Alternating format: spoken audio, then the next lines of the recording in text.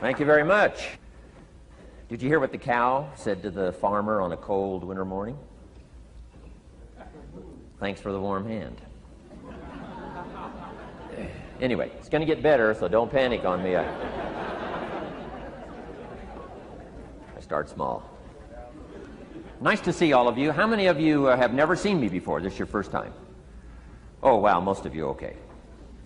I keep thinking for sure I'm more famous than that, but, you know, that is the truth. I'm delighted to be here. Been looking forward to it for a long time. And it's nice to be back. You know, I was here not too long ago. It's nice to be invited back. It says something when you're invited back. It doesn't say everything, but it says something. Maybe it says, let's give him one more chance, right, to see if he can get it right this time. But I'm delighted to have all of you here. We're going to spend the day together. I feel two major responsibilities, and I'm sure you can guess what those are. Number one is to make sure you get your money's worth, right? When you shell out your cash, especially these days, you want to make sure you get full value for the money you spent. And I know the tab for the seminar was not that much. Pretty modest fee to get in. Most of you are your tips for the week, right? So it wasn't that much. But I want you to be able to say when you walk out of here today, it was worth my money. But my biggest responsibility is to make sure you get your time's worth. And the reason I say that is because time is more valuable than money. In fact, you might start your notes with that. Time is more valuable than money. You can get more money, but unfortunately you can't get more time. If somebody asks you to spend your money, that's pretty easy, right? We live in America. We're wealthy. So the money's not the problem. But what if somebody asks you to spend a day, right? You got to think that over carefully. And I know you did. I wouldn't waste one of my days, not for anybody, not for anything. Once I understood how valuable they were, I don't waste any. But to make an investment like today of your money and your time, I appreciate that. Today's going to be costly for me. It's going to cost me one of my days to be here, right? And some money, of course. But, you know, I don't need the money. I take the money, but I don't need the money. But guess what I do need? The time. So I'm here not to just joke with you. I'm here not to just tell some funny stories and give a performance and walk away. I'm here to give you some value, and I want to make it worth your time. I'm going to invest a day. You're going to invest a day. Let's get the most out of it and see what we can walk away with today. Anyway, for you that have not seen me before, just very briefly, let me just tell you my story. I grew up in Idaho, farm country, southwest corner of Idaho. In fact, my father still lives on the old homestead where I grew up. He'll be 89 his next birthday. He still hasn't retired. I'm proud of my dad. He's never been ill. He's really something. I'm trying to get him to retire this year, 88. I'm telling my father, what a good year to retire when you're 88. And he says, hey, talk to me in 10 years, right? I might be ready. But anyway, I went to high school. I graduated. I went to college 1 year. Halfway through my second year of college, I decided I was smart enough, so I quit. One of my major mistakes. I should have stayed in school. But I thought, heck, you know, I'm smart enough to get a job. That's what life's all about, right? Get a job, pay your bills, work hard, stay out of trouble, keep your fingers crossed, hope for the best. And I figured I was at least prepared to do that. So I quit college and went to work. A little while later, got married, got my little family going, and I'm out there doing what I thought was the best I could. But about age 25, I'm starting to struggle. I've purchased a little more than I can conveniently pay for on time, and the creditors are starting to call saying, hey, you told us the check was in the mail. What's the deal? And I'm getting embarrassed by that. I'm also embarrassed, big mouth me, with all the fancy promises I made to get married. I'm way behind on those promises, and I'm getting discouraged, wondering what to do. And I thought, well, maybe I should go back to school, right? 1 year of college, pretty short on an application. But, you know, tough to go back to school, right? Especially when you got your family going. Time to stay is when you're there. So I discounted that. I thought, well, if I, you know, had my own business, that would be the way to go. But, you know, I'm short on money, too much month at the end of the money. If you've ever been there, that's where I was, age 25. So I had to discount that, and I'm discouraged, wondering, where do I go from here? And then the miracle happened for me. Good fortune came my way. And who can explain good fortune? I don't know. Remarkable things that happen to you at a particular time. Sometimes it's just unexplainable how those things happen. One of my friends says, well, hey, things don't just happen. Things happen just. Another good note for your notes. Things don't just happen. Things happen just. And maybe that's it. I don't know. I'm an amateur on life, I guess like most of us are, trying to figure it out, how to make it valuable. But I was ready. And my good fortune was, at age 25, I met a very wealthy man. His name was Mr. Schoaf, Mr. Earl Schoaf. A friend of mine had gone to work for him, and he started telling me about this man. He said, you got to meet this man I've gone to work for. He's wealthy, but he's easy to talk to. And he's got a unique philosophy of life. And the more he kept talking about this man, I thought, well, I've got to meet this man. So sure enough, shortly after that, I had a chance to meet this remarkable wealthy man, and I was impressed. He was wealthy. Sure enough, he was easy to talk to. I was so intrigued, within a few minutes, I said to myself, if I could be like him, farm boy from Idaho, if I could be like him, I'd give anything. And then I thought, if I could just get around somebody like him, and if he would teach me what to do, I would be willing to learn. I'm coachable. And that was my good fortune. A few months later, this wealthy man that I met, Mr. Schoaf, took a liking to me, hired me, gave me a job. I went to work for him. And I spent the next 5 years in his employ. And then, unfortunately, he died at the end of that period, at age 49. His last 5 years, but the first 5 years of my new life, I got to spend with this remarkable man, and my dream came true. He coached me. He taught me. He taught me the books to read. He taught me the disciplines. He taught me the changes to make in my language and personality. And the things he shared with me during that 5 years literally changed my life, turned my life around, changed my income, changed my bank account, changed my future, changed everything. I've never been the same since that unique experience. And I wish he was still alive today, Mr. Schoaf. I'm sure if he was alive today, especially after this seminar, Idaho Farm Boy makes it to Dallas-Fort Worth, full house, standing room only. Pretty awesome, I'm sure. If he was alive, I'd be calling him today saying, you won't believe what's happening to me. I've had a chance now to share with other people what you shared with me. But anyway, how I got here. 30 plus years ago, I was living in Beverly Hills, California. And one day, a friend of mine, businessman friend, said, Jim, I'd like to have you come and share your story with my service club that I belong to, the Rotary Club. He said, I know your story, Idaho Farm Boy makes it to Beverly Hills. But he said, I think my club members would love to hear your story. He said, if I arranged one of our breakfast meetings, would you come tell your story? Just share a few thoughts. I said, okay. So I agreed to go give this breakfast talk. And guess what? They liked it. And my telephone rang. I got another call saying, we heard you've given your story and shared some ideas. Would you come talk to our club? First thing I know, I'm starting to devote a piece of my business time to giving these talks. And then one day, a businessman who'd heard my talk, I think 2 or 3 times, approached me and said, would you come and share that story and some thoughts with my management and salespeople? So I got this little company going. And he said, if you'd come tell your story to my organization, he said, I'd be happy to pay you. And I thought, wow, wouldn't that be something? So I agreed to go do it, and I got paid. Little did I know, another fortune was waiting for me to translate my ideas into talks and speeches and seminars. Now I've written some books. It's on cassette tape, and now I get to travel around the world. Last year I was in Japan and Israel, Spain, Mexico, Australia, New Zealand, France, Germany, Canada, and now Dallas-Fort Worth. So.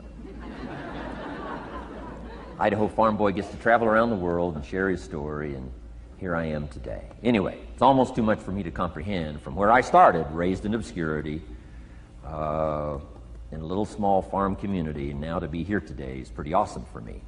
So anyway, that's just a little bit about my story.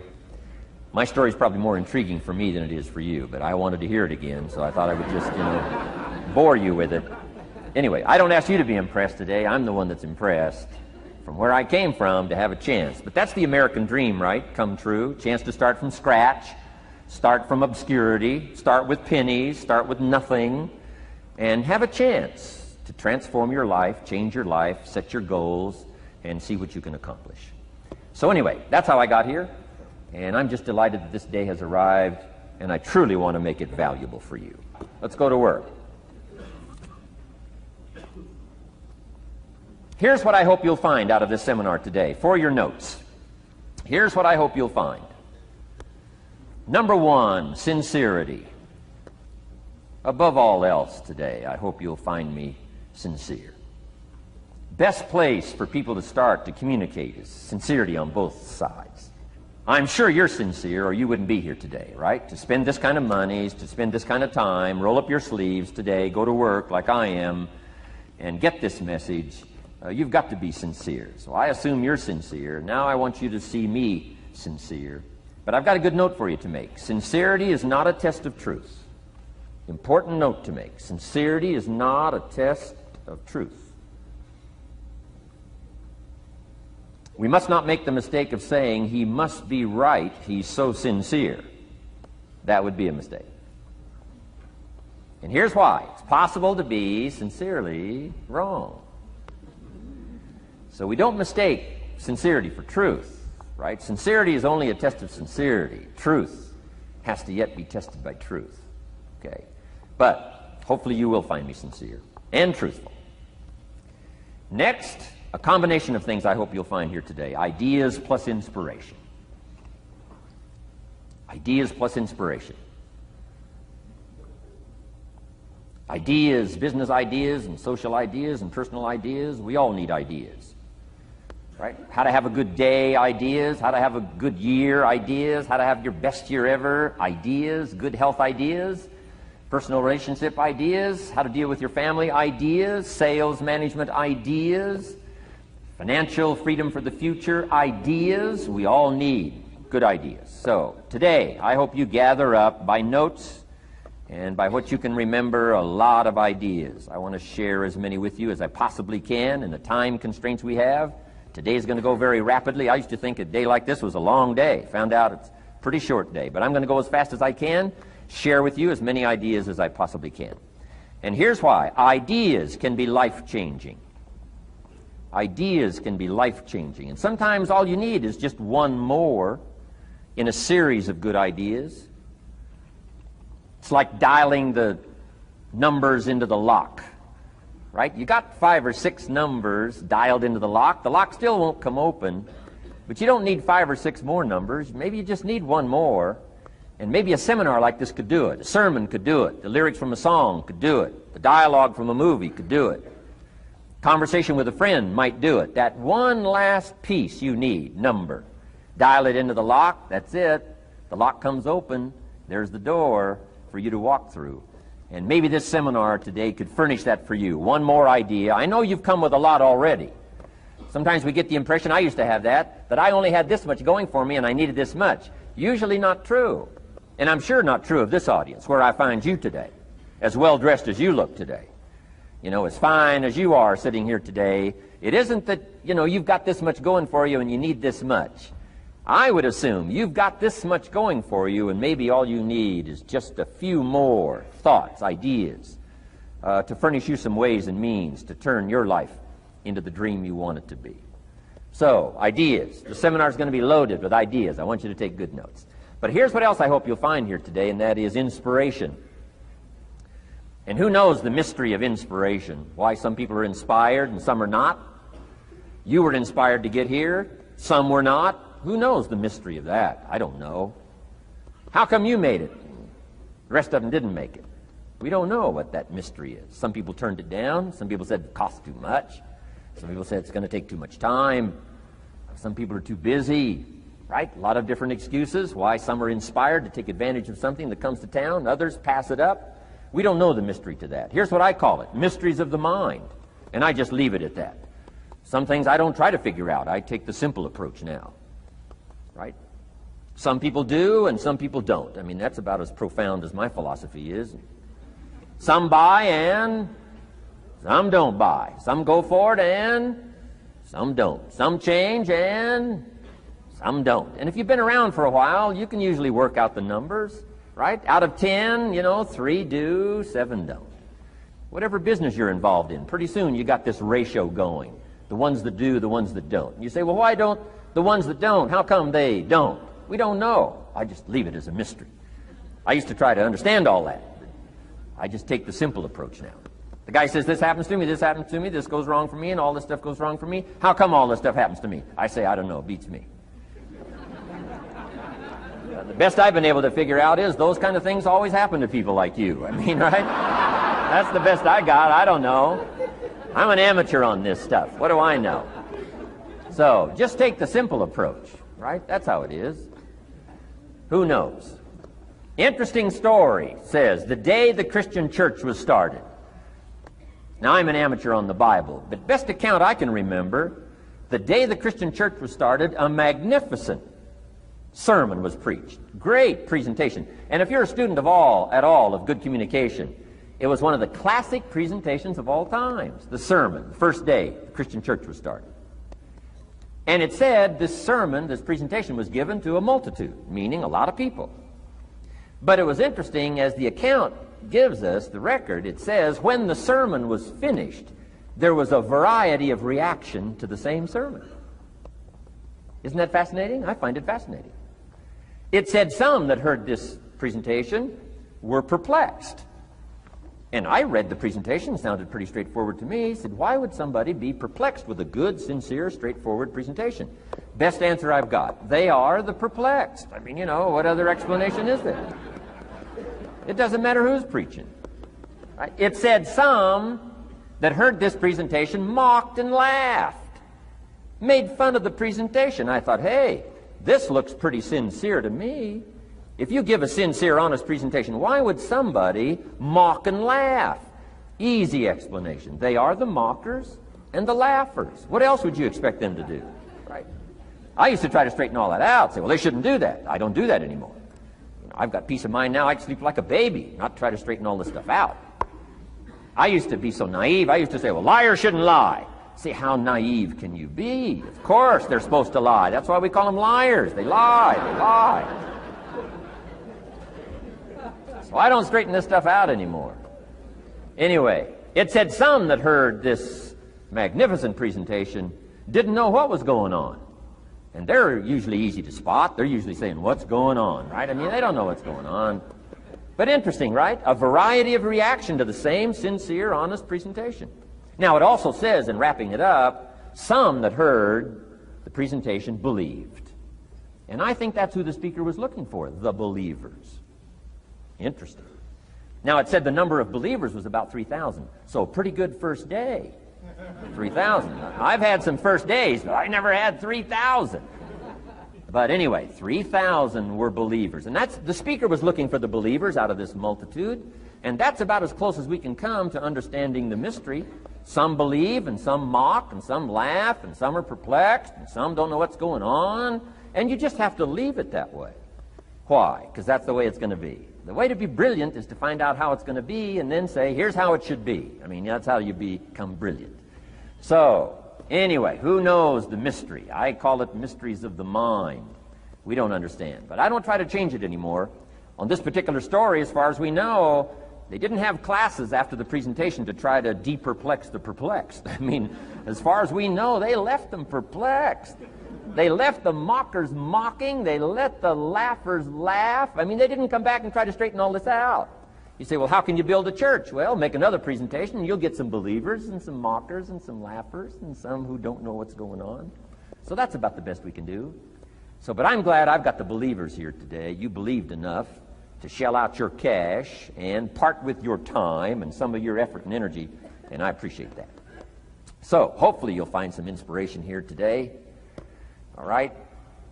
To get the most out of today, a couple more notes. Number one, be thankful.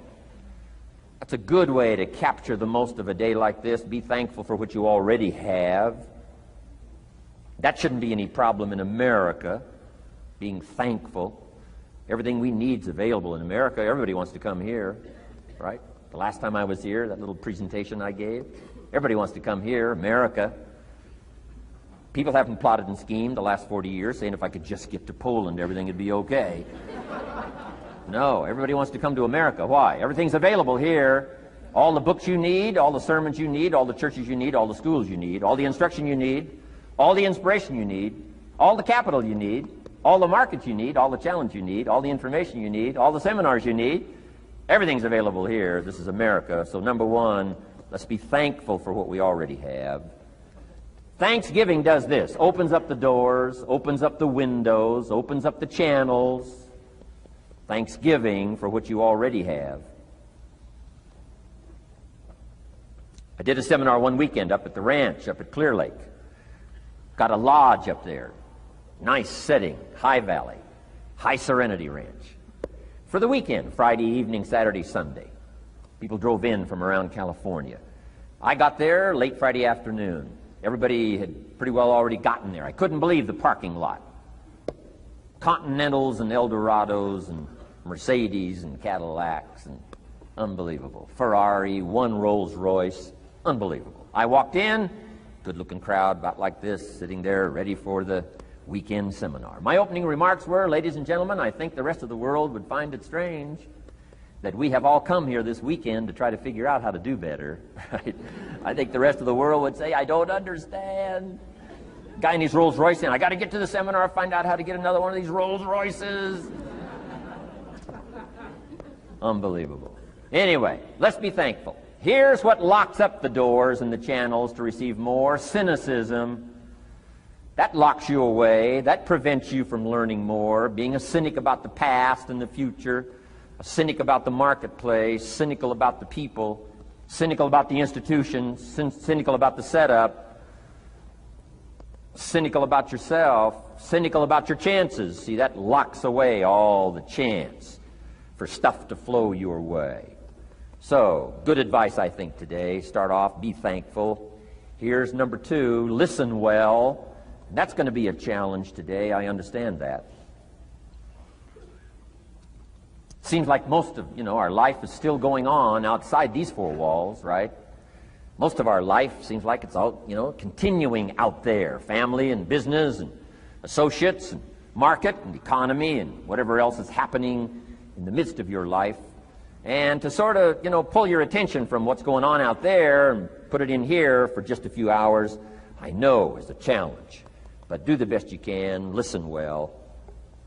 And here's the last one, take good notes. Be a good student today. Take some good notes. I've not come to entertain you. As you can tell by my opening joke, right? I would not make it in Las Vegas. So we don't have a dog and pony show today, no entertainment. But I do have some ideas. Take some good notes. Somebody showed me the other day notes that they took about 21 years ago, attending one of my seminars out in Los Angeles. He said, I still use these notes I took 21 years ago to help me in my business, relationship with my family. So I'd like to have these notes that you take today become that valuable for you. Then it would be worth me making the investment to come and spend a portion of my life, my time, my energy here. And I want this investment I'm making here today to pay off. And one of the ways it can pay off for me is for you to take good notes and then go away and use whatever makes sense. Because what I feast on coming back around is the stories out of this audience today. Sure enough, 6 weeks from now, 6 months from now, 6 years from now, somebody's going to, by phone, by letter, by personal contact, walk up to me and say, the things you shared that day got me thinking. And I started making some changes, and let me tell you what's happened to my business. Let me tell you what's happened to my sales career. Let me tell you what's happened to my relationship with my family. See, that'll make it worth it for me. Not the money, the return. Something you can't buy with money. If somebody says, thank you for touching my life and taking the time to make the investment. And that's what I'm all about. So if you'll become a good student today. And here's the last note. Don't be a follower, be a student. You'll be happy to know today we haven't come seeking disciples. We've got no movement for you to join. I'm just here to share some of my experiences, good ideas, best I can. But I think that's good advice. Don't be a follower, be a student, right? Take advice but not orders. Take information, but don't let somebody, order your life. Make sure what you do is the product of your own conclusion. Excellent note to make. Make sure what you do is the product of your own conclusion. Not to do what someone else says. Take what someone else says, process it, think about it, ponder it. If it makes you wonder, if it makes you think, then it's valuable. Then, when you go take action, make sure that the action is not what somebody told you to do. Make sure the action is the product of your own conclusion.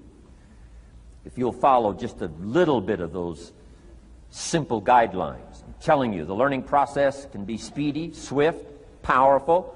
Your learning curve can go up, and then applying it to your business, your life, your family, conversations, equities of all kinds. You'll find some progress like I did that first 5 years when I met a teacher willing to share with me, turned my life around. Progress I couldn't believe happened for me. Okay, let's get started. I want to review, I was here last time and we talked about the 5 major pieces to the life puzzle.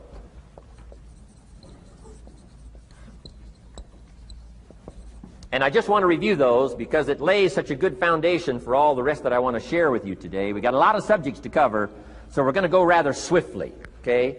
Put on your mental track shoes here and run with me today, because I'm going to deal mostly in concepts. Expect you to, fill in a lot of the details, because I've got a lot to share. I want to get through it all. But let's lay this foundation again of the 5 major pieces. Happens to be the title of my latest book.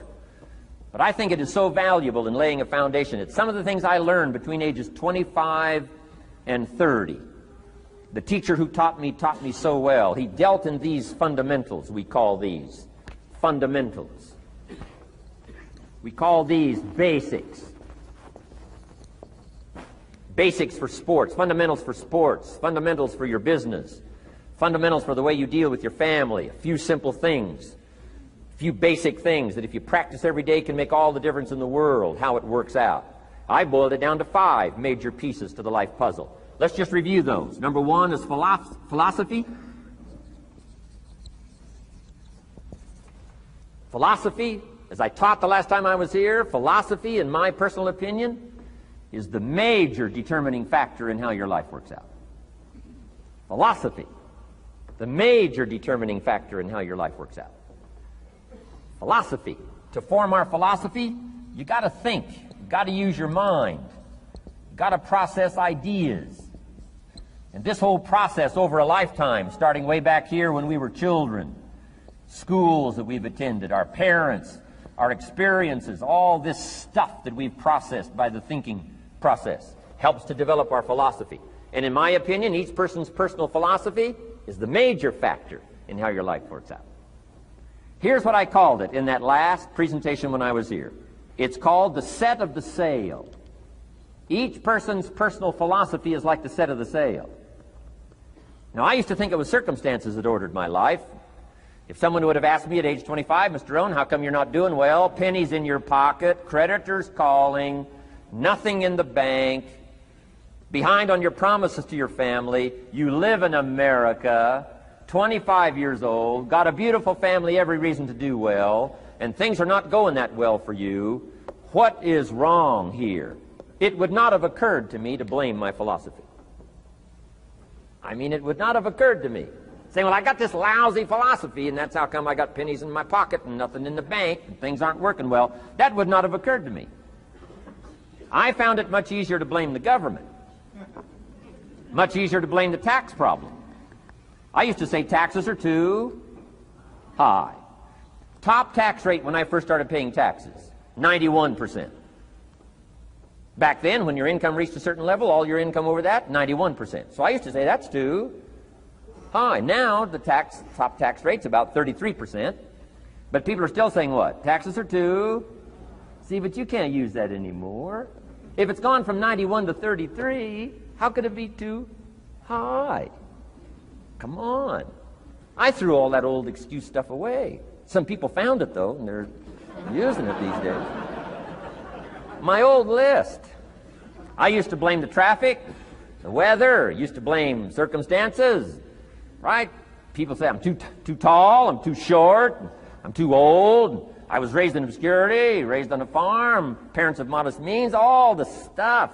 If you were to ask me, how come you find yourself here, Mr. Rohn, age 25, living in America, land of abundance and opportunity, pennies, zero in the bank, not doing well, creditors calling, it would not have occurred to me to blame my philosophy. I found it easier to blame the company policy. I used to say, if this is all they pay, how do they expect you to do well? So I figured that, my future was going to be tied to what everybody else was arranging, the economy and, interest rates. I used to say things cost too much. That was my whole explanation, not my philosophy, until my teacher taught me better that this is where the problem was, my own personal philosophy. Here's what's exciting about each person's personal philosophy. That's what makes us different than dogs and animals and birds and cats and spiders and alligators. That's what makes us different than all other life forms. The ability to think, the ability to use your mind, the ability to process ideas, and not just operate by instinct. In the winter, I'm telling you, the goose can only fly south. What if south doesn't look too good? Tough luck. It can only fly south. But see, human beings are not like a goose, can only fly south. I mean, you can turn around, go north, you can go east, you can go west, you can order the entire process of your own life. And we do that by the way we think. We do that by exercising our mind. We do that by processing ideas and come up with a better philosophy, a better strategy for our life, goals for the future, okay? Plans to achieve those goals. All this comes from developing our philosophy. Philosophy helps us to process what's available. Well, when we get here, we got seed, and we got soil, and we got some rain, and we've got some what? Sunshine, and we've got some seasons, and what? The miracle of life. Now, the key is, what do you do with all this stuff? How do you turn all this stuff that's available here into equity, and promise, and lifestyle, and dreams, and future possibilities? All of this that's possible now with human beings, how do you take all this stuff and turn it into this equities and values? Well, it starts with philosophy. What is the seed? What is the soil? What is the sunshine? What is the rain? Is it possible to take some of each of all the stuff that's available and turn it into food, and turn it into value, and turn it into nourishment, and turn it into something spectacular and unique that no other life form can do? And the answer is yes. But you cannot deal with all this stuff and what to do with it unless you start refining your philosophy. Think, use your mind, come up with ideas, and strengthen your philosophy. So the seed and the soil and the rain and the sunshine, this is called, the economy and the banks and the money and the schools and everything that's available out there, processing information, what to do with all that, and turn it into equity and value. That is the major challenge of life, my personal opinion. So each person's personal philosophy now is going to determine what you're going to do with seed and soil and sunshine and rain and miracle, the change of seasons. That's it. My personal opinion. Each person's personal philosophy is like the set of the sail. That's what this seminar is for today. Help you to trim a better sail. You don't need a better economy. You don't need better seed and soil. In fact, when it comes to seed and soil and rain and sunshine and seasons and the miracle of life, that's all you got. Now, what if you blame this stuff? Then you're blaming all you got.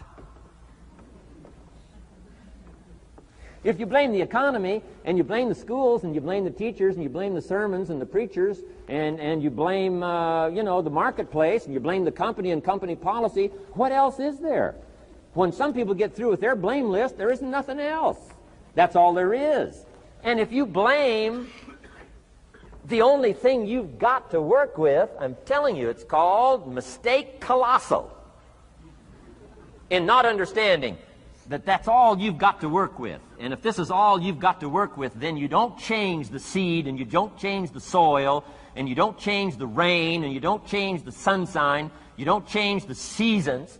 Right? Guy says, I'll take 3 springs, 4 summers, 9 falls, no winters. No, you can't fool with this stuff. You got to take it like it comes. Then what do you change to make your life work well? You got to start with your philosophy. Guess what I had to do at age 25 in order to change my own future? I had to change my mind. I had to change my thinking. I had to change my philosophy. I was messed up on what was causing my problem. And once I got that straightened out, that all the stuff I blamed, the government and taxes and the marketplace and the economy and things cost too much, negative relatives, cynical neighbors, once I got rid of that and started going for where the real problem was, which was me, I'm telling you, my life exploded into change. My bank account changed immediately. My income changed immediately. My whole life took on a whole new look and color immediately. And the early results I got from making these philosophical changes tasted so good, I've never stopped the process from that day until this. And I'm telling you, with a little consideration of the refinement of your sail, by setting a better sail, refining your philosophy, your whole life can start to change from today on. You don't have to wait till tomorrow. You don't have to wait till next month. You don't have to wait till spring. You don't have to wait till 93. You can start this whole process immediately. I recommend it. Now, some people do so little thinking, they don't even have their sail up. I mean, you can imagine where they're going to wind up at the end of this week, at the end of this month, at the end of this year. Now's the chance to change, process all this information. So number one is philosophy. Okay. And we dealt with all that, where we get ideas from personal experience, from other people's experiences. I don't want to get into all those details because we covered that the last time I was here. But philosophy, that's number one, my personal opinion. Each person's personal philosophy. Here's the definition of success and failure. Just make this note. Here's failure. A few errors in judgment, repeated every day. Now, you can automatically assume, Mr. Rohn, I say, I can understand that. A few errors in judgment repeated every day. For 6 years?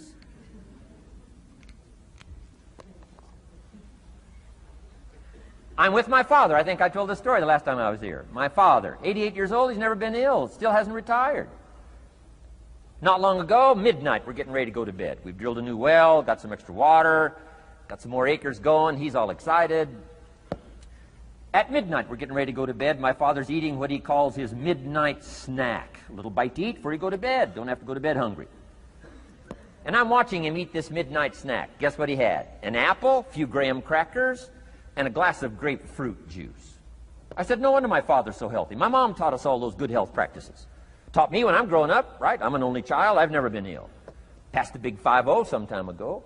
My 2 daughters, 32, 33, never been ill. My grandkids, never been ill. I'm telling you, the legacy lingers on. As I watched my father have this midnight snack, suddenly occurred to me. I know that's part of it. An apple, what? A day. That's gotten to Dallas-Fort Worth, right? An apple. An apple a day keeps the doctor away. Good question for this intelligent audience. What if that's true?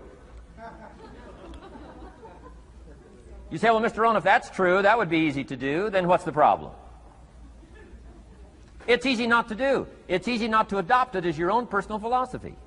Or the guy messed up the saying. Guy says a Hershey bar a day. Say, no. No. You've been watching too much television. It is not Hershey bar. You've got to be smarter in philosophy than to fall for the Hershey bar a day when it's an apple a day. You've got to be smarter than that. And if you make that kind of an error in judgment every day for 6 years, I'm telling you, it'll accumulate into disaster. Sometimes the first year you say, well, you know, I'm so healthy now, what difference is it going to make? You've got to be smarter than that. Just because disaster doesn't fall on us at the end of the first day doesn't mean disaster isn't coming. You've got to be so smart that you look down the road and say, will the errors in my present judgment of philosophy, what's that going to cost me in 1 year, 6 years, 1 month, 6 months? I'm telling you, the money cost and the health cost and the success cost is too gigantic if you'll look down the road a little ways and say, are there errors in my current judgment like an apple versus a Hershey bar? Is that just a good illustration of some of the rest of my errors in judgment? If it is, that's where I found myself at age 25. I started working when I was 19. I met my teacher who helped turn my life around when I was 25. That's 6 years. At the end of the first 6 years of my economic life, I've got pennies in my pocket. I've got nothing in the bank. The creditors are calling saying, hey, you told us the check was in the mail. I'm embarrassed. I'm behind on my promises. I live in America. I'm a 25-year-old American male. I got a nice family, every reason to do well. And I'm messed up. Now, what's messed up? I used to think it was the community that was messed up, and the country was messed up, and the government was messed up. If those Democrats ever get in the White House, that'll really mess things up. If the Republicans stay in power, that'll really mess things up. The economy was messed up. Interest rates are messed up. I thought all this stuff was messed up. Then I found out that's not what was messed up. I was criticizing the only thing I had to work with. What was really messed up was my own personal philosophy. My own errors in judgment in my own personal philosophy brought me in 6 years to pennies in my pocket, nothing in the bank, and trying to explain why I wasn't doing well, living in America, 25-year-old American male, got a family, every reason to do well. Now, once I understood this, here's the formula for failure: errors in judgment, being lax about developing your own personal philosophy. I'm telling you, it's called accumulated disaster. It doesn't matter whether it's your health or your bank account. Guy's got an empty bank account, probably has high cholesterol. Why? Over the last 6 years, he never paid attention to either one. And it doesn't matter whether it's a dollar, or whether it's your money, or whether it's your cholesterol count. All you got to do is commit the errors, and just because disaster doesn't fall on you at the end of the first day that you don't eat an apple. You say, well, I didn't eat an apple today, and tonight I'm not ill. Well, you got to be brighter than that. Someday you got to leave first grade. The reason we make those first grade desks so small so they won't fit at age 25. I mean, right? You don't belong here anymore. Come on. Now let me give you the secret to success. The formula for failure: a few errors in judgment repeated every day for 1 month starts the weakness, starts the disaster process. You can imagine what happens in 6 years.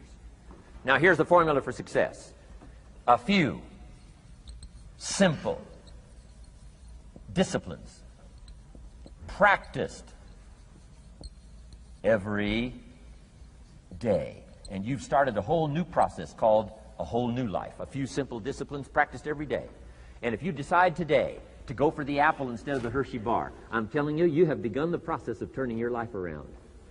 And if you keep up that process, not only with your health habits, but with your money habits and with your communication habits, with your sales habits and management habits and every other habit that you've got, if you'll start that process, eliminate the errors and replace it with disciplines practiced, I'm telling you, you can start this process of life change immediately. After today, you don't ever have to be the same again. Only by choice. You don't have to walk out of here the same as you walked in today. Only by choice. You can start a whole new process. And you say, well, Mr. Rohn, is it that simple? Yes, it's that simple. Where else would you start but with an apple? You don't have to start with something staggering. What if you should be walking around the block for your good health and you don't? What'll that do in 6 years? I'm telling you, the word is disaster. You could and you should and you don't. Here's an even stronger word. You won't. I mean, don't might mean you're careless. Won't probably means you're stubborn. And either one's called disaster. Could, should, don't. I'm telling you, that's why at the end of 6 years, I found myself with pennies in my pocket, nothing in the bank, creditors calling. Could, should, won't. Could, should, don't is called disaster. Now, how do you change all that? The next 6 years, I got rich. The next 6 years, I became a millionaire. By the time I'm 31, I'm a millionaire. How about that?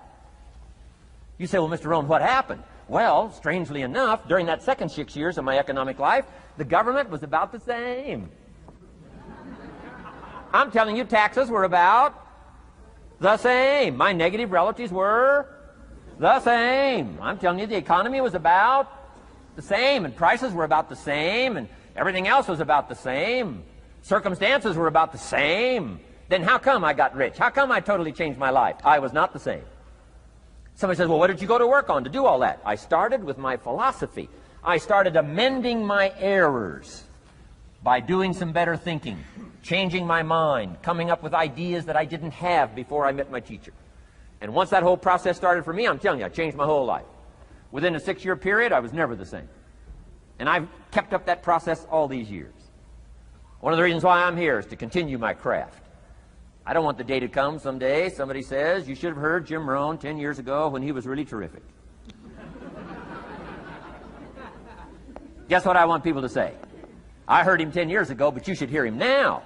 I'm telling you the man works on his craft. I'm telling you the man's done some extra reading. I'm telling you the man doesn't miss a trick. I'm telling you he's worked hard on himself. That's why he's able to deliver like he does. The same thing can happen for you as a teenager. It can happen to you as a mother, as a father, as a business person, as a salesperson, running a business. Doesn't matter. Management, wherever you find yourself. This is the process called personal change. And what I say to start with is start with your own philosophy. Your philosophy is going to determine whether or not you go for the disciplines or continue the errors that's called potential disaster. And everybody has it within their power. Well, it was so happy for me to find out at age 25, Mr. Shove said, Mr. Rohn, you don't have to change countries. But you do have to change philosophy. And if you'll change philosophy, not country, you can turn around your income, you can turn around your bank account, you can turn around your skills, you can become capable, powerful, sophisticated, healthy, influential, all the other equities that you could possibly want out of your life, using the only stuff there is and not trying to change any of this stuff. Appreciate all of this stuff with all of its ups and downs, with all of its mystery of why it works and sometimes it doesn't work. Don't challenge this. You don't have to ask for another planet. You don't have to ask for another country. Just ask for another book. Ask for another seminar. Ask for another idea. And you can start this whole process of personal life change. Now, I could spend the whole day on philosophy, because that's where it is. If I could get you intrigued with that enough to study it, enough to ponder it, to where you would pick up the commitment like I did and say, hey, as simple as an apple a day, as simple as a walk around the block, why not start right there? If you don't start there, where else are you going to start? Might as well start where it's easy, and then go to the more complicated disciplines. Because if you can't handle the simple disciplines, how can you handle the complicated ones? Okay. Key. Philosophy. Here's number 2. I got to give these now very quickly because I got too much to cover here to linger too long. Number 1, we're affected by philosophy. First major of the 5 major pieces. Number 2 is attitude. We're affected by how we feel. First, we're affected by what we know and the decisions we make. Second, we're affected by attitude. How we feel. And I gave that quick list. Let me give it to you. It's how you feel about the past. You've got to have a good attitude about the past. Use it as a school, not a club. Don't beat yourself to death with your past. Faults, failures, losses. Let the past be a school. Harsh school, maybe. What else is new? Let the past be a school master to teach you. Not to threaten you, but to teach you. Okay. Next, it's how you feel about the future. Set your goals. We'll talk a little bit about that before we finish today. Goal setting. The promise of the future is an awesome force to affect your life every day.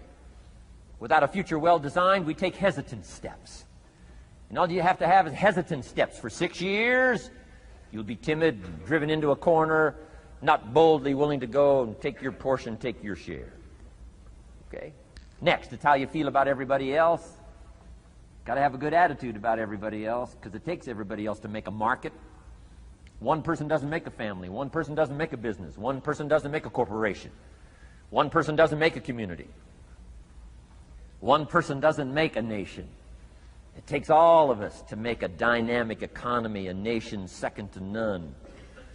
It takes all of us to make the churches and make the economy run. It takes all of us to make the possibilities. All the gifts that have flowed in here the last 200 years, unprecedented in 6,500 years of recorded history. There's been nothing like it. The ethnic streams that have flowed in here brought their gifts, brought their talent, brought their skills, brought their inventions, brought their work ethic. All of it mixed together is called America. Been nothing like it in 6,500 years. And to miss the value of it by some, warped attitude about it, I'm telling you, you've missed it all. And if you have an appreciation for it all, you'll draw from it. And if you draw from all the gifts that have been blended together here for 200 years, now for your value and benefit, think of what you can do for your days, for your business, for your conversation, for your equities. You can transform it to an incredible degree. And here's the last one. It's how you feel about yourself. Understanding self-worth is the beginning of progress. Self-worth should be easy. If one of us can do it, all of us can do it. If anybody can think it, we all can think it. I can read, you can read. I can understand, you can understand. From where I came from, the few simple things I did and tried revolutionized my life in 5 years. There isn't anybody here that can't do it.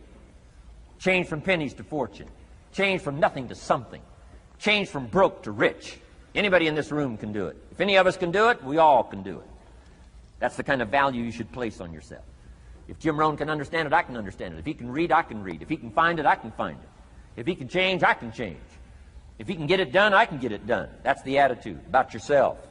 So valuable. Okay? Now, in transforming our lives, we don't start with attitude. We don't start with the inspiration here. We start with education. Somebody says, well, I expected you just come get motivated today. Well, that probably won't do it. Somebody says, by now we should be standing on the chairs, waving a flag, singing the old gray mare. Get going here. No, that's not where you start. Life change does not start with inspiration. Life change starts with education. You've got to be educated to the point of where you might have messed up. My teacher put it in blunt, simple language. He only went to the 9th grade in school, so he put it in simple language I could understand. He said, Mr. Rohn, after 6 years living in America, healthy American male, 25 years old, been working 6 years, 1 year of college, pennies in your pocket, nothing in the bank, behind on your promises. Shoaff said, I just got one simple explanation for that. You've messed up. Now, I could understand that kind of language. Substitute a Hershey bar for an apple means you've messed up. Should walk around the block, could walk around the block, won't walk around the block. You have messed up. And all you got to go is right down through the list. Don't need some teacher to come by and tell you. Be your own best teacher saying, hey, let me make a list of some places I've messed up. Because if I let this down, that probably affects the rest. And the answer is, that's true. So we don't start with inspiration. We start with education. Somebody says, well, just motivate this guy. He'll be all right. Just motivate him. Get him turned on. Probably not. If a guy's an idiot, you motivate him. Now you got a motivated idiot. No, he won't be all right. So we start with education. What's the first education? If it isn't going well and you live in America, you have messed up. You don't need to change countries. You say, well, the country's messed up. That's like cursing the soil and cursing the seed and the sunshine and the rain, which is all you got. Don't curse all you got.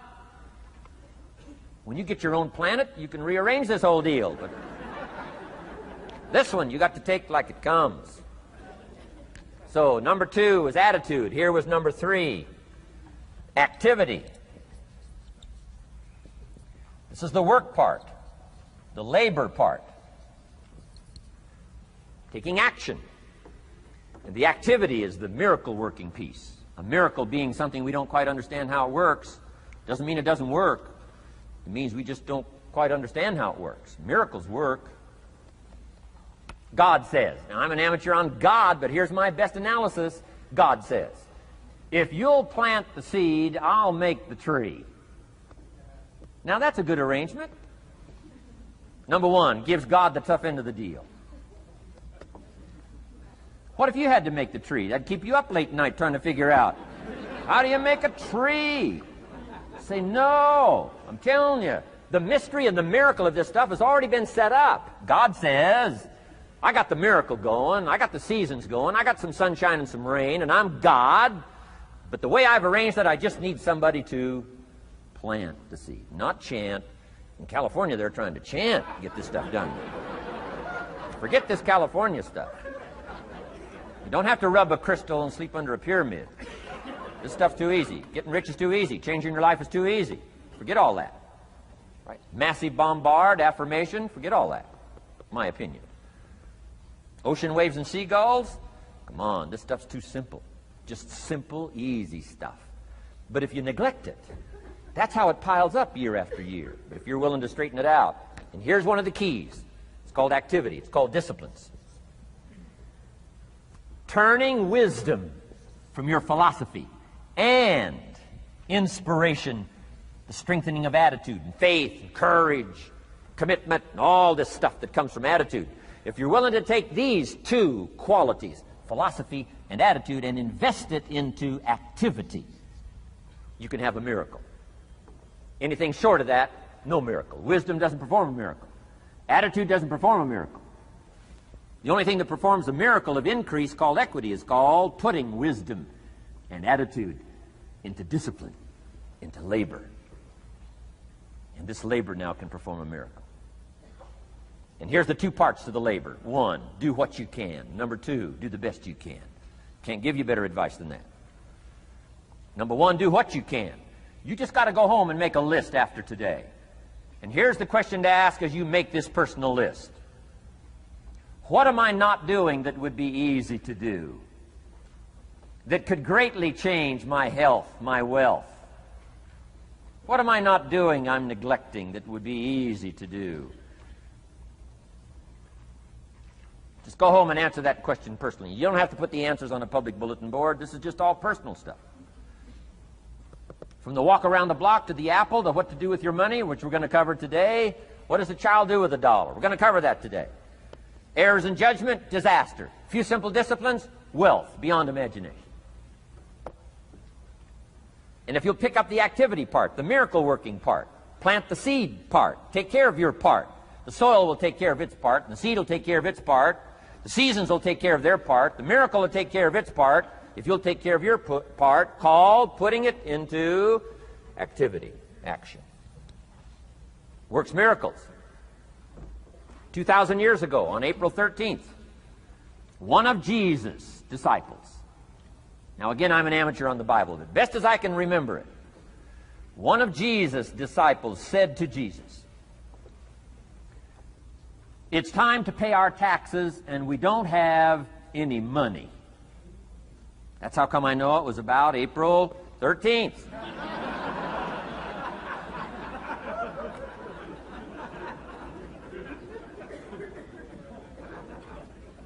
To this statement by his disciple, Jesus said, best as I can read the record, Jesus said, "No problem."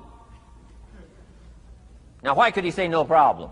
Well, word has it, he was a miracle worker. Word has it, if you're a good student of history, word has it, he was a miracle worker. If you handed a problem to a miracle worker, what would he be inclined to say? No problem. You got to hang out with folks like that. I belong to a small group like that. We do business around the world. You hand these guys a problem, they say no problem. What? How many books would they read to solve it? Many as it takes. How early would they get up? Early as it takes. How much information would they get? Much as they needed. So it's what? No problem. You got to hang out with folks like that. Jesus said this will be no problem, the tax thing. He said to his disciple, it's simple. Go fishing. Wow.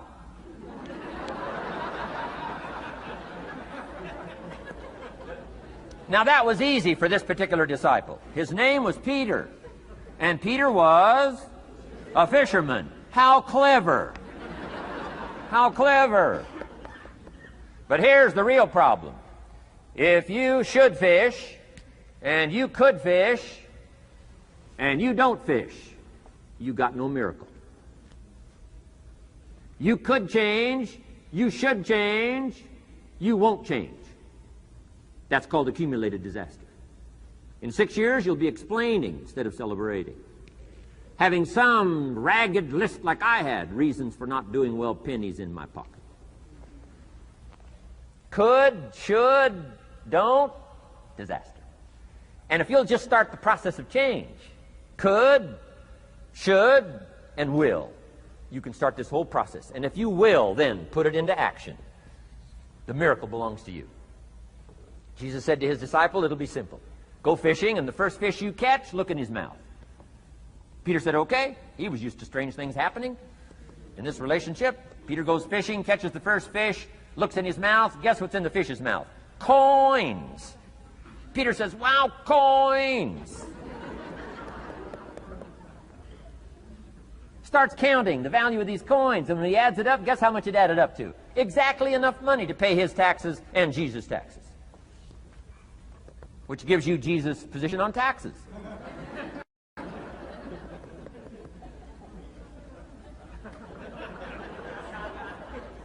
Okay. Now we call that what? A miracle, only because we don't quite understand how it works. It doesn't mean it doesn't work. It simply means we don't quite understand how it works. But here's how you get a miracle going for your life. Number one, do what you can. Get a list of the stuff you could do and you haven't done, postpone, and start cleaning that up. You can't start at a better place for personal change. That'll affect your bank account, affect your future, affect your income, affect everything. You can't start a better life change process than cleaning up what you should be doing. The man says, well, my mother lives down in Florida. Should have written her 6 months ago. I just can't seem to get that letter written. I'm asking you to get that letter written, clean that up, and don't walk like other people walk. Don't postpone like other people postpone. You say, well, is it as simple as writing a letter? And the answer is yes. Where else would you start for life change, personal change? You don't need a pink package to fall out of the sky. You don't need massive bombard, pre-conscious, subconscious. Practice channeling, find a 2,000-year-old guru. I mean, you don't need any of that stuff. Pass on all that. Kids are afraid of that stuff. Too much of it, you'll be out on a limb with Shirley. I mean, don't pass on all that stuff. This stuff's too easy. This stuff's too simple. It's called take action, number one, on neglect, on errors, in discipline. Number two, start setting up some disciplines. And if you'll do that, you'll perform a miracle. Now, here's the second part of the miracle. Number one is do what you can. Here's number two, do the best you can. If that's not your philosophy, I would ask you to amend it. Let me give you the best of ancient script. Here's what it says. Whatever your hands find to do, do it with all your might, do it with all your strength, and do it with all your power. What a good philosophy. That kind of philosophy will revolutionize your life if you haven't picked it up lately. Guy slips in late, company doesn't seem to mind, slips out early, first one in the parking lot, heading for happy hour. Stretches his break, comes early for lunch, late back from lunch, company doesn't seem to notice. Guy says, best as I can calculate, I'm putting in about a half a day's work and I'm collecting a full day's pay.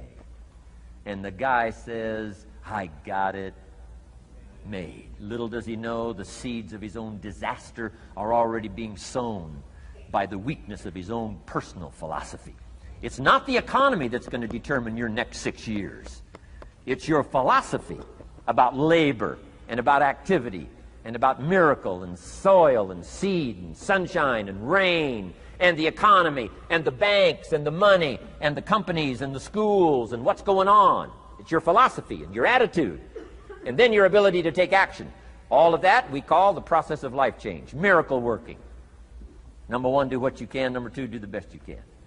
Here was number 4. Results.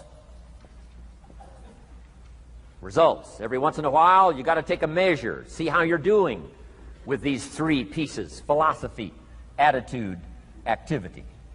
Now we take a measure called results. What is the results at the end of the day, the results at the end of the week? You can't let too much time go by without checking. When time goes by, 6 years I'd been out there working when I met my teacher, Mr. Schoaf. Schoaf said, well, Mr. Rohn, let's just go through a little summary here. He said, in the last 6 years, how much money have you saved and invested? Let's go through a little tab list here. How much money have you saved and invested the last 6 years? I said, what? 0. He said, you have messed up. You remember these notes. I like that. You've messed up. He said, who sold you on that plan? I thought, my gosh, the man's right. I'm a nice guy. I bought the wrong plan. What if you were 50 and broke? Right? Didn't need to change countries. Bought the wrong plan. What a sad scenario that would be. But Schoaf said these questions. Let's go through some results. He said, how many books have you read in the last 90 days? I said, what? 0. Wisdom of the world available? Change your life, change your future? Wisdom of the world available? Develop any skill you want, earn the kind of income you want, have all the treasures you want, equities you want, relationship with your family that you want, everything that you want available, and the wisdom of the world to help you get it. Haven't read any books in the last 90 days. My teacher said, Mr. Rohn, you have messed up. I'm telling you, you've got the deal. Shoaff said, Mr. Rohn, in the last 6 months, how many classes have you taken to improve your skills or to develop new skills? Go for the American dream. Become rich and powerful and sophisticated and healthy and influential. How many classes have you taken in the last 6 months? I said, how many? 0. He said, you have messed up. He said, you don't need to unmess the country. You don't need to straighten out the perplexed. You don't need to straighten out any of this stuff. All you've got to do is look within and let results teach you a great deal about your own activity, your own attitude, and your own philosophy. I went through that process. Take this phrase home. Results is the name of the game. What other game is there? Results. Here's all life asks us to do. Make measurable progress in reasonable time. Just take home that little phrase. Good phrase. We're asked in life simply to make measurable progress in reasonable time. We demand it of our children. How many years do you want your child to spend in 4th grade? Approximately. About 1. If it looks like they're not going to make it, we pour on the pressure, called legitimate pressure, lack of results. Peer pressure, family pressure, school pressure, community pressure. Every other kind of pressure we can bring to bear what? You can't stay more than 1 year in 4th grade. As parents, you'd have to leave the community. You say, well, what if they're nice kids? Wouldn't you give them 3 or 4 years? And the answer is no. You got to make better progress than that. So you got to check fairly often. Some things you got to check every day. Some things you got to check at least by the end of the week. Salesman joins this little sales company. He's supposed to make 10 calls first week. Wouldn't it be legitimate to call him in on Friday and say, John, what? How many calls? I mean, this stuff is simple. John says, well.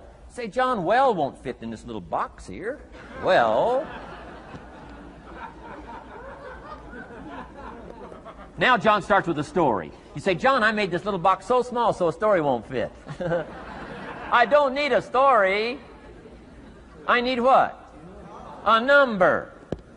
A number. What will a number tell me? Everything.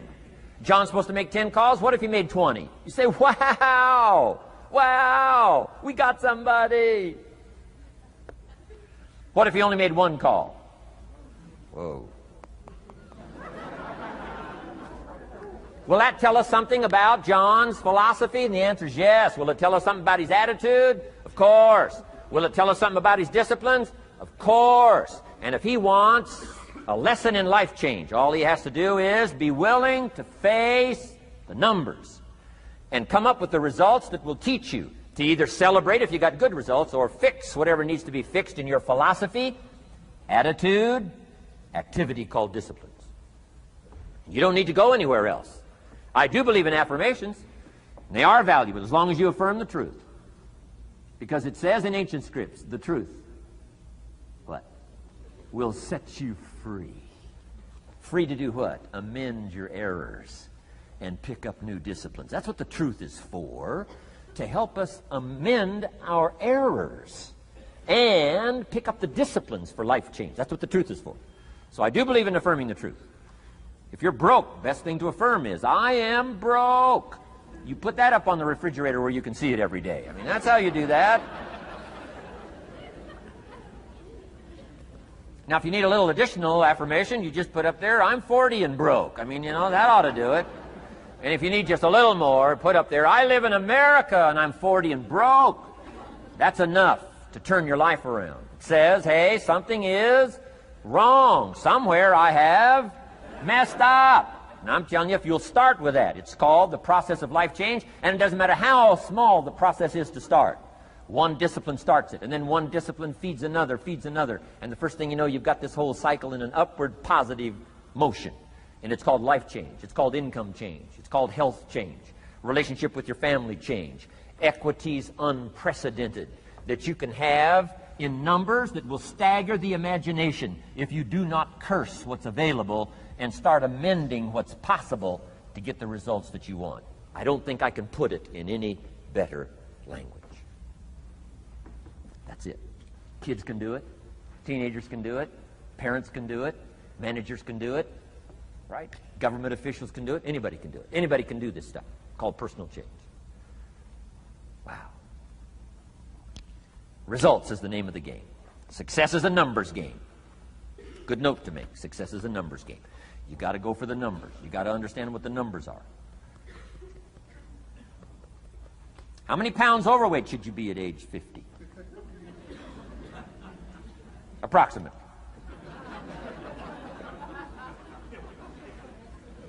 John says, I got big bones. We'll give you 10 pounds. 10 pounds for big bones. Otherwise, come on, John. 20 pounds, 25 pounds. Shouldn't we turn on the caution light at work and at home? Blinking caution light. Somebody says, what's that caution light? So John's up about 20, 25 pounds. We got the blinking light going at home, got it going here at work. To remind him what? Wrong numbers.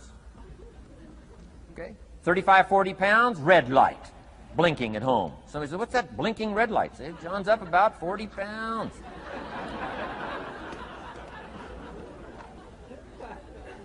50 pounds, we got the siren.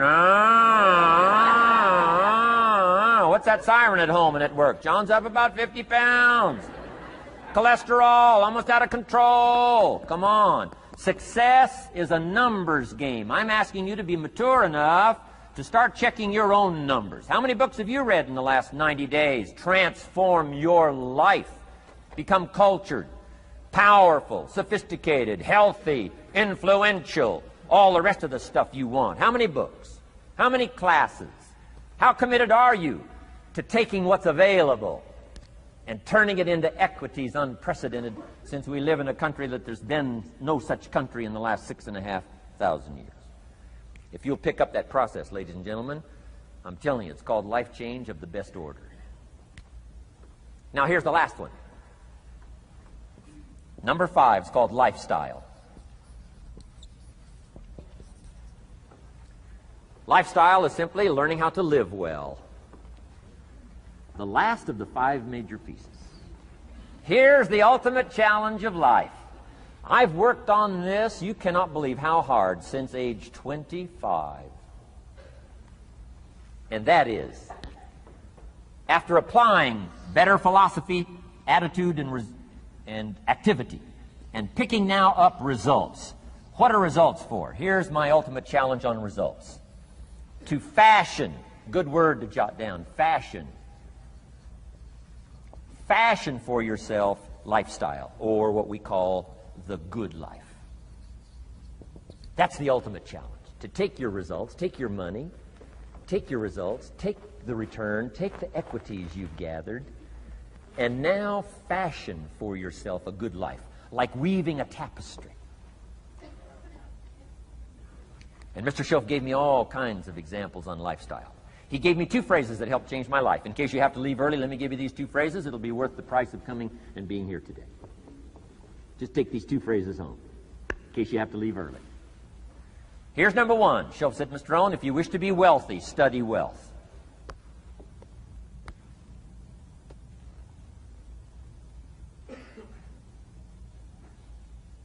When he said that, I said, my gosh, I don't know anybody that studies wealth.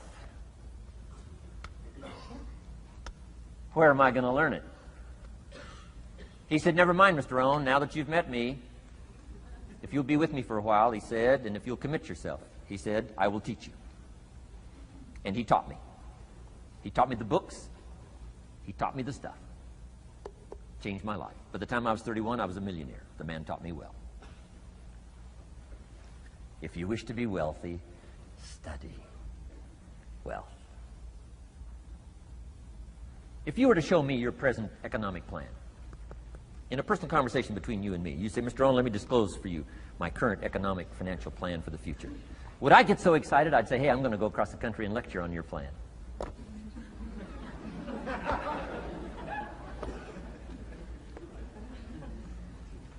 And if the answer is no, Mr. Rohn, you probably wouldn't want to go across the country and lecture on my plan. Here's my question to you. Why not? Why wouldn't you have a superior, powerful financial plan that's taking you to the places you want to go? I'm asking you, if you find yourself caught like I was at age 25, make the personal commitment today and say, I'm going to study and I'm going to change, and 5 years from now, nobody's going to be able to say, how come you don't have a superior plan living in a superior country with superior opportunity? Nobody's going to be able to say that 5 years from now of me. If you'll make that commitment, I'm telling you, this will be one of the most exciting days of your life. Not because of my seminar.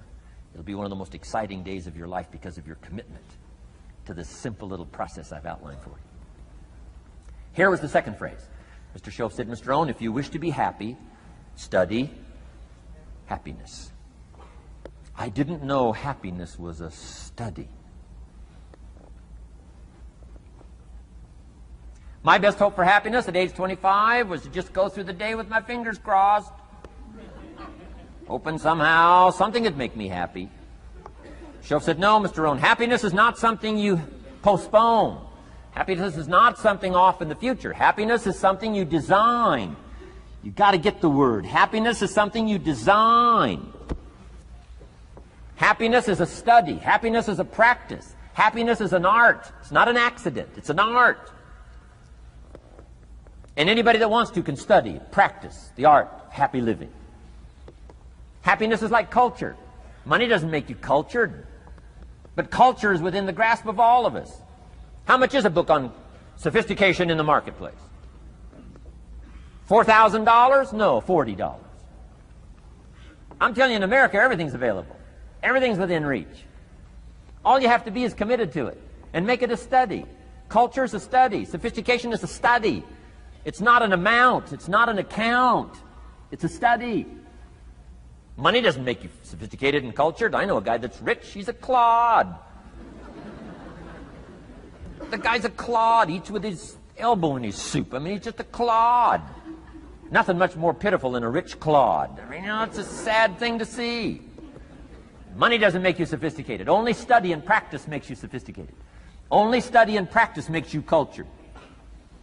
And only study and practice makes you happy. Study and practice makes you rich. Key phrase, don't be lazy in learning. 1, how to do well. Next, how to live well. Don't be lazy in learning and practicing the art of economics, practicing the art of productivity, and practicing the art of lifestyle. Schoaf taught me in such simple terms. Schoaf said, Mr. Rohn, if you're getting your shoes shined, Shoe Shine Boy's done an exceptional job. You look down, you got one of the world's all-time great shines. And you pay him. Now, you got a little change in your hand. Question pops in your mind. Should I give him 1 quarter or 2 quarters as a tip from a neat shine? Here's what Schoaf said. If 2 amounts pop in your mind, always go for the higher amount and become the higher thinking person. That helped change my life. Here's what he said. Become a 2-quarter person. Now, you can tell that was a long time ago when a quarter was a good tip. Now it takes dollars. But just substitute 1992 dollars for quarters. Schoaf said, hey, if you are thinking 1 quarter or 2 quarters, and you say, well, no, I'll just give him 1 quarter. He said, that'll affect you the rest of the day. The rest of the day, you'll look down, see this great shine, you'll say, I got to be really cheap. 1 lousy quarter, tip from a shine. But he said, if you'll go for the 2 quarters, Schoaf said, you can't believe the extra happiness you can buy for just an extra quarter. That's called studying and practicing the art of lifestyle, which means living well. Money doesn't make you happy. Father wads up a $20 bill, throws it at his son, and says, if you need the darn stuff that bad, take it, just get out of my face. How sad a father with money and no joy. He studied economics, but he never studied joy. I'm asking you to turn that around. Turn that all around. I did a seminar one time, St. Louis, Missouri. When I finished a seminar like this, a man walked up and said, Mr. Rohn, you've really gotten to me. He said, I'm going to change my philosophy, I'm going to change my attitude, I'm going to change my life, I'm going to change everything. He said, you've touched me today. And he said, you'll hear about me. You'll hear my story someday. I said, okay. Right? A lot of people, right, say things. Sure enough, a few months later, I come back to St. Louis, did another seminar. When I finished my seminar, I saw this man come walking up. I didn't remember his name, but he said, I'm sure you'll remember me as the man who said, I'm going to go make some changes. You've touched me today. I said, I do remember you. He said, I'm telling you, things are already happening for me. I cannot believe in just a matter of months. He said, one of the things I decided to change was my relationship with my family. He said, my wife and I have 2 lovely teenage daughters. Parents couldn't ask for any more beautiful, lovely daughters. And he said, I'm the only one that's given them trouble. He said, these daughters of ours have never given us any trouble. He said, I've usually been the one all these years, given all the trouble and all the static. He said, my daughters love to go to the rock concerts, and I'm always giving them trouble. They have to beg me for the money. He said, I don't want you to go. You stay out too late. Music's too loud. You're going to ruin your hearing. You won't be able to hear the rest of your life. And he said, I just get on their case. And he said, they keep begging, keep begging. Finally, when they beg long enough, I say, all right, here's the money. If you have to go that bad, just go. He said, that's how I've been up until now. But he said, after I left your seminar, I decided to change all that, called lifestyle, living well. He said, you won't believe it. Not long ago, I picked up the newspaper, and I saw an advertisement, and I knew my 2 daughters, it was one of their favorite performers, was coming to town. He said, guess what I did? He said, I went down and bought the tickets myself and brought them home, put them in an envelope. And when I saw my daughters later that day, he said, I handed them this envelope, and I said to my 2 lovely daughters, you may not believe it, but inside this envelope are 2 tickets for the upcoming concert. They could not believe. And he also added, you'll be happy to know begging days are over. Now they cannot.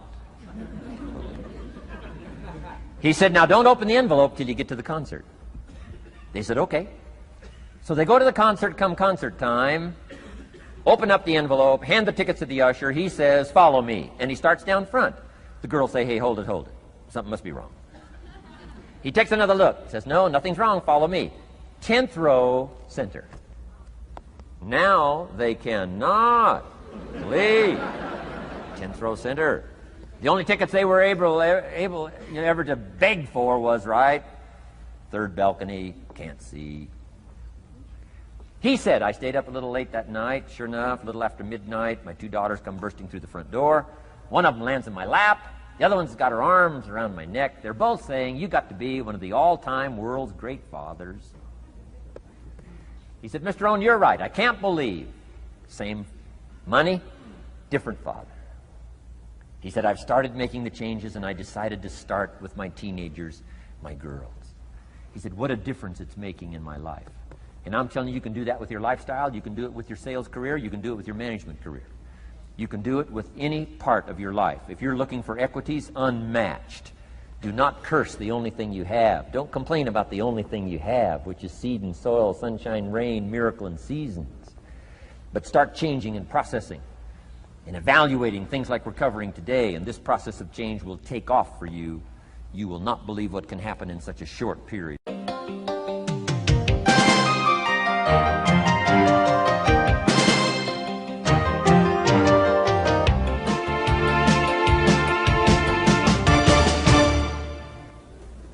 Next subject, personal development.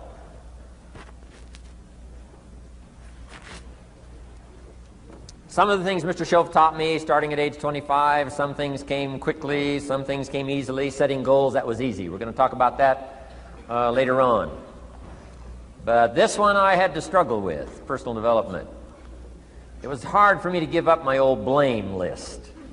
It was so comfortable blaming the government and blaming my negative relatives and the company policy, unions, wage scale, economy, interest rates, prices and circumstances and all that.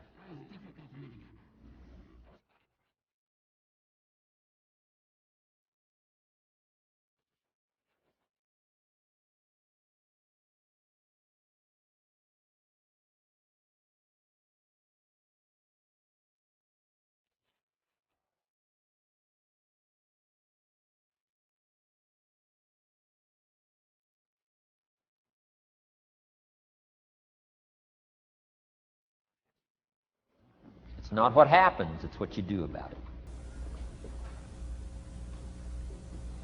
And he said, if you will start that process of change, do something different the next 90 days than you did the last 90 days, like picking up the books to read. Do something different, like the new health disciplines, relationship with your family, whatever it is, doesn't matter how small it is. If you'll start doing different things with the same circumstances, since we cannot change the circumstances, but we can change ourselves. We can change what we do. And then he gave me another secret to success when he said, what you have at the moment, Mr. Rohn, you've attracted by the person you've become. What you have at the moment, you've attracted by the person you've become. Few little simple principles here. Once you understand these, it starts to explain so much. Now, sometimes it's a little tough to take, blaming yourself instead of the marketplace, taking responsibility instead of putting it off on someone else. That transition sometimes is a challenging mission. And this one was a little tough for me. He said, Mr. Rohn, you've got pennies in your pocket, you've got nothing in the bank, the creditors are calling, you're behind on your promises. And he says, here's how that occurs. You've attracted, up until now, you've attracted the things to you because of the person you've become. Now I said, well, how can I change all that? He said, very simple. If you will change, everything will change for you. You don't have to change what's outside. All you've got to change is what's inside. To have more, you simply have to become more. And then he said, don't wish it was easier, wish you were better. Don't wish for less problems, wish for more skills. Start working on yourself, making these personal changes. And he said, it'll all change for you. So let's talk a little bit about personal development, that extraordinary adventure I undertook starting at age 25. And I've never ceased that adventure. I'm still going for it in the 90s. I want to get better and better. I want my craft to get better, my business operations to get better, the things I do to get better. Because once I picked up this simple formula, I'm telling you, it's easy to figure out where the problem is if you go to work on it. Now, let's talk about personal development. And in helping kids understand personal development, I always start with money. Now, money's not the only place to start. Money certainly isn't the only value, but we've all got to start somewhere, and money's something you can count, right? Kids are interested in money, okay?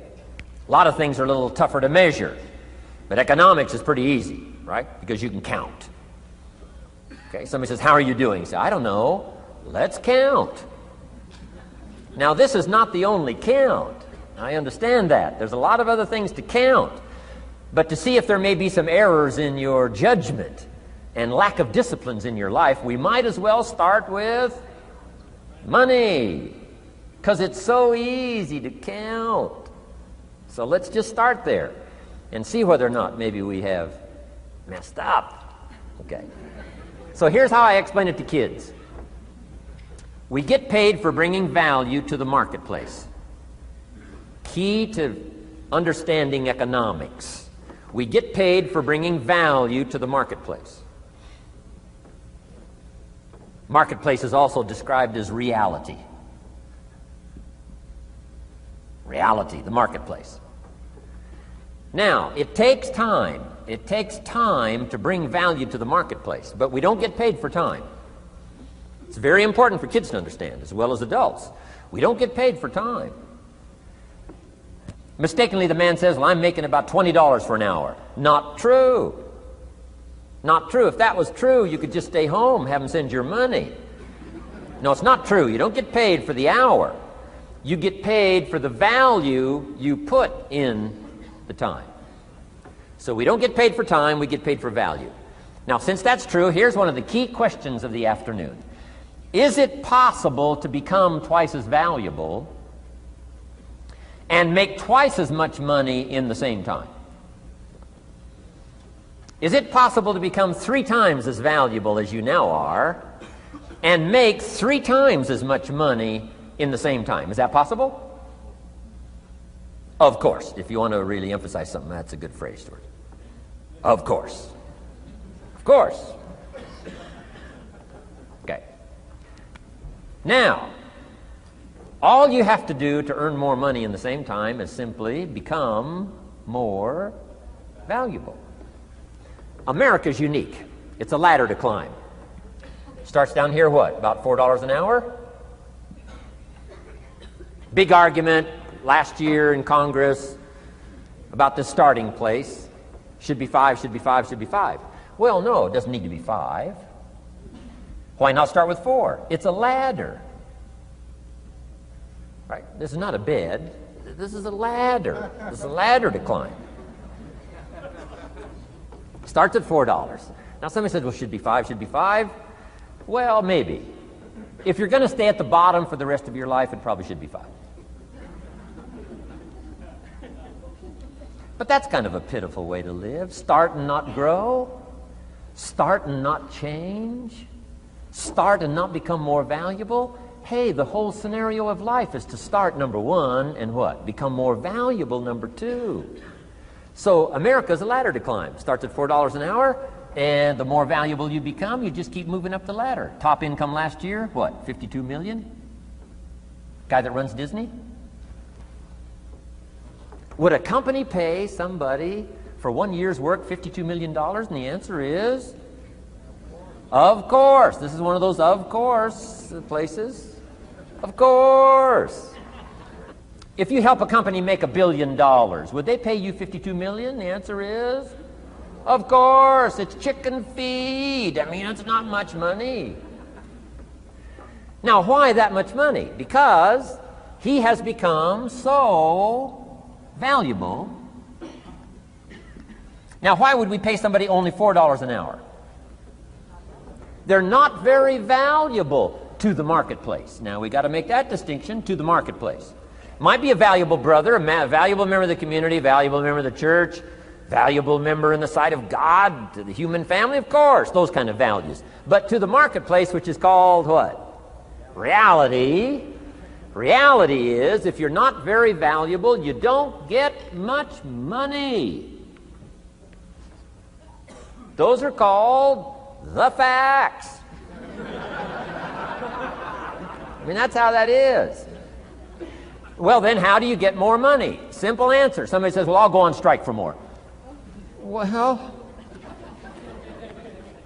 here's a major problem with that. Here's a major problem with that. You can't get rich by demand.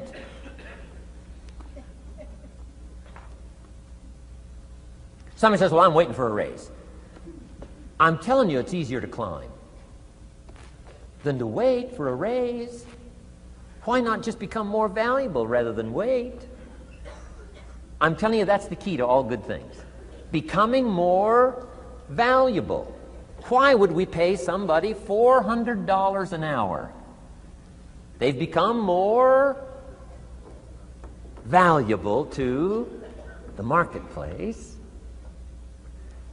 See how this works? I'm telling you, this stuff is so easy. This is America. This is a ladder.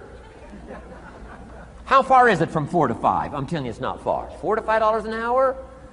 If you work for McDonald's, haul out the trash, they'll pay you $5 an hour. If you whistle while you haul out the trash, they'll pay you $5 an hour. I'm telling you. You'll get an extra $1 just for a good attitude. Yay, McDonald's. Wear the hat. It's incredible. $5. And then you just keep becoming more valuable, more valuable, more valuable. I got a telephone call 5 years ago. The company said, we're ready to expand internationally. We need some help. I was sort of semi-retired. Right? Looking for the next exotic beach. They said, no, Mr. Rohn, we got a project for you. Right? We're going to expand internationally. We could use your help. Next little while, we'll add some millions to your fortune, make it worth your while. I said, okay. I thought later, isn't that interesting that they called me? My second thought was, of course they'd call me. Who else would they call? I mean, I can get the job done. Now, how come I got a telephone call worth millions? I had become valuable. Now, I'm a farm boy from Idaho. I was raised in obscurity. 1 year of college, and I thought I was thoroughly educated. Made all kinds of mistakes galore. At age 25, the creditors are calling me saying, hey, you told us the check was in the mail. I got pennies in my pocket. I got nothing in the bank. I'm behind on my promises. How come I get a telephone call 5 years ago and it's worth millions? I changed. I turned my life around. Is it possible to become worth millions? Speaking economically, now there's a lot of values to become, but let's just talk economics. Is it possible to become that valuable? And the answer is, of course, of course. Now let me give you the secret. Shoaff said, here's the secret, Mr. Rohn. Learn to work harder on yourself than you do on your job. Once I got that, it turned my life around. Learn to work harder on yourself than you do on your job.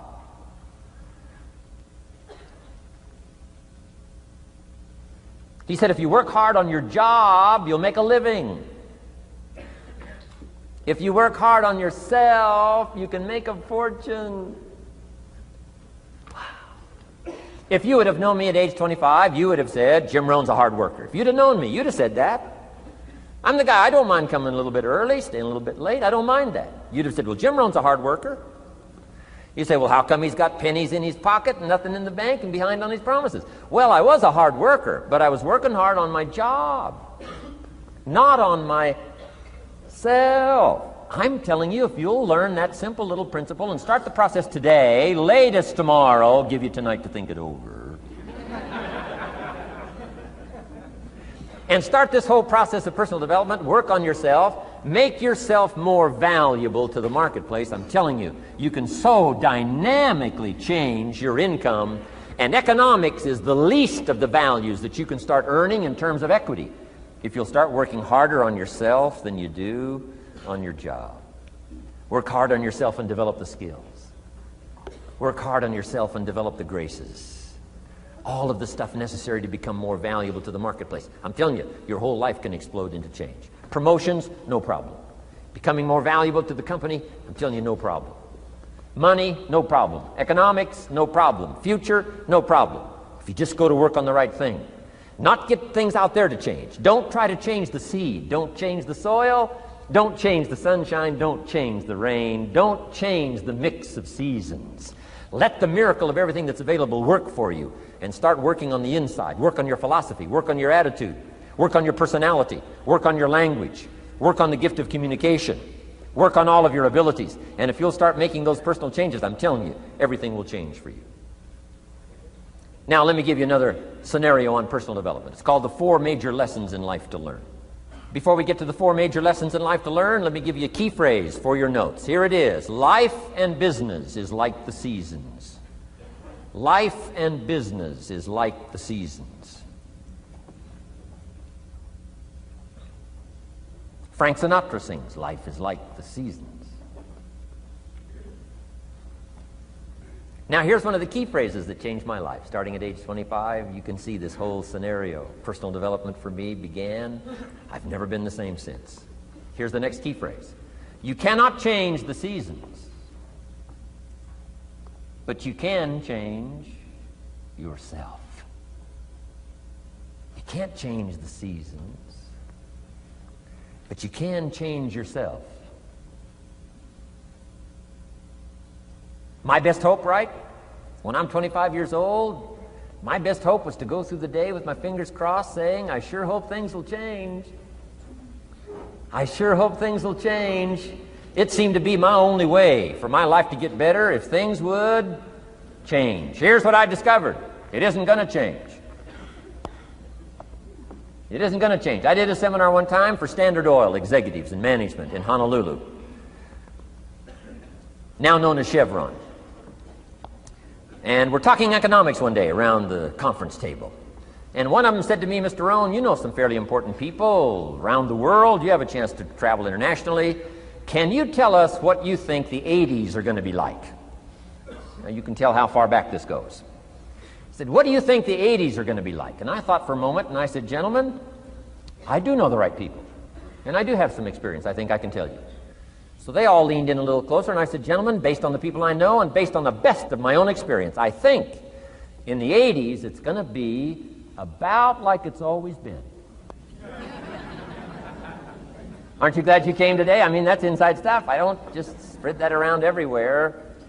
It's going to be about like it's always been. It isn't going to change. To hope that it'll change is called whistling in the wind, being so naive, hoping for something that isn't going to occur.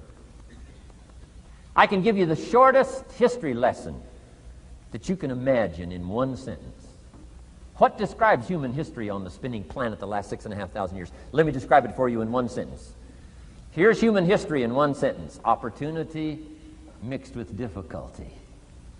That's about as simple as you can put it. And opportunity mixed with difficulty isn't going to change. The man says, well, if it isn't going to change for the future, if it isn't going to change in the 90s, how will my life ever change? Answer, when you change. And if you will change, everything will change for you. Your bank account will change, your income will change, your future will change, the ability to acquire your dreams will change, it'll all change if you will change.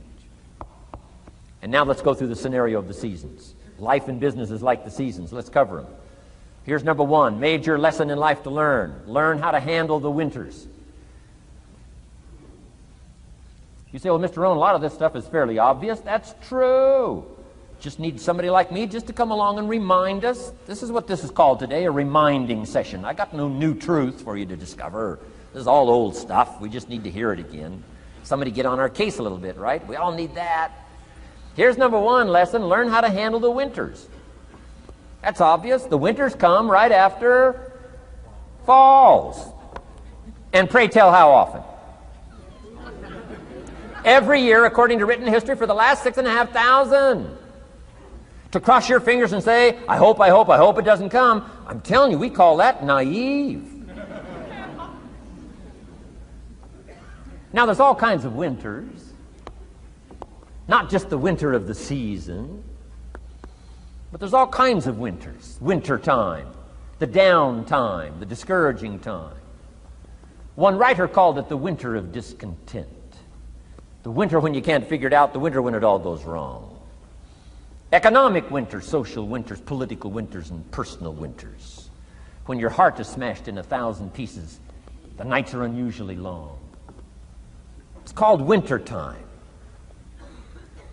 Barbara Streisand sings, it used to be so natural to talk about forever, but used to be's don't count anymore. They just lay on the floor till we sweep them away.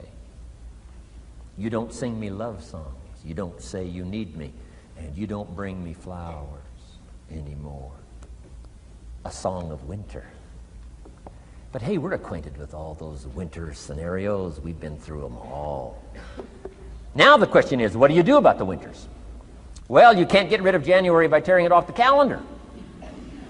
But here's what you can do with the upcoming winters of your life. The long ones, the short ones, the easy ones, the more difficult ones. Here's what you can do. Get wiser and stronger and better. Just make a list of that trio of good words. Wiser, stronger, and better. To challenge for yourself the upcoming winters of your life, don't you think you could read more? Pick up the scenario, pick up the books, pick up the cassettes. That's why we put some stuff on cassettes so you can listen to it. Put it in books so you can read it. Now putting it on video so you can see it. I'm telling you, anybody that wants to can get wiser. Next is stronger. Anybody can get stronger. If you're willing to do the push-ups, you can get stronger. If you're willing to put yourself through the paces, you can get stronger. Can you develop stronger skills? And the answer is yes. Start practicing. And you can get stronger. Can you get stronger in handling life situations? Of course. But you got to go to work on yourself. You can't blame out there wishing it was easier. Wish you were stronger. And here's the last one, get better. Anybody can get better. Language, we can all get better. I've been lecturing now for 33 years, and I'm telling you, today versus 33 years ago, I'm better. First time I gave a talk, I stood up, my mind sat back down. I mean, you know, I've been through that whole deal. Opened my mouth, nothing came out for a while. My knees are banging together, the sweat's pouring off my face, I'm shaking like a leaf. It's called terror, in case you haven't tried it. Those first attempts. But I'm telling you, I got through it, and I did it again, and I got through it, and I did it again, and I got through it. And now, of course, I can lecture for a few hours in one day. Anybody can get better, develop the skills, okay? Handle the upcoming winters. Don't wish away the winters. That's called naive. Wish for the skills. Wish for the strength. Wish for the wisdom. Here's the second major lesson in life to learn. Learn how to take advantage of the spring. Uniquely enough, spring follows winter. And pray tell how often? 6,500 times. I mean, those are good odds. I'd gamble on it one more time. I mean, those are good odds. Every time. You can't beat those odds. Spring is called opportunity. Another day is called opportunity. Days follow nights. How about that? And how often? Every day. But now here's what we must learn to do with opportunity. Underline two strategic words in that sentence. Take advantage. Just because spring comes is no sign you're going to look good in the fall.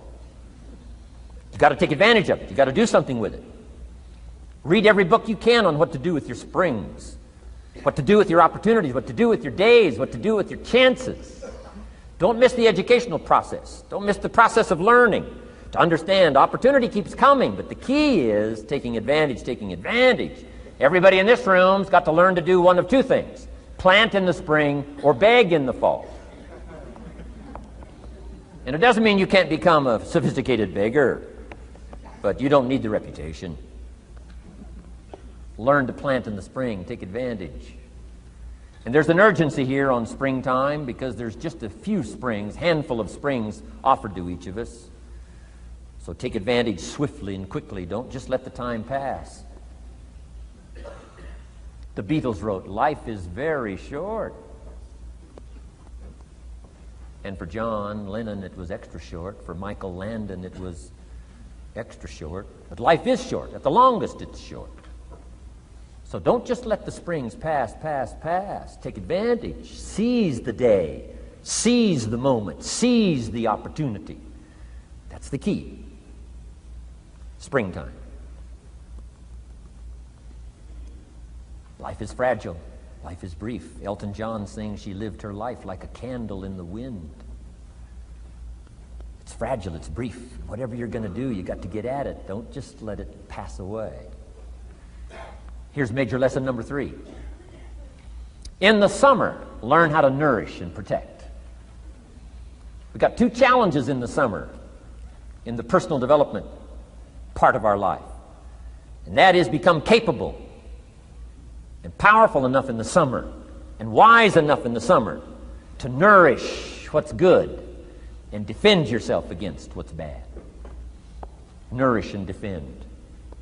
The summertime is an interesting time. It holds the possibility of the promise of harvest time, but it also has the possibility of the threat. Sure enough, as soon as you've planted your garden, the busy bugs and the noxious weeds are out to take it. And let me give you another word of advice. They will take it unless you prevent it. Summertime is an interesting time. Best as I can describe summertime, you got to nourish your values like a mother. Nourish like a mother. Go after the threat to the values you've got like a father. Deal with the weeds. Kill the weeds. Nourish the garden and kill the weeds. That's called summertime. What a challenging time. Give life like a mother. Take life like a father. Summertime. You got to deal with the negative as well as the positive. Summertime is a unique, complex mix of positive and negative. Opportunity and threat. What a scenario of life itself. Opportunity and threat to the opportunity. And you got to deal with both. You got to think positive and you got to think negative. You got to handle what's ever out to threaten you. You got to learn to threaten it back. Summertime, interesting time. Nourish like a mother. Defend like a father.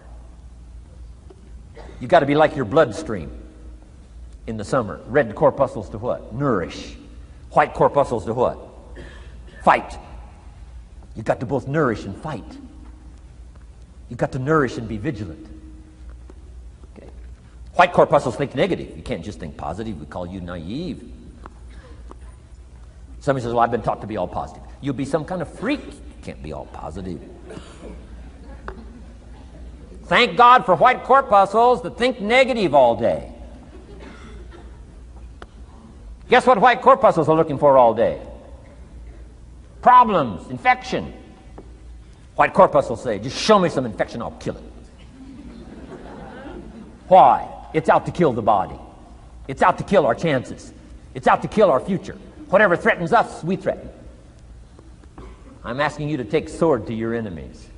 Whatever's out to threaten you, threaten your health, you got to threaten it back. Like white corpuscles. Kill what's evil. Nourish what's good. Love like a mother. Hate like a father. Father says to whatever threatens his family, take 2 or 3 more steps toward this family and threaten my family, you'll cease to exist. I'm father, I kill.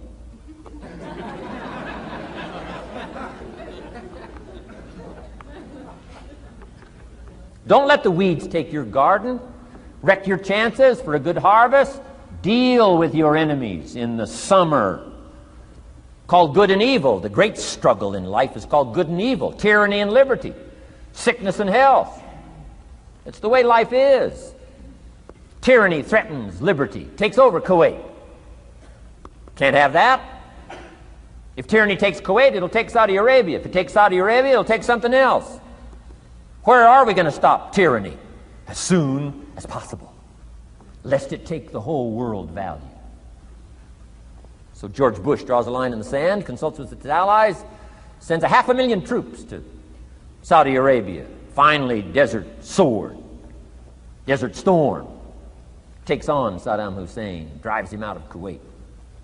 Why? Because it has to be done. The great struggle between liberty and tyranny, the great struggle between evil and good. And you've got to treat your own life the same. Says Saddam Hussein, you can't have Kuwait, can't have Saudi Arabia. Furthermore, we're going to kick you out. Hires Chief White Corpuscle, General Schwarzkopf.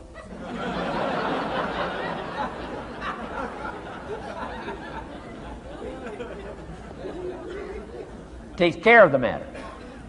I'm asking you in the summer, nourish like a mother. Threaten whatever threatens you like a father. Now you can also turn around the scenario, that's true. Love like a father, hate like a mother. Give life like a father, take life like a mother. You can turn the scenario around. The key is both love and hate. Single parents have got the greatest challenge. Love like a mother, hate like a father. Love like a father, hate like a mother. Nothing more dangerous than an angry mother.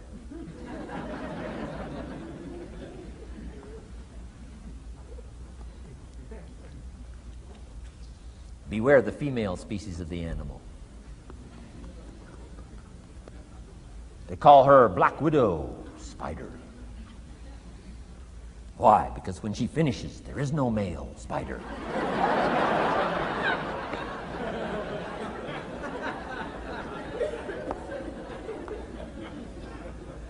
I saw this article. I was flying on an airplane up in Canada. I saw this article in one of the airplane magazines. Showed a picture of this guy with his shirt off, these claw marks down his back, teeth marks in his neck. The guy almost got killed. He was out in the woods, saw a mama bear with her little cub. Said, oh, this looks cute. Had his flash camera, went flash, flash, took a picture. Mama bear treats it unkindly, promptly chases him. Caught him, almost killed him before they got to him. Beware mama bear. So, love like a father, hate like a mother. However you want to treat this scenario, it's very important. It's called summertime. Part of the personal development challenge. is to be challenged to learn to nourish all of your values, from a garden to a family relationship, to a love affair, to a marriage, to a business, anything that's valuable to you called equity. You've got to nourish it, you've got to feed it, you've got to take care of it, but you've also got to defend it. It's called the way things are. Key. In the summer. Now here's number 4. Fourth major lesson in life to learn. In the fall, in the harvest, learn to reap in the harvest without complaint. Important part of personal development. Reap in the harvest without complaint. Take full responsibility. Once you've learned this scenario, it's not the seed, it's not the soil, it's not the sunshine, it's not the rain, it's not the miracle of the giving of life, it's not the seasons that's to be criticized. We must take personal responsibility. So in the harvest, take personal responsibility. It's your crop. Whatever you've reaped, it's your crop. Take responsibility. No complaint. And here's the next one. No apology. The best of human maturity is no apology if you've done well, and no complaint if you haven't. Knowing that that's where the answers lie, within, and then without, in the miracle of the possibilities that we have to work with. Those are the 4 major lessons in life to learn. Let's talk about some more parts of personal development. Here's the first one. Physical. The physical side. Got to take care of yourself. Do not neglect to take care of yourself. Good phraseology used in the Bible, in my amateur way, but let me put it to you best I can. Here's what it says. Treat your body like a temple. That's a good phrase, good suggestion. A temple meaning something you take extremely good care of. A temple, that's a good phrase. Treat your body like a temple, not a woodshed. A temple, a temple. Take good care. It's the only place you've got to live currently. The temple. Nutrition. My mother studied nutrition, passed it along to me, passed it along to my father, my children, my grandchildren. What a legacy that was. Learning to just take care of yourself. Key phrase. Some people don't do well because they don't feel well. They've got the gifts, they've got the skills. Maybe they just haven't taken care of themselves. They don't have the vitality. Key phrase. Vitality is a major part of success. Vitality. So take care of yourself. I know a guy that raises racehorses. I'm telling you, the guy feeds his horses better than he feeds himself. He's so careful how he feeds his horses. He's so careful what they eat. He's so careful that they get everything. And because of that extreme care, I mean, these are magnificent animals. They can run like the wind. But you ought to see this guy. 10 steps up a flight of stairs, and I mean, he's all out of breath. His horses can run like the wind, and he can hardly make it up the steps. The guy takes care of his animals better than he takes care of himself. Some people feed their dogs better than they feed their kids. Physical. Now, there's all kinds of parts to physical. Here's one. Appearance is part of the physical. Never have a second chance to make a first impression. The physical side. And here's some of the best advice on appearance I can give you. It comes from ancient script again. It says, God looks on the inside, people look on the outside. Isn't that good information? Now you say, well, people shouldn't judge you by how you look. Well, let me give you a clue. They do. They do. You can't deal in these shoulds and shouldn'ts. You'll be tipped over the rest of your life. Now, of course, when people get to know you, they'll judge you by more than what they see. But at first, they're going to take a look.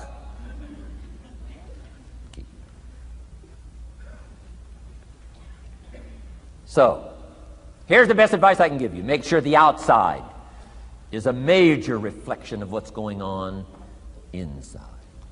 The physical side. A few minutes a day, stay healthy. A little bit of little bit of study on nutrition, stay healthy. Key. Now here's the next part of personal development, the spiritual part. Now, I'm an amateur on the spiritual side. I do happen to believe that human beings are more than just an advanced life form. An advanced species of the animal kingdom. I do believe humans are a special creation. That's just my personal belief, and I don't ask you to buy it. But here's what I do ask you to buy. If you do believe in spirituality in any manner, here's my best advice. Study it and practice it. Do not neglect your values. Do not neglect your virtues. If you do believe in spirituality, my advice is study it and practice it. Don't let it go unstudied. Don't let it go unnourished, if you do believe. That's my best advice on the spiritual side. Now here's the third part. The mental side. Part of this personal development challenge is to develop mentally. Learn, study, grow, change. It's what schooling is all about. And the human development takes time, incredible amounts of time. That's why we've taken the time for this seminar. It just takes time. Some things you can't cover in a 20-minute speech. You can't cover in a little 5-minute talk. It takes time. For humans, it seems like more time than any other life form, human beings. The little wildebeest in Africa. Guess how much time it's got as soon as it's born to be able to run with the pack so it doesn't get eaten by the lions? Guess how much time it's got? A few minutes. As soon as the little wildebeest is born, tries to stand up, falls down. Its mother nudges it, gets it to stand back up, falls back down. Finally, on little shaky legs, it tries to nurse. Mother pushes it away. She moves away, so it can't nurse. Why? You can't nurse now. You've got to develop some strength now. The lions. Falls down, gets back up, tries to nurse. Mother pushes it away. No. You've got to get these legs strong. How much time have we got? Not much time. Mama wildebeest says, not much time. Not hours, not days, minutes. Wow. But the human baby, wow. After 16 years, we're not sure. Right? Unbelievable amount of time it takes. So it does take time for personal development. It does take time for spiritual development, physical development. But here's also what takes time, and that's your mental development. Feeding the mind. Nourishing the mind. Some people read so little, they got rickets of the mind. They couldn't give you a good, strong argument as to their own personal beliefs. Here's one of the challenges we've got as parents, and that is to get our kids ready to debate the major life issues of the 90s. They've got to get ready to debate. We've spent this last couple of decades debating communism. Communism taught capital belongs in the hands of the state. We've been teaching, no, capital belongs in the hands of the people. Communism taught people are too dumb and stupid to know what to do with capital. You've got to take capital away from all the dumb, stupid people and give it to the all-knowing, all-wise state. And let the state run everything and let the people meekly show up for their work assignment. All glory to the state, communism taught. Kid says, well, is that right? No, all glory to the people. Let the state be the servant of its people, not the people be the servant of the state. I'm telling you, you've got to be able to pick up those ideologies. You've got to be able to pick up the philosophy. And here's the next part. You've got to be able to defend it. If you can't defend your virtues and if you can't defend your values, I'm telling you, even in the 90s, you'll fall prey to philosophies that are not in your best interest. And we've got to help our teenagers, we've got to help our kids especially to be able to debate the major life issues, the political issues and the social issues. and the religious issues and the spiritual issues and the nutritional issues and the economic issues and all of the rest of the issues that are valuable for us to build the kind of equities we want. You got to get yourself ready. And one of the ways you got to get ready is not just physical and not just spiritual. You got to get ready mentally. And this is where Shof went to work on me, to be ready mentally, to develop the philosophy and also be able to defend your virtues and your values. Let's go through it. You need a good library. Shof got me started on my library. Here's one of the books he recommended. Think and Grow Rich by Napoleon Hill. Think and Grow Rich. Shof said to me, doesn't that book and title intrigue you? Think and Grow Rich. Don't you have to read that book? Think and Grow Rich. I said, yes, sir.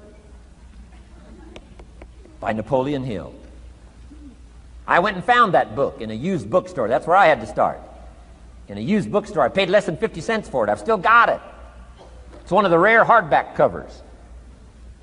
Think and Grow Rich by Napoleon Hill. Wow, Shof was right. Get a library started. It'll change your life. Any home over $200,000 has got a library. Why do you suppose that is? Wouldn't that make you curious? How come every home over $200,000 has got a library? Does that tell you something? Does that educate you at all? You say, well, I can't afford a $200,000 home. It doesn't matter what size home. Take your present apartment, clean out a closet, call it your library, and start acting intelligent.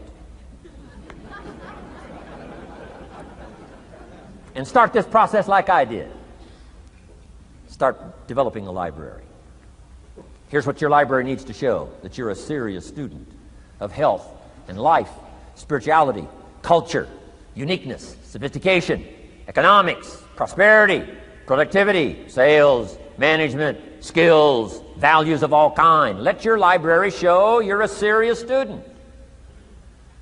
Don't be casual in learning. Don't be lazy in learning. Okay. Information is the key. Okay. Learning is the beginning of wealth. Learning is the beginning of health.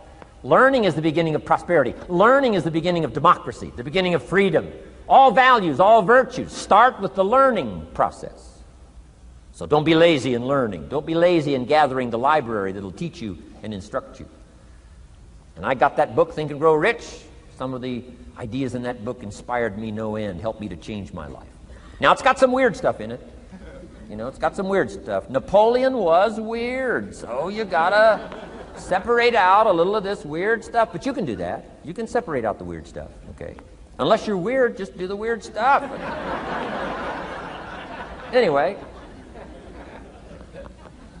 remember, don't be a follower, be a student. That's the key to all books. Don't be a follower, be a student. Okay. Another book he recommended. Help Me Become Financially Independent. We're going to cover that before we finish this afternoon. The book was entitled The Richest Man in Babylon. The Richest Man in Babylon by George Clason, C-L-A-S-O-N. This little book, The Richest Man in Babylon, I use it as a textbook teaching teenagers how to be rich by 40, living in America. 35 if you're extra bright. Much sooner if you find a unique opportunity. I got rich by the time I was 31, didn't wait till 35. If you find a unique opportunity. So we'll get into that after we come back from our next break. Richest Man in Babylon. Get your library started.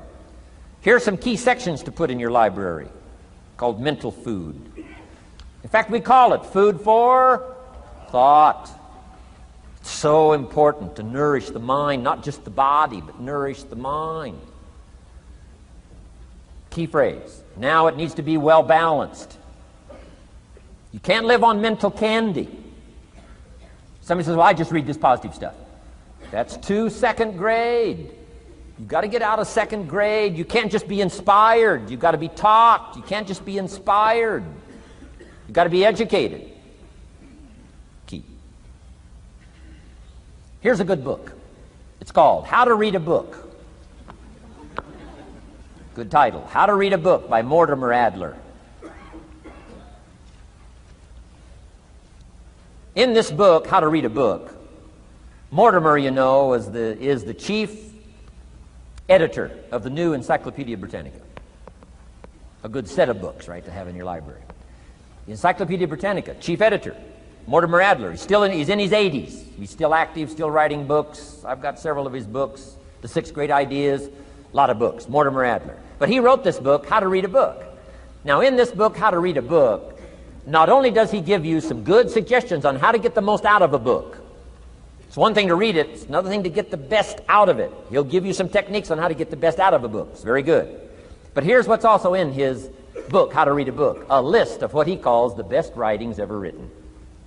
The best writings ever written. I've used it as a centerpiece for my library. So I'm just asking you, take a look. If it suits you, fine. If it doesn't suit you, hey, keep looking till you find something to suit you. But well balanced. Let me give you some of that balance. Number 1, history. We've all got to have a sense of history. American history, national history, international history, family history, political history. We all need a sense of history. Shortest history lesson. Opportunity mixed with difficulty. No matter how far back you go, 1,000 years ago, 2,000 years ago, 3,000, 4,000 years ago, I'm telling you, it all reads the same. Once you understand the thread that it isn't going to change, then what's going to change for my life? Answer, looks like I'm going to have to change. History helps us to understand how it is, what there is to work with, seed, soil, sunshine, rain, and what human beings have done with it in the past. And how many of them have, like I did by age 25, they have messed up. That's what history's for. Be a good student of history. Here's a good book, Lessons of History by Durant. Lessons of History by Durant. This little book is only 100 pages, but I'm telling you, it's so well written, you'll be intrigued, as I was. This little book, Lessons of History by Durant.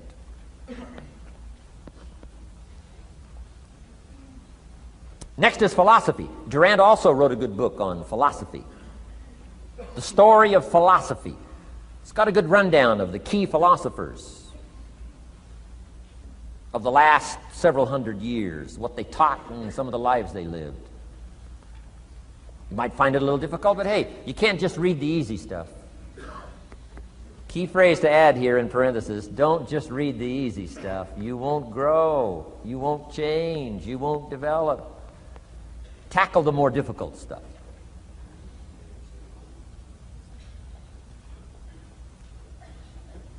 Next, novels. Novels are good. Sometimes an intriguing story keeps our attention so that the author can weave in the philosophy he or she is trying to get across. Ayn Rand was probably better at that than anybody else I could possibly think of. Atlas Shrugged, some of those towering novels. The novel kept us intrigued, but guess what she was doing all the time? Feeding us her philosophy, feeding us her philosophy. Now, whether you agreed with her philosophy or not, you had to admit she was really good at getting it out there, weaving it through the story, in the dialogue and in the speeches and in the text. Fabulous. Novels. Novels are good. Now, here's a little personal advice. Skip the trash. I mean, you know. Someone says, well, sometimes you can find something valuable in a trashy novel. I wouldn't go through it to find it. You can find a crust of bread in a garbage can, but I wouldn't go through it. Number 1, you don't need the reputation. So, not enough time to read the brilliant stuff, the good stuff. Skip the trash, really. My personal advice on personal development, becoming more valuable than you are. Key. Next is biographies and autobiographies, the stories of successful people, unsuccessful people. There's some dramatic stuff, right? Over the last 100 years, it's been written, biographies and autobiographies. Here's one of the best, the Bible. The Bible is a unique book because it's got a list of human stories on one side of the ledger, another list of human stories on the other side of the ledger. One's called examples and the other's called warnings. And here's what we've got to have on biographies and autobiographies, both warnings and examples. In the Bible, the examples. The Bible says, look at these people's lives, follow them. Follow their philosophy, follow their advice. Then we got the warnings, right? Don't do what these people did. They messed up their life and threw their life away. Vitally important, both sides of the scenario. Now, if your life story ever gets in one of those books, make sure they use it as an example, not a warning.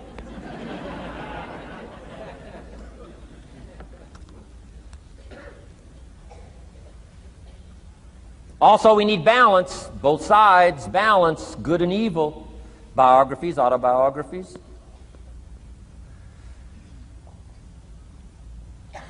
You need a book on Gandhi. You need a book on Hitler. One to illustrate how high a human being can go, and the other one to illustrate what? How low and despicable a human being can become. We need both sides of the scenario. Next, accounting. Got to have a little, at least primary view of accounting. Kids have got to start learning the difference between a debit and a credit.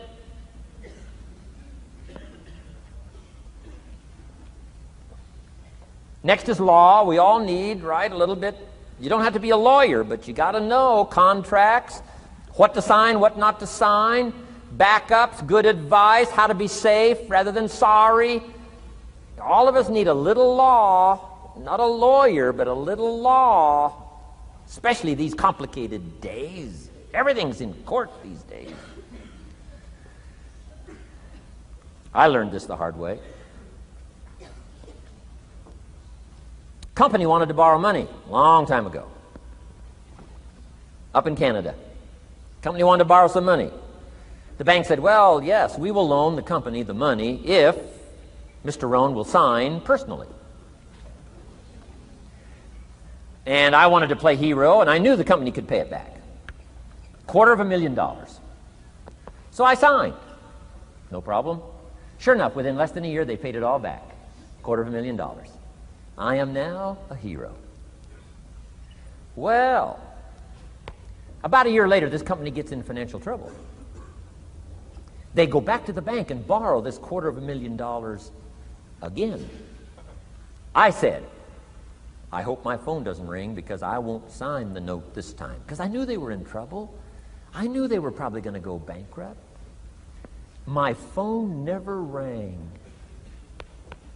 I'm off the hook.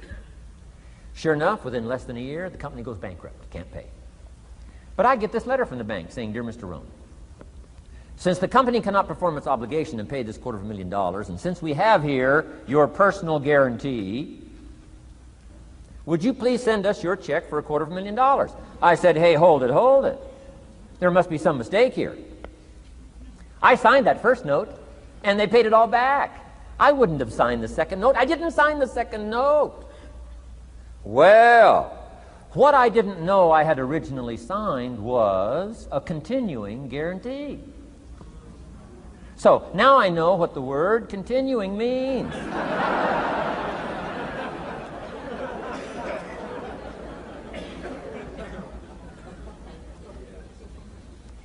I'm asking you to study a little law, know what to sign, know how to defend yourself, right?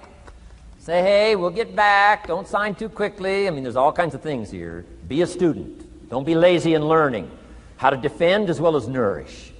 How to grow as well as take care of your enemies. You got to learn. Let your library indicate that you're a serious student about personal relationships with your family, gifts and skills, economics, and all the rest. Here's the next one. Economics. We're going to study that when we come back from our break. Economics. We're going to cover, especially for the kids today, how to become financially independent. We're going to let the adults listen.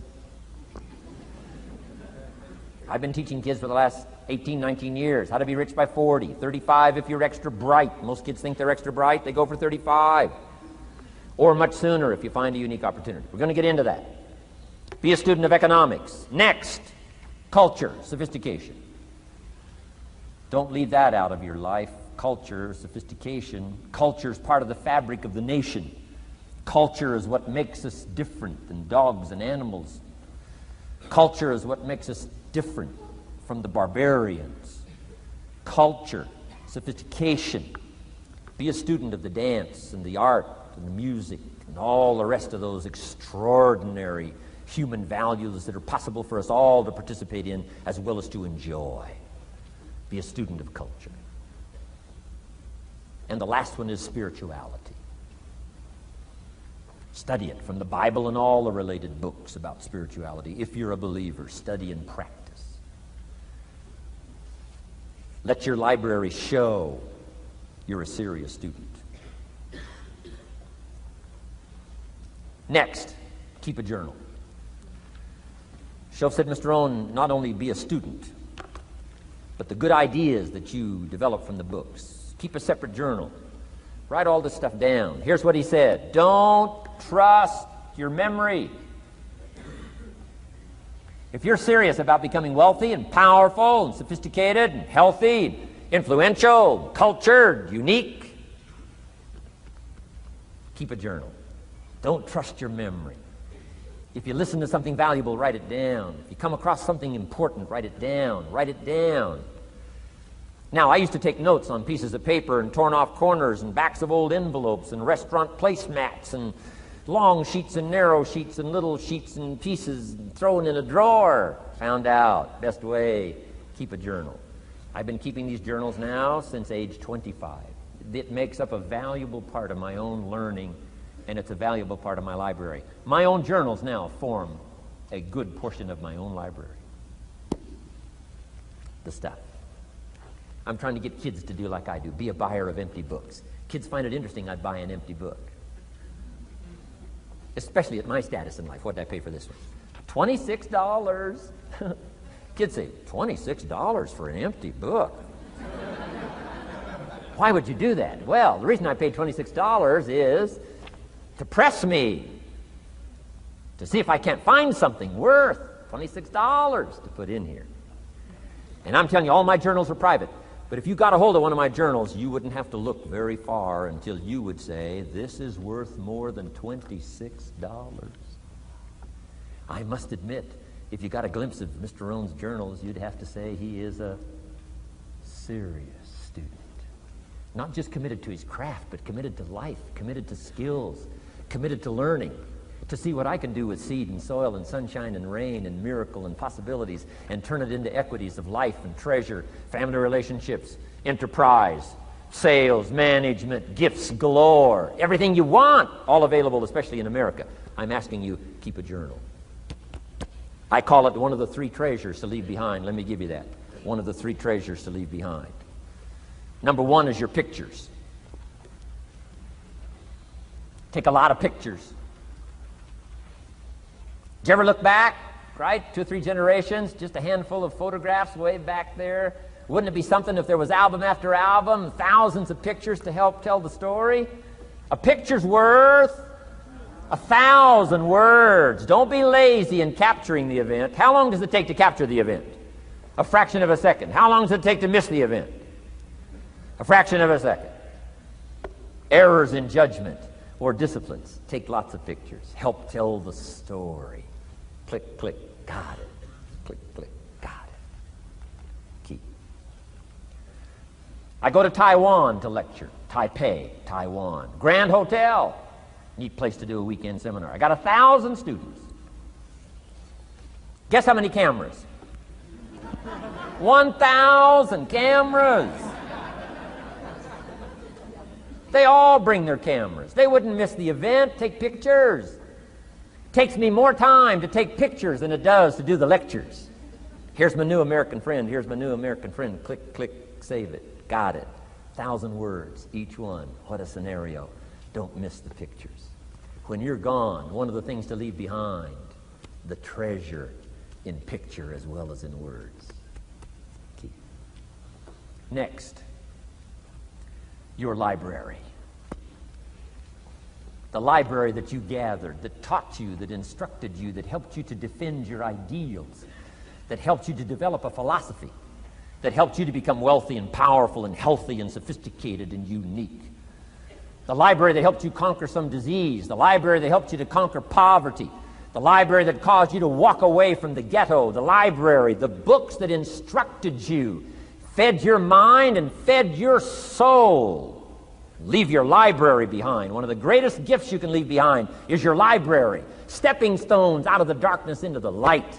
Your library. So leave your books behind. Your books will be more valuable than your couch. Your books, your books, your books. And third is your journals. The ideas that you picked up. The notes you took at seminars like this. Wherever you found an occasion to gather something valuable and put it in here so you could go back over it and go back over it. Repetition is the mother of skill. Read it one more time. Learn it one more time. See if you can digest it one more time. Let it coach you one more time. Let it teach you one more time. Let it inspire you one more time. Words are inspirational. The lyrics of a song. And not just read it once. That's why we put our stuff on cassettes so you can go through it again and again and again. If you hear a beautiful song that does something to you, you don't say, well, that's enough. Don't need to hear that again. No. Wouldn't you want to hear it again, hear it again, hear it again? Let it instruct you. Let it feed you. Let it teach you. Take you on wings of emotional journeys. Wouldn't you want to do that again? The answer is yes. That's what's so important. And here's what's important. One of the things to leave behind, that's your journals. All the stuff you took the meticulous time to gather. One of the greatest proofs that you're a serious student. Taking pictures, that's pretty easy. Buying a book at a bookstore, that's pretty easy. Here's one that's a little more challenging. Be student enough of your own life and your own future and your own destiny. Be student enough to take the time to keep the notes and keep the journal. You'll be so glad you did. What a treasure to leave behind when you go. Your journals. Wow. I wouldn't be without mine now. I'm in Carmel, California, one of my favorite places. It's where I wrote my first book called Seasons of Life. I went to this little church one Sunday morning. First time I'd been there. Little small church, I don't know, 150 people. Classic sermon that morning. Classic sermon. One of the best I've ever heard in all of my life. I happened to be there. And I had my journal. While this sermon is going on, I can't believe it was so precise, it was so unique, it was so powerful. And I've got my journal, and I'm taking notes. Taking notes of this classic sermon. Guess how many other people were taking notes? Approximately, guess. How many do you suppose? It looked like, best as I could tell, I'm the only one taking notes of this classic sermon. Now, since I'm a stranger there, and it's the first time I've been there, and I'm taking these notes, people started looking, who is he, and what's he doing? I started feeling just a little bit uncomfortable. I'm still writing. Now I'm feeling kind of like a spy, right? I could hear some of them say, he's going to get out of here with some of this stuff. And I did. I'm the guy that walked away with the stuff. I'm asking you to be no less sincere and be no less committed to the advancement of your philosophy, the set of the sail. Talk about have your best year ever this year, and then get ready for next year, your very best year ever, and they'll start being the best year after year. If you'll commit yourself to some of this simple stuff called personal development, start with a walk around the block. Start with the refinement of your philosophy. Start with the teaching of your own fabulous mind, where all the answers are. I can only give you a few answers from my own experience. The rest of all the magical answers are within the confines of your own mind. But it takes the books, it takes the cassettes, it takes the videos, personal conversation, sermons, lyrics from songs, dialogue from the movie. Let your heart be stirred by words. Find ways to capture. Part of your personal development quest. Now here's the last subject on personal development just before we take our break. Isn't this good stuff? I'm telling you, this stuff changed my life. Turned me every way but loose. I've never been the same since the teacher gave me some of this simple instruction. How to go from where you are to where you want to go. How to go from what you are to what you want to become. How to go from pennies to treasure. How to go from nothing to fortune. It's all within the confines of this stuff that I've been trying to share with you. Laboring best I can. Words are clumsy when you try to in your head, your experience. But I'm doing my best today, and I'm excited about it. Appreciate you taking all these good notes. Good students today. I appreciate that.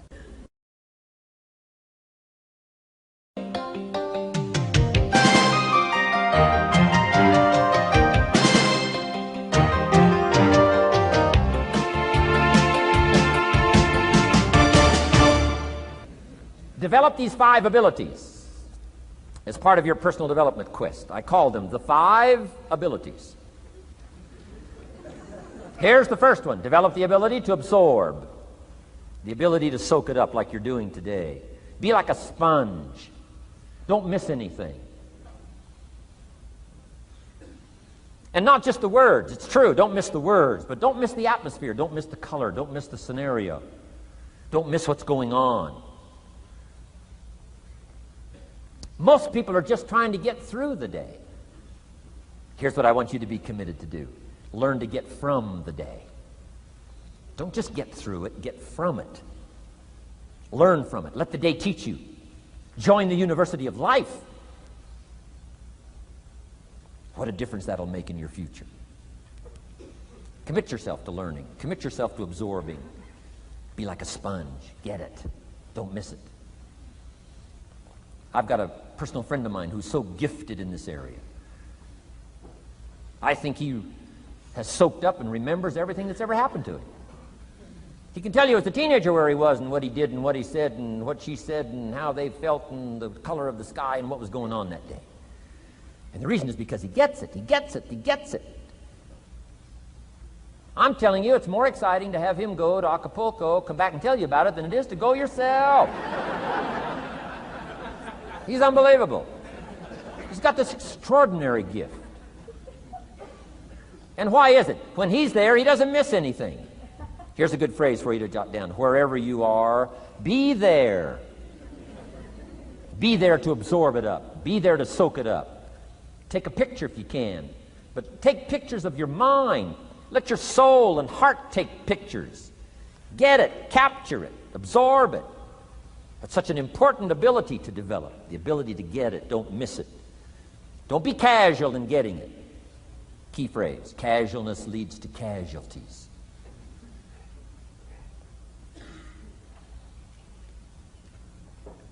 Second, learn to respond. The ability to respond means let life touch you. Don't let it kill you, but let it touch you. Let sad things make you sad. Let happy things make you happy. I'm telling you, give in to the emotion. Let the emotion strike you, not just the words, not just the image. Let the feeling strike you. Let the emotion strike you. Here's what's important. Our emotions need to be as educated as our intellect. Our emotions need to be educated as well as our intellect. It's important to know how to feel. It's important to know how to respond. It's important to let life in. Let it touch you.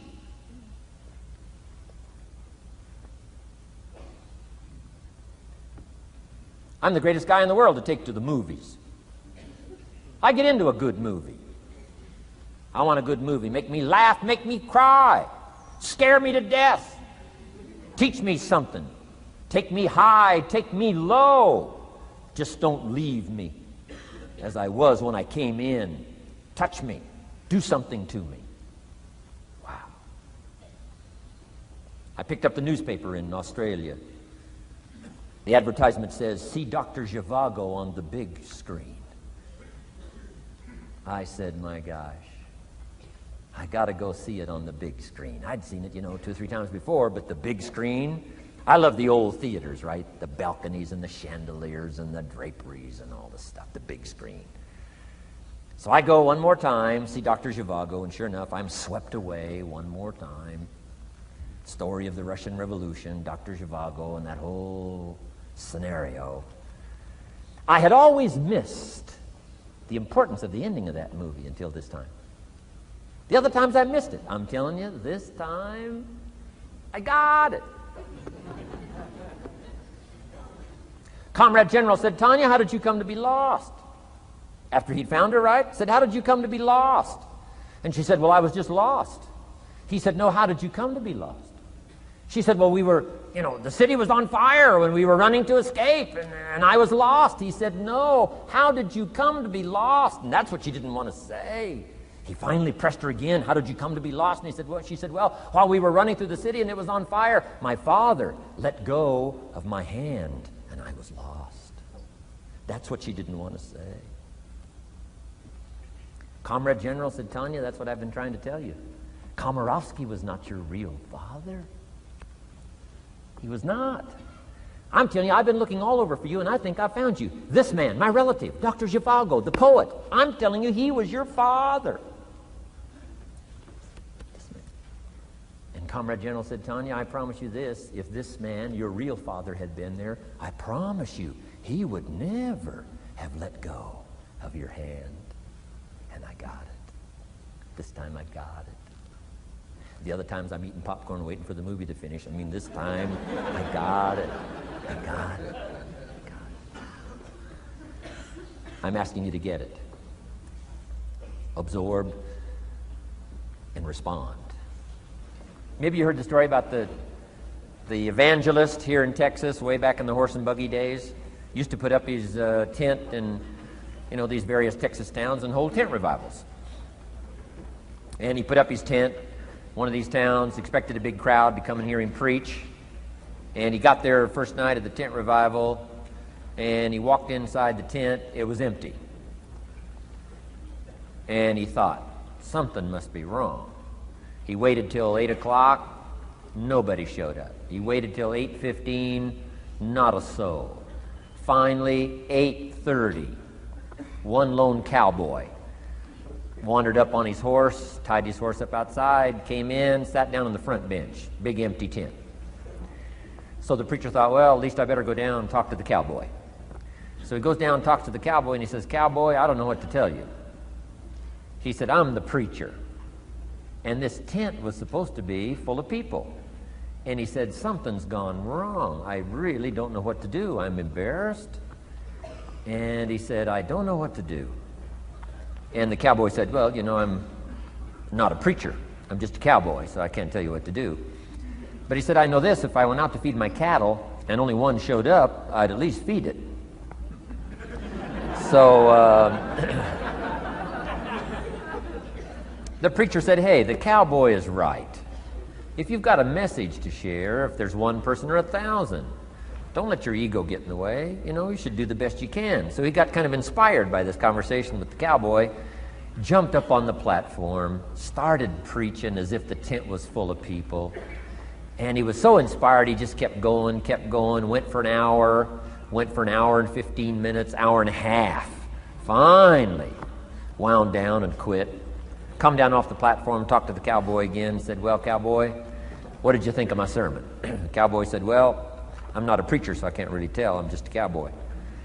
But he said, I know this. If I went out to feed my cattle and only one showed up, I'd feed it, but I wouldn't dump the whole load on it.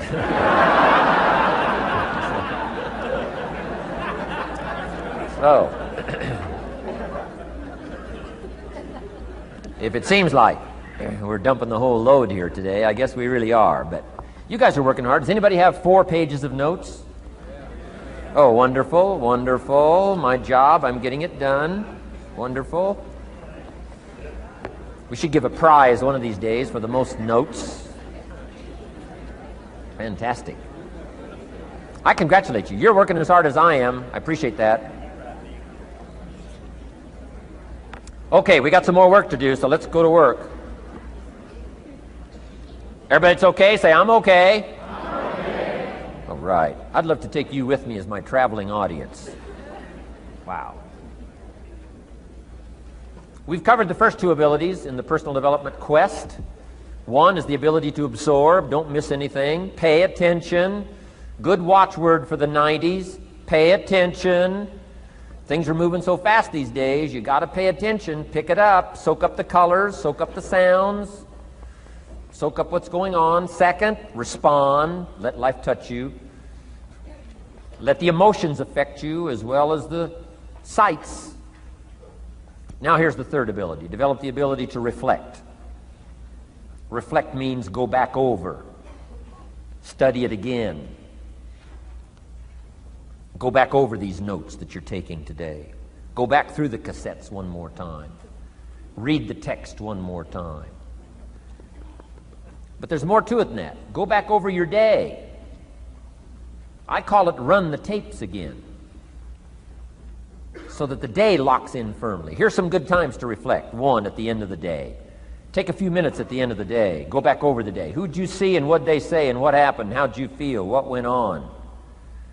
So that you capture that day. A day is a piece of the mosaic of your life. Number one, don't treat it casual.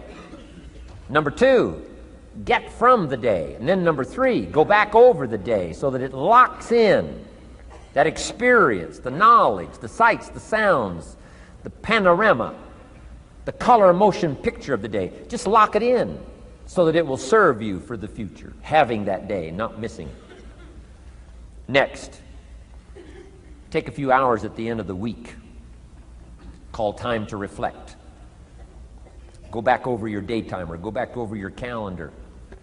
Go back over your appointment book. Where did you go and who did you see and how did it feel and what went on? Capture that week. A week is a pretty good chunk of time.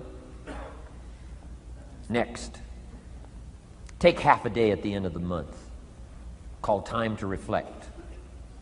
And do the same thing again. Go back over what you read. Go back over what you heard. Go back over what you saw. Go back over the feelings to capture it so that it serves you. Next, take a weekend at the end of the year to establish this year now firmly in your consciousness, firmly in your experience bank, so that you've got it, so that it never disappears. Good ability to acquire, the ability to reflect. Go back over. Remember. Remember. Remember.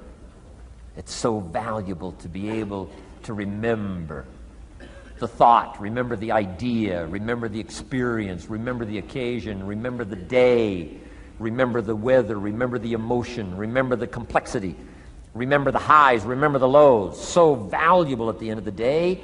Lock that day in. Lock the month in. Lock the week in. Lock the year in. Old Testament says a unique scenario unfolded according to the law, and that was they worked 9 years, and the 10th year was a sabbatical. The 10th year, work 9, take the 10th year, and not just to relax, not just to replenish, not maybe just to get physically in shape. Change of pace, we call it in the modern society, but not just for that. I'm sure that in ancient days, that sabbatical was to go over the last 9 years, what went right and what went wrong, and what worked well and what didn't work well. And how did you grow, and how did you learn, and how did you change, and what have you got now after 9 years that you didn't have at the beginning of the 9 years? See, that's so valuable, a sabbatical, some time. There's also something to be said for solitude when you reflect. Sometimes you can reflect with somebody. Husband and wife reflect on the past year, right? Parents reflect with their children on the past year. How did we do it, and how didn't we do it, and how could we improve? Colleagues can reflect with each other. But now here's one of the most important. You've got to learn to reflect with yourself. There's something to be said for solitude. There's something to be said for taking those occasions to shut out the world and shut out everything else for a while. I've got a motorhome. That's how I do it. With my motorcycle on the back. And I head for the mountains and ride the Jeep trails, where there's very few human beings on the Jeep trails, or out in the desert somewhere. It's called my time to get away. When you live a very public life, you treasure solitude. A chance to reflect, go back over my life, go back over my skills, go back over my experiences. Alone. There are some things you need to do alone. Ponder, think, wonder, read, study, Absorb, soak in, see if you can't become better this year than you were last year, better the next 9 than you were the first 9. Solitude. There's even a more modern advice that says, go to the closet for time of meditation, time of prayer. Go to the closet. Closet meaning what? Away. And there's even a graphic description of the away. It said, enter into your closet and what? Got some students here, I'm sure. What? Close the door. For what? Just to shut out everything. Life is experience, experience, experience, and touching and seeing and looking and doing and acting and disciplines and all the stuff. But sometimes, this is where this reflecting is so important, to shut the door. Just shut the door and wonder. Prayer, contemplation, thinking, and let things move in to your consciousness and awareness that no other way can it be done. Right? Flying down the freeway, I'm telling you, it's difficult to get through. So many things to do, it's difficult to get through. But times of solitude, times to reflect. So this is so valuable, learn to reflect. Now here's why it's important to reflect. To make the past more valuable to serve you for the future. Here's what's really powerful, learning to gather up the past and invest it in the future. Gather up today and invest it in tomorrow. Gather up this week and invest it in the next week. Gather up this year and invest it in the next year. See, that's so powerful, rather than just hanging on one more year, hanging in there, seeing what's going to happen. Learn, study. This is part of the personal development quest, becoming better than you are, more valuable than you are, not just in terms of economics, in terms of motherhood, in terms of fatherhood, in terms of being a better brother, a better colleague, making a better contribution to the family, to society, to the community, to the church, to the office, to the commitment, to the partnership. Doesn't matter what it is that has value.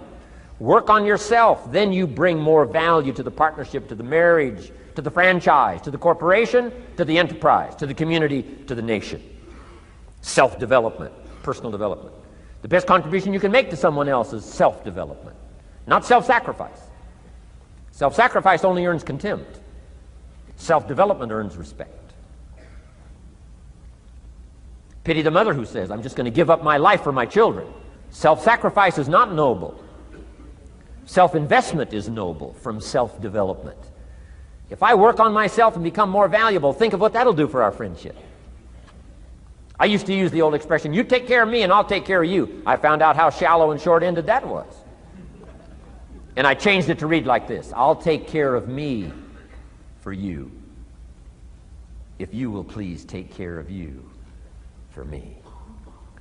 And this is part of it, the personal development, that we work harder on ourselves than we do on our job. Now we bring that to the friendship. Now we bring that to the marriage. Now we bring that to the family relationship as a father, as a mother. And we develop the strength and we develop the power. That's key. And it takes, I think, this scenario of disciplines, these abilities, to acquire those gifts and those skills, that value, so that we bring more. Now, we bring more to the next week. We bring more to the next month. We bring more to the next year if you follow this absorb, respond, and reflect. I said to my father when he was about to turn 76, his 76th birthday, I said, dear father of mine, can you imagine what it's going to be like to gather up the last 75 years of your life and invest them in your 76th year? What a difference of philosophy, rather than just hanging on one more year. Gather up 75 and invest them in the next one. Gather up the last 6 years and invest it in the next year. See, that's so powerful in communication, which we're going to study soon. So powerful. So consider this. 1, the ability to absorb. 2, the ability to respond. 3, the ability to reflect. Here's number 4, develop the ability to act. Take action. Not hasty if it isn't required, but don't lose much time. Here's the time to act. When the idea is hot and the emotion is strong. That's the time to act. You say, Mr. Rohn, I'd like to have a library like yours. See, if you feel strong about that, what you got to do is get the first book and then get the second book. before the feeling passes and before the idea gets dim. Action pronto, action immediate, action as soon as possible. Because if you don't, here's what happens. We call it the law of diminishing intent. We intend to when the idea strikes us. We intend to when the emotion is high. But now if you don't translate that into action fairly soon, now the intent starts to diminish. And a month from now it's cold. A year from now, can't be found. So act. Set up a discipline when the emotions are high and the idea is strong and clear and powerful. That's the time to set up the discipline. Somebody talks about good health and you're stirred. Says, right, I need to get a book on nutrition. Get the book before the idea passes and before the emotion gets cold. Go for the book. Start the library. Start the process. Fall on the floor. Do some push-ups. Action. Got to take action. Otherwise, the wisdom is wasted. Otherwise, the emotion soon passes. Unless you put it into a disciplined activity. Capture it. Disciplines is called how to capture the emotion and how to capture the wisdom and translate it into equity. Disciplines. Now, here's what's important about disciplines. All disciplines affect each other. In fact, here's a good philosophical phrase. Everything affects everything else. Nothing stands alone. Don't be naive in saying, well, this doesn't matter. I'm telling you, everything matters. There are some things that matter more than others, but there isn't anything that doesn't matter. Okay. We all pity the man who says, well, this is the only place I let down. Not true. Key to take home. Every letdown affects the rest of your performance. Every letdown affects the rest. This is part of the educational process on personal development. If you don't take the walk around the block, you probably won't do the apple a day. If you don't do the apple a day, you probably won't start building your library. If you don't build your library, you probably won't keep a journal, and you won't take pictures, and then you won't do this, you won't do wise things with your money, won't do wise things with your time, won't do wise things with your possibilities and relationships, and the first thing you know, 6 years of that accumulated, and we say you have messed up. So the whole key to reversing that process now is to start picking up these disciplines. Now here's the positive side. Every new discipline affects the rest of your disciplines. Every new one affects the rest.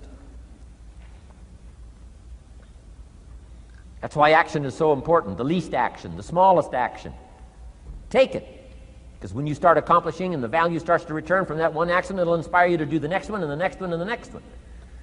You start walking around the block, it'll inspire you to get an apple. Get an apple, it'll inspire you to get a book. Get a book, it'll inspire you to get a journal. Get a journal, it'll inspire you to grow, develop some skills. All disciplines affect each other. Every lack affects the rest. Every new affects the rest.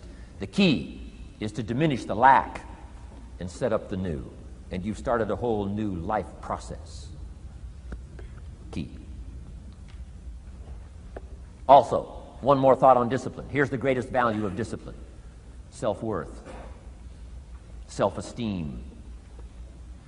People are teaching self-esteem these days, but they don't connect it to disciplines. The least lack of discipline, and it starts to erode our psyche. One of the greatest temptations is to just ease up a little bit, right? The slightest lack of doing your best starts to erode the psyche. Instead of doing your best, doing just a little less than your best. Sure enough. You say, well, it's just going to affect my sales. No, it's going to affect your consciousness. It's going to affect your philosophy. Now you've begun in the slightest way to affect your own philosophy. Here's the problem with the least neglect. Neglect starts as an infection. And if you don't take care of it, it becomes a disease. And one neglect leads to another. And the worst of all, when neglect starts, it diminishes our self-worth, our self-confidence, our self-value. You say, well, how can I get back my self-respect? I'm telling you, you don't have to go to 29 classes. All you have to do is start the smallest discipline that now corresponds to your own philosophy, like I should, and I could, and I will. No longer will I let neglect stack up on me so that I will have the sorry scenario 6 years from now, giving some excuse instead of celebrating my progress. That's the key to discipline. Okay? Let's get kids involved in the least of disciplines. One more, and then one more, and then another one, and then another one, and then some more. And the first thing you know, you're starting to weave the tapestry of a disciplined life into which you can pour more wisdom and more attitude and more strong feeling, more faith and more courage. Now you've got something, a vessel in which to put it. And now the equities start to flow. And the early return, I'm telling you, if you'll start this process, the early return will have you so excited. You'll commit yourself to this strategy for the rest of your life. You'll never go back to the old ways. Join a new crowd. Join a new group. The disciplines to do it. Take action. I recommended the last time I was here the little book, Richest Man in Babylon, and I said I've lectured now to over 3 million people in the last 33 years, and I've recommended this little book to almost all of them, I think. Guess how many have actually gone and got this little book? Answer, very few. My best guess is 10%. Such an easy thing to do. In that last seminar, right, I suggested this little book, number one, is easy to find. Number two, it's easy to buy. The most you can pay for it, $6, $7, $8. You can borrow that from your kids. And number three, it's easy to read. It's in story form. That's why I use it for teenagers, teaching them how to be rich by 40, 35, if you're extra bright, much sooner, if you find a unique opportunity. But if it's easy to find and easy to buy, and if it's easy to read, why wouldn't everybody go get it? We don't know. What do you know? You don't know. I don't know. Nobody knows. Here's how profound it is. Some do and some don't. Now here's the numbers. About 10% do. 90% don't or won't. And we don't know the mystery of that. And I'm telling you, 10 years from now, those numbers will still be the same. 10% will, 90% won't. The numbers don't change. Only the faces change. You're looking at one of the faces. I used to belong to the 90% who couldn't be bothered even if it was easy. Guess how many people have a library card? Wisdom of the world available. Transform your life in any value amount you want. By the way, how much is a library card in Texas? Free. Here's what free is. Easy. I mean, it can't be any easier than free. Somebody says, well, would you bring it by? Well, no. At least you got to go get it. No.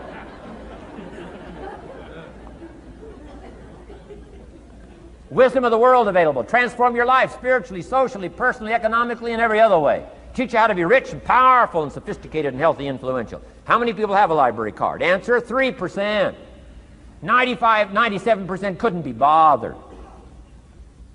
Guy specializes in happy hour, but he doesn't have a card. And now readily and quickly blames the government and blames his company and blames policy and blames the pay scale. When if he only knew, if he joined the 3%, here's my advice to you today. Walk away from the 97%. Don't talk like they talk. Don't act like they act. Don't go where they go. Don't specialize in what they specialize in. Throw away the blame list they cling to. Start you a new life. You say, well, is it as simple as getting a library card and join the 3%? And the answer is, of course. Of course. That's how easy this stuff is. This is so easy. It's so simple. It's not complex. You don't need a 2,000-year-old guru. You don't need multi-track affirmations. I'm telling you, don't. Affirmation without discipline is the beginning of delusion. Key. Don't let somebody sweep you into some contrary way to nature itself says, unless you labor. The miracle of the seed and the soil and the seasons and God and all the other stuff that's available, sunshine and rain, that's not available to you by affirmation. It is only available to you by labor. So labor well.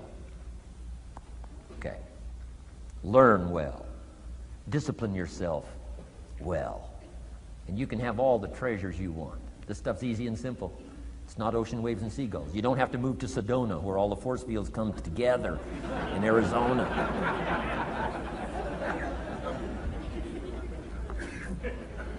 Let's teach our kids the simple ways to transform their health, number one. Their economics, number two. Their ability to communicate, number three. Their life and treasure and lifestyle, number 4. Spirituality, number 5. And the list goes on and on. Let's not leave out any of the least of disciplines that encourage us to do the next one, to do the next one, to do the next one. First thing you know, this whole scenario for you is spinning up instead of out of control on the negative side. This is all you got to do. It's as simple as this. It's as simple as a start, committing yourself to life change. And once you start down this road, I promise you, you'll join the 10% and the 3%. We're going to talk financial independence in just a little while. Guess how many people can retire from the income of their own personal resources when it comes time to retire? Answer, 5%. In the most independent country in the world, 95% are dependent, 5% are independent. Take charge of your own retirement. I'm telling you, if you take charge of your own retirement through personal development and all these skills we've taught today, plus what's coming up, financial independence, I'm telling you, take charge of your own retirement, you can multiply it at least by 5, maybe by 10, maybe by 20, maybe by 100. Let the government take care of it, some company take care of it, you got to divide by 5. Take charge of your own life, take charge of your own day, take charge of your own conversation, take charge of your own family, take charge of your own possibilities. And learn these skills, develop this kind of strategy, and I'm telling you, life will open up for you. Join the 3%, join the 10%, join the 5%, walk away from the 95%. In our Leadership Weekend we teach, find out what poor people read and don't read it.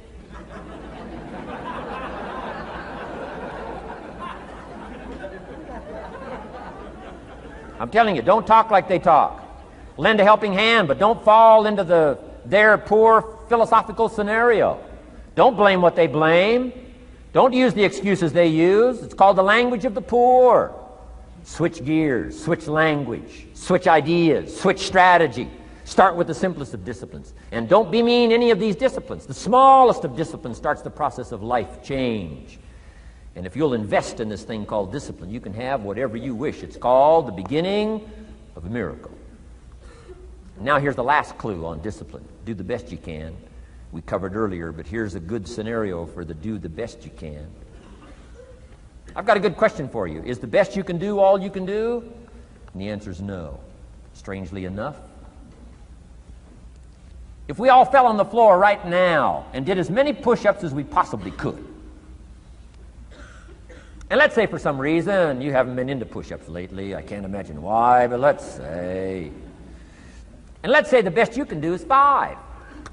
And you look up at the rest of us and say, hey, 5 is the best I can do. We can tell by the look on your face that's probably true. 5 is the best you can do. Now, is 5 all you can do? The answer is no. If you rest a little, you can do 5 more.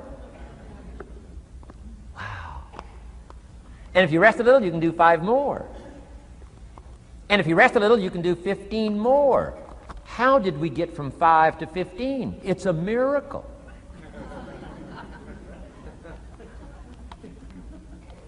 And if you rest a little, you can do 15, rest a little, you can do 15, rest a little, you can do 20. How did you get from 5 to 20? It's a miracle. Did you know you can keep doing that? Do a little more, rest a little, do a little more, rest a little, and finally get up to 50 push-ups? Is it possible to get up to 50 push-ups? Of course. How do you go from 5 to 50? It's a miracle. How do you get a miracle going? Number 1, do what you can. Don't leave out what you can, from writing a letter to your mother in Florida. Start cleaning it all up. 2, doing the push-ups. Go from 5 to 50. It's a miracle. Number 1, do what you can. Number 2, do the best you can. Here's number 3, rest very little.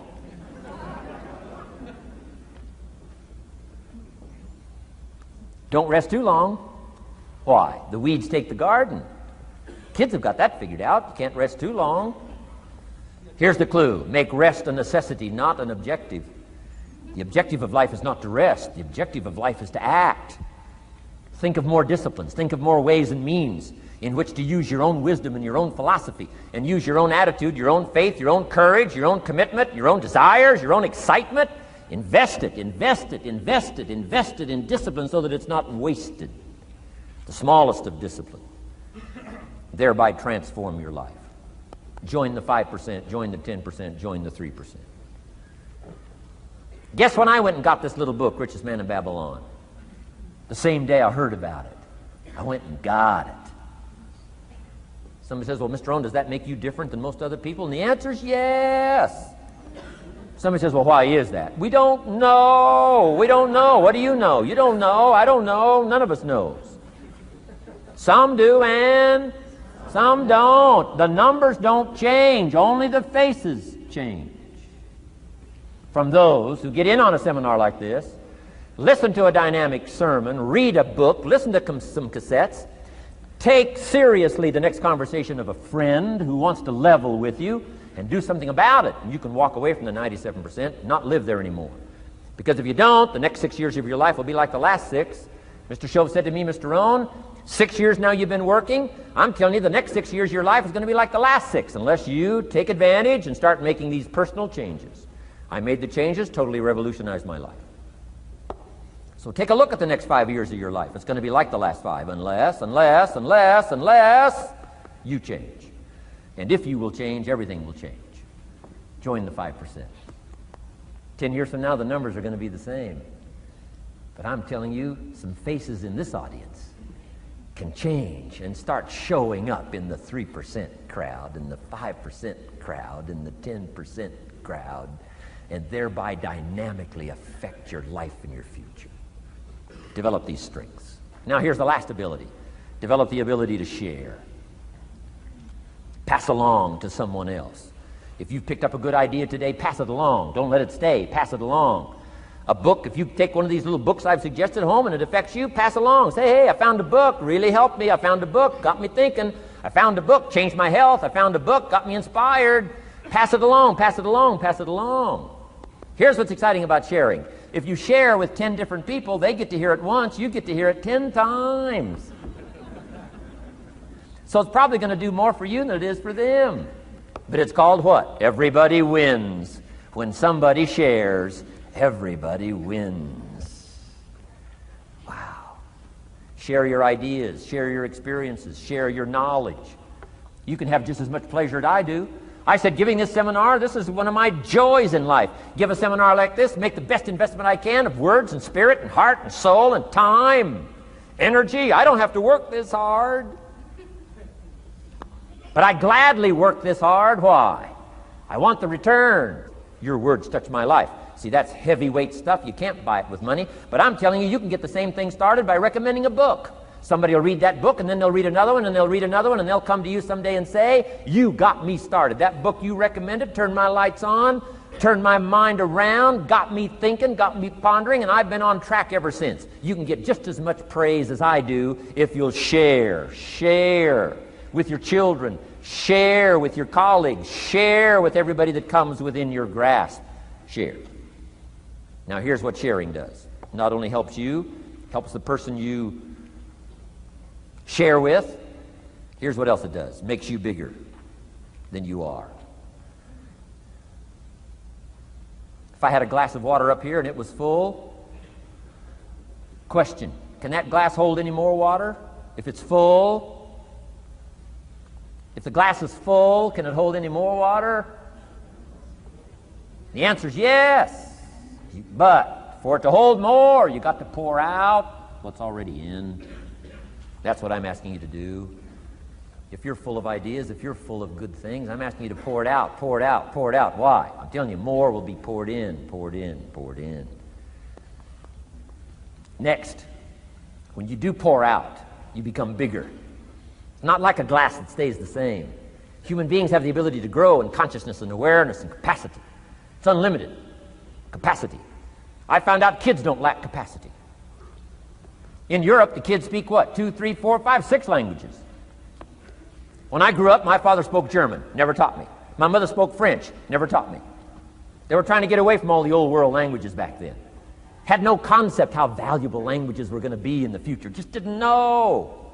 So they abandoned the German, abandoned the French. I could have learned all 3 languages instead of just English. My girls went to school in Beverly Hills. They've turned that around. In first grade now in Beverly Hills school system, they offer 3 languages besides English. French and German, Spanish. Why? Because kids can learn 2 languages just as easy as 1. Question, how many languages can a child learn? Here's how many. As many as you'll take the time to teach them. They do not lack capacity. They only lack teachers. Wow. And I'm telling you the same thing is with you. You don't lack capacity. But here's how you expand your capacity. And that is to share what you've got. Now you get bigger. Share some more, and now you get bigger. I'm here for a very self-interest reason. If I share with you, my consciousness grows. If I share with you, I get to hear this again. Somebody asked me not long ago, said, Mr. Rohn, how are you doing with all this stuff? You get on everybody's case pretty hard. How are you doing with all this stuff you teach? I said, well, best I can share with you is this. Listen to me very carefully, but don't watch me too close. This stuff's easier to lecture on than it is to do. I understand that. I'm working on it just like you. But hey, pour out what you've got so that your capacity grows. Now, why should you want your capacity to grow? Very self-interest reason. Here it is. To hold more of the next experience.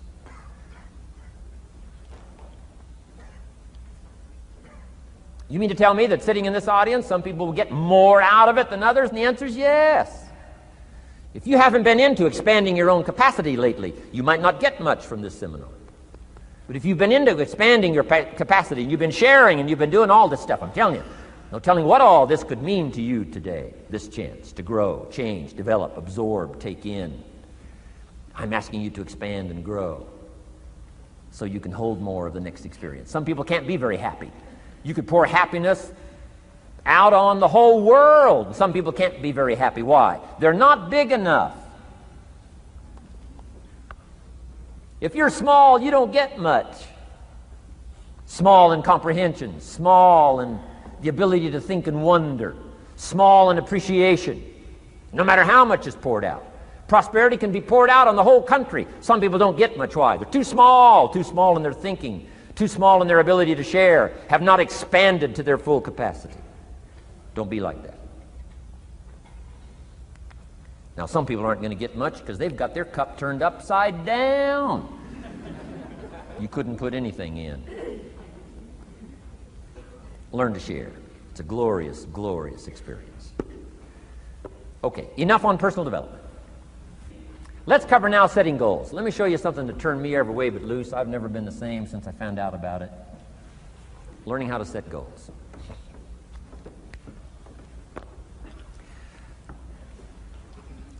Not long after I met Mr. Schoaf, we're having breakfast one morning. Mr. Schoaf said, Mr. Rohn, now that we've gotten acquainted, we know each other fairly well, he said, maybe one of the best ways I can help you, he said, let me see your current list of goals. Let's go over them and talk about it.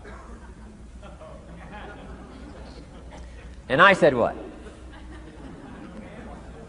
I don't have a list. He said, well, Mr. Rohn, if you don't have a list of your goals, he said, I can guess your bank balance within a few $100s. Which he did. And that got my attention. I said, you mean my bank balance would change if I had a list of goals? He said, drastically. So that day I became a student of setting goals.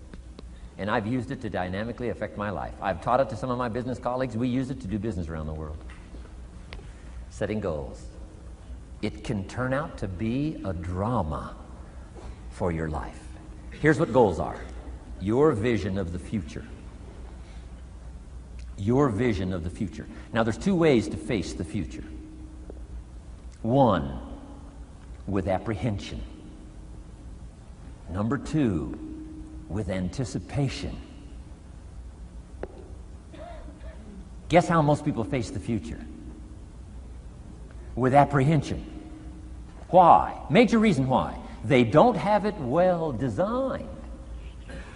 They've left the design of their future to somebody else. And if you don't make plans of your own, guess what? You'll probably fall into someone else's plans. Guess what someone else may have planned for you? Not much. You got to make a list of this not much stuff. I'm telling you, people all their lives count on this not much list. If all of your negative relatives all turn positive, what will that do for your future?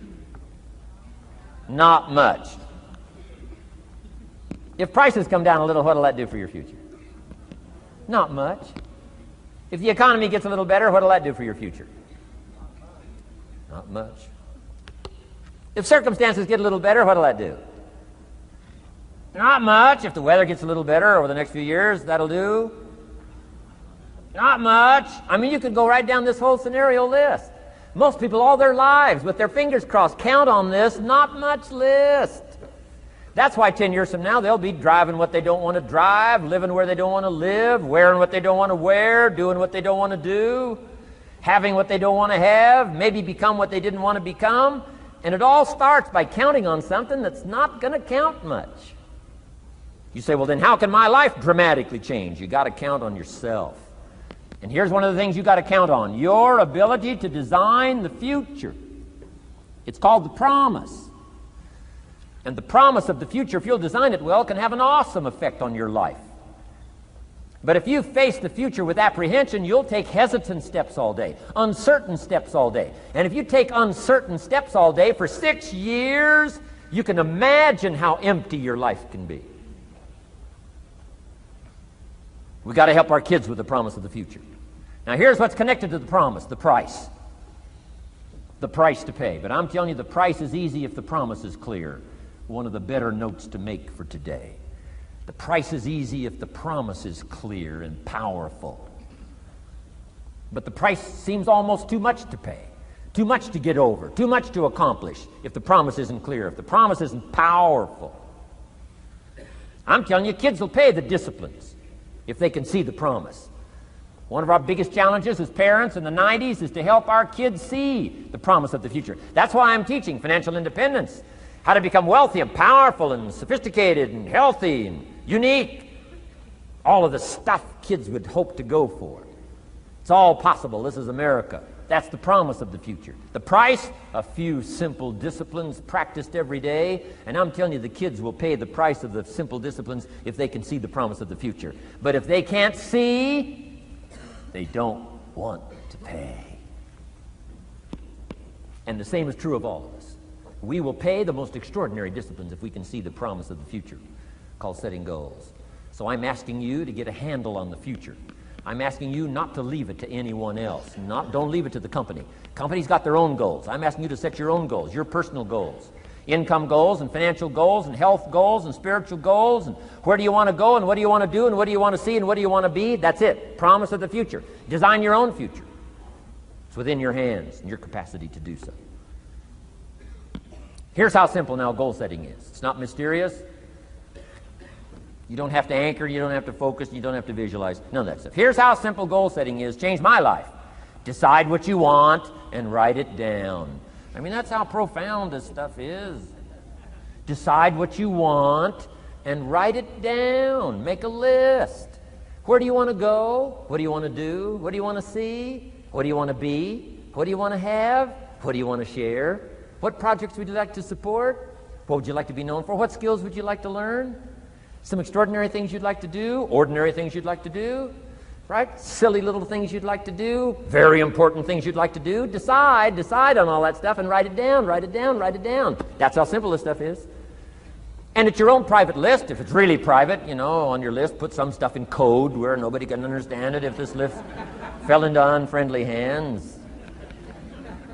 Okay. And simple things, whatever. Foolish things, doesn't matter. It's your list. I had a little revenge on my first list. Budget finance, who used to harass me. I got 2 or 3 payments behind. This one guy called incessantly.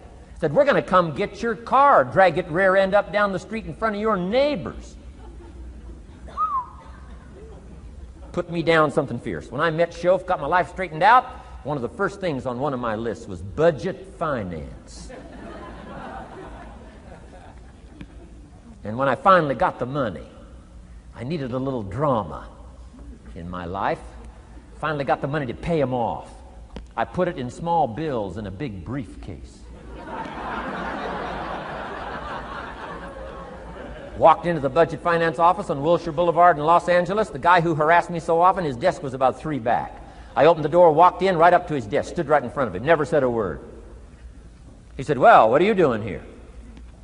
Didn't say a word. I opened up this briefcase, dumped this pile of money all over his desk. I said, count it. It's all there. I'll never be back. Turned around, walked out, slammed the door. Now that might not be noble, but you got to try it at least one time. Pay off with a little drama.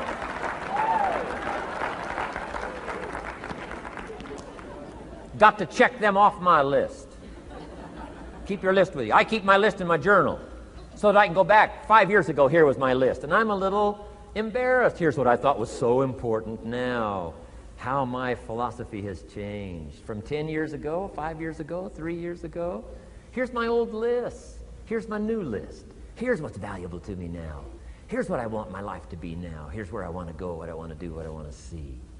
Keep your lists of goals so that it shows your growth, shows your ability to change and grow. Your philosophy grows and expands what's valuable. Setting goals. Doesn't matter how small, foolish it is. Put it on your list. My Japanese friend, Toro Ikeda, put on his first list, a Caucasian gardener. He wanted. Thought that was good.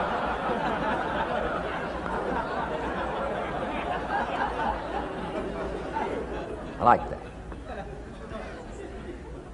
Have you got this profound thing now on setting goals? Here's how profound it is. Decide what you want and write it down. Get together with your wife, decide. Get together with your kids, decide. Get together with your business colleagues, decide. Write it down. Make a list. Okay, that's how easy it is. Now let me give you one more scenario on setting goals. When I started making my first list, Mr. Shoaff said, Mr. Rohn, looks like we're going to be together for a while. He said, I've got a suggestion for you. He said, I think one of the first goals you ought to set, you're a 25-year-old American male. Sure, you've made some mistakes, but now you're on the road to better things. You got a family, worth it. Reasons makes the difference. And he said, you've got every reason to do this. He said, why don't you, among all the goals you're going to set, he said, why don't you set a goal to become a millionaire? A millionaire. This is America. All the possibilities are available. Why don't you set a goal to become a millionaire? He said, it's got a nice ring to it. Millionaire. Enough zeros to impress your accountant? Millionaire. And he said, here's why. Now I thought, the man doesn't need to teach me why. I'm thinking, wouldn't it be great to have $1 million? He said, no, that's not it. Here's why. And I had one of the greatest lessons I ever learned, and I'm about to share it with you. This will be worth the price of being here today if you can capture what I'm about to share with you. Babysitter fees, whatever else you paid. Some of you missed some sales today to be here, so this is a costly day for you. But what I'm about to share with you changed my whole life. Here's what Mr. Shoaff said. Set a goal to become a millionaire. And he said, here's why. For what it will make of you to achieve it. And I got one of the greatest classes in one sentence I've ever received in my life. Set a goal that'll make you stretch that far. For what it will make of you to achieve it. What a brand new reason for setting goals. What an all-encompassing challenge to have a better vision of the future. What for? To see what it will make of you to achieve it. And here's why. The greatest value in life is not what you get. The greatest value in life is what you become. Major question to ask on the job is not, what am I getting here? That's not the major question. The major question to ask is, what am I becoming here? It's not what you get that makes you valuable. It's what you become that makes you valuable. So Shoaff said, set a goal to become a millionaire. For what it will make of you to achieve it. Then he said, when you finally have become a millionaire, now, he said, what's important is not the money. I thought, wow, I've got some more to learn. He said, no, Mr. Rohn, I'm telling you honestly, you could just give the money away. Now, I did better than that, right? I told you. I lost it all. I'm rich by the time I'm 31. I'm a millionaire. I'm broke by the time I'm 33. So I didn't have to give it all away. I lost it all. Foolish mistakes I made. I'm a farm boy from Idaho. That early money drove me bonkers. I used to say, how many colors does it come in? I'll buy them all. I I went crazy over that first money. I just went crazy. And then I made that one foolish mistake, right? Continuing guarantee. I mean, I'm so naive off the farm. I don't know what continuing means. And a few other mistakes. And by the time I'm 33, I'm broke. Now I've made and lost millions since then. But what an experience that was. And I'm telling you, the man was right. When I finally was broke at age 33, guess what I discovered? My money did not mean that much. It represented only a fraction of all my assets. Shove said, once you become a millionaire, Mr. Rohn, you could give all the money away. Because he says, what's important is not the money. What's important is the person you've become. Now, let me give you the key phrase on setting goals. Set the kind of goals that will make something of you to achieve them. Set the kind of goals that will make something of you to achieve them.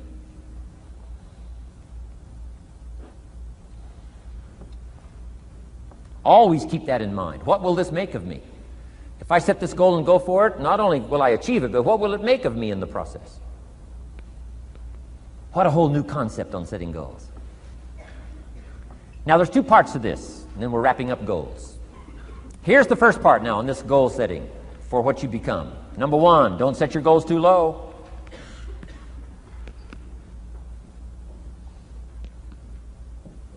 Interesting, we teach in leadership. You'll find it on the cassettes. Don't join an easy crowd. You won't grow. Go where the expectations are high. Go where the demands are high. Go where the pressure's on to perform, to grow, to change, to develop, to read, to study, to develop skills. I belong to a small group. We do business around the world. You cannot believe the expectations at that level. What we expect of each other in terms of excellence, far beyond average. Why? So that we can each grow, so that we can receive from the group, we can contribute to the group, something unprecedented. It's called living at the summit. Go where the demands are high. Go where the expectations are strong, so that it'll provoke you, push you, urgently insist that you not remain the same for the next couple of years, the next 5 years, that you'll grow and change. So don't set your goals too low. The guy says, well, I don't need much. Well, then you don't need to become much.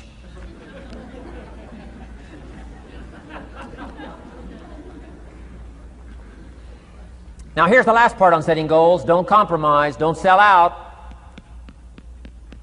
There were some things I went for back in those early years that I paid too big a price for. If I'd have known how much it was going to cost me, I never would have paid, but I didn't know. So don't sell out. Ancient phrase says, count the cost, count the cost, count the cost. An ancient story says, Judas got the money. You say, well, that's a success story. No. It's true, 30 pieces of silver in those days was a sizable fortune. You say, well, if a guy's got a fortune, right, that's a success story. No, you don't understand. His name was Judas. Doesn't that ring a bell? Judas. You say, oh, yes, Judas, the traitor. That's right, the traitor got the money. Doesn't that change the story? And the answer is, of course, it changes the story. Interestingly enough, after Judas gets the money from becoming a traitor, he's got the money in his hot little hand, and now he's unhappy. Somebody says, well, if you had a fortune, how could you be unhappy? Well, he wasn't unhappy with the money. He was unhappy with himself. Key phrase, the greatest source of unhappiness is self-unhappiness. The greatest source of unhappiness doesn't come from outside. The greatest source of unhappiness comes from inside. And here's where the erosion starts, doing a little less than you could. That's where the beginning little infection of unhappiness starts, doing a little less than you can, not feeling that good about yourself. So don't let that happen. Judas is unhappy. He says, what'll I do? He says, oh, I'll just take the money back. Walked in where he got the money and said, here, take this money, I'm unhappy. They said, heck with you, Judas. We got what we wanted, you got what you wanted, out. They threw him out with his money. Judas says, well, what'll I do now? He says, oh, clever. Should have thought of this first. I'll just throw the money away. And he proceeded to throw his fortune away. Why would he throw his fortune away? He was so unhappy with himself. And that's not even the end of the scenario. After he threw his fortune away, he couldn't change what he became, a trader. And now, in total abject frustration, he goes out and hangs his worthless self, which all traders should do, save the state the money.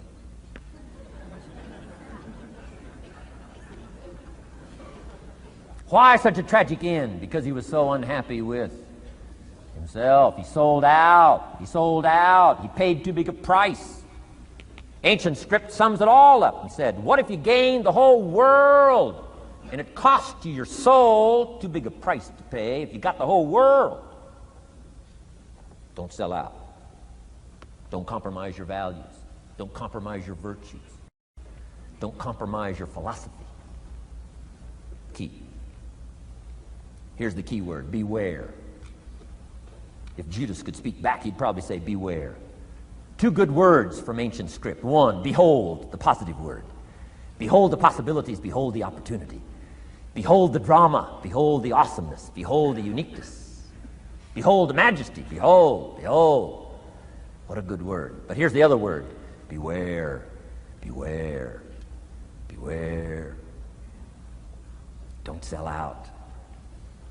Mark well what you become in pursuit of what you want. But I'm inspiring you, hopefully, to set the kind of goals that'll transform your life, make you far better than you are, far stronger than you are.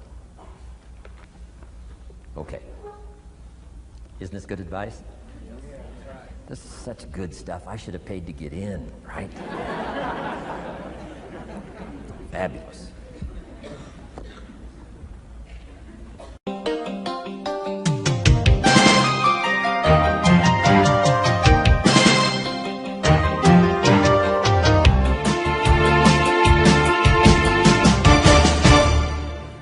What should a child do with $1? Let me give you the best advice I've got. And this is called sort of middle of the road scenario, and I'll show you how these numbers may change, but here's what I teach. Kids, never spend more than 70 cents. Okay, now you got to pick some number. When I met Mr. Schoaf, I was at about 110%. But remember this, if your outgo exceeds your income, your upkeep becomes your downfall. Good little scenario. So here's the number that I found works best in developing a good financial plan. Never spend more than 70 cents out of every dollar from now on. Now kids ask me what? What do you do with the other 30 cents? Here's my best advice. 10 cents, charity. 10% charity. Supporting worthy projects, helping people who cannot help themselves. Some churches teach tithes, peace, portion, turning back part of what you take out. Excellent, excellent philosophy. That's what that 10% is. And nothing teaches children responsibility and character better than generosity. No school, no class, no teacher can teach character better than the simple act of generosity. 10 cents out of every dollar. Now you can pick your own number. I'm just giving you my best scenario. Now the time to start this is when the amounts are small. Easy to give a dime out of $1. I'm telling you, kids will give you 10 cents out of every dollar if it's part of their philosophy, if you sell them on it. And that's the time to start, when it's easy, 10 cents out of $1. A little harder to give 100,000 out of $1 million. Someone says, oh, if I had $1 million, I'd give 100,000. I'm not that sure. We better start you early when the amounts are small, so it'll all be set in when the big amounts start to come. Okay? So 10 cents for charity. The next 10 cents I call active capital. Capital meaning try to make a profit yourself. We live in a capitalistic society. Right? Everybody now wants to join capitalism. That's why the walls are coming down. Capital belongs in the hands of the people. That's where the genius is. So the genius is to try to show a profit. Buy and sell. Render service. Show a profit. Now here's what I teach kids. Profits are better than wages. Wages are okay, but wages help you make a living. Profits help you make a fortune. The key is to just understand philosophically a little simple economic scenario. And there's all kinds of ways to make a profit. I'm working on a new book. Here's what it's called. I think it's going to be called, Of Course Kids Should Pay Taxes. It's going to be an interesting book. In California, where I live, kids do pay taxes. If an 8-year-old walks into 7-Eleven, buys something that costs $1, the proprietor makes him cough up 7 more pennies.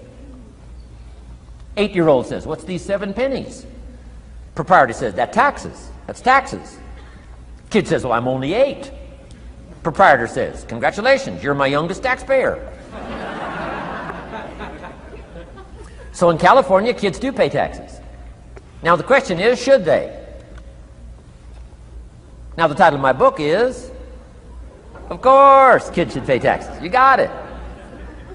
Right? The disciple went and caught a fish, found the miracle coins, and paid his taxes and Jesus' taxes. So way back then, Jesus did pay taxes. Now the question is, should he?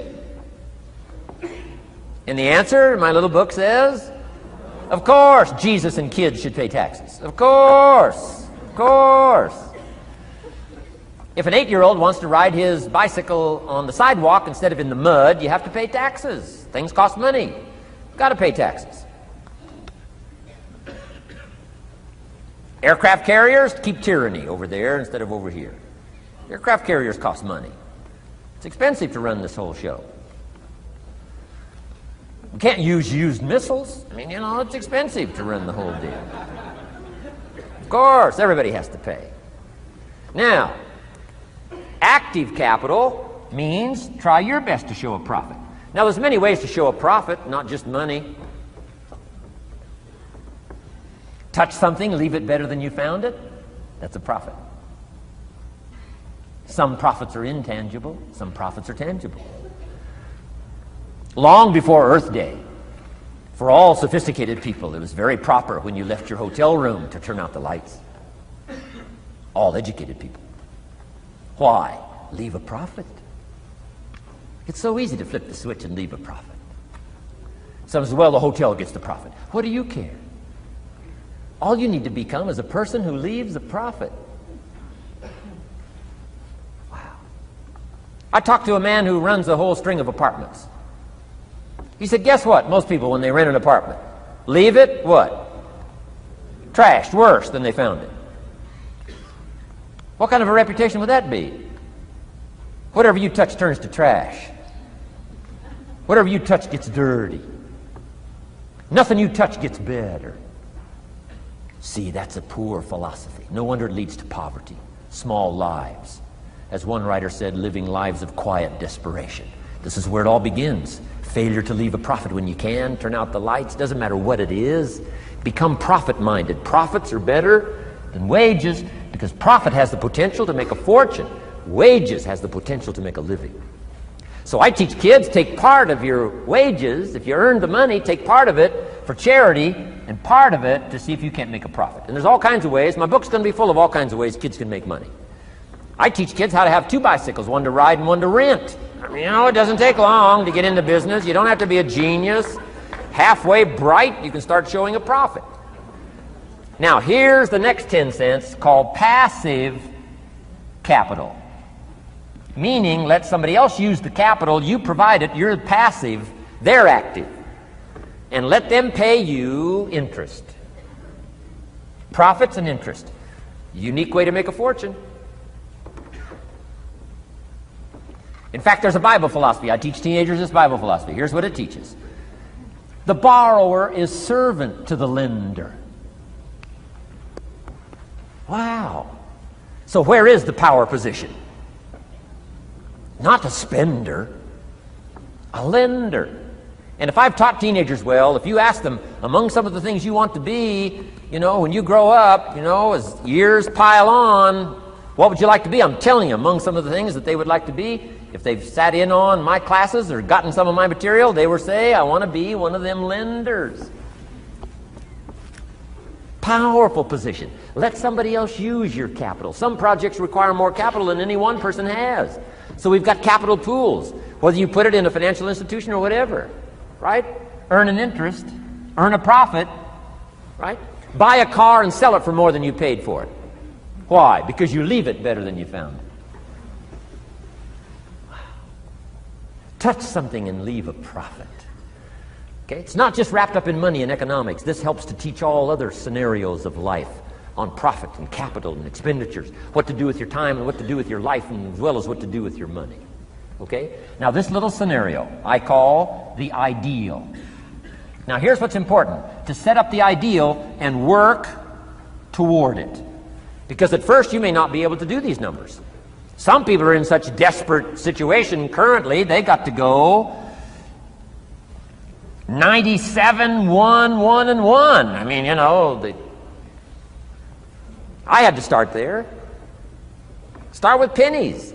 And remember, it's not the amount that counts. Mr. Schoaf gave me the clear situation. Here it is. It's not the amount that counts, it's the plan that counts. When I met Mr. Schoaf, I'm 25 years old. I said to him, if I had more money, I'd have a better plan. He said, no, Mr. Rohn, if you had a better plan, you'd have more money. 6 years? 6 years? In America, 6 years? Come on, it's not the money, it's not the amount, it's the plan that counts. So set up an ideal plan like this. Now you can rearrange this and modify it to suit yourself. I'm just giving you here as an example. So set up the ideal and then start making progress toward it. Because finally, these numbers are going to change if you move on up into the higher area, right? The people I work with around the world couldn't spend 70 cents out of every dollar. It would be obscene. That'd be too much. So these numbers are bound to change. I don't know what mine are. Probably 20% up here. A lot larger numbers down here. Okay? So these numbers can change. I'm just offering you a good sample philosophy. Remember, philosophy is the set of the sail. The economy is not the set of the sail for you. For you, the set of the sail is your own philosophy, your own thinking, your own plan, your own concept. Don't borrow somebody else's plan. Don't borrow somebody else's concept. Don't borrow the concept, you know, spend all you can, cross your fingers and hope for the best. Don't borrow that. Develop your own philosophy, and I'm telling you, it'll lead you to unique places. Now, the rest of a lot of this is on the cassette tapes, but let me just give you 2 or 3 more pieces of the scenario here. Then I want to talk about communications, and then we're going to wrap it up. Okay. Here's 2 or 3 more parts to financial independence. Number 1, keep strict accounts. This is the best of disciplines. Keep strict accounts.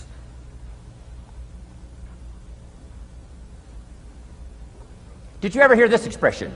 I don't know where it all goes. Did you ever hear that? I don't know where it all goes. Oh, we'd love to have you run our company. You don't know where it all goes. Whoa. Did you ever hear this? It just gets away from me. It just seems it just gets away from me. Oh, we'd love to turn the world over you. It just gets away from you.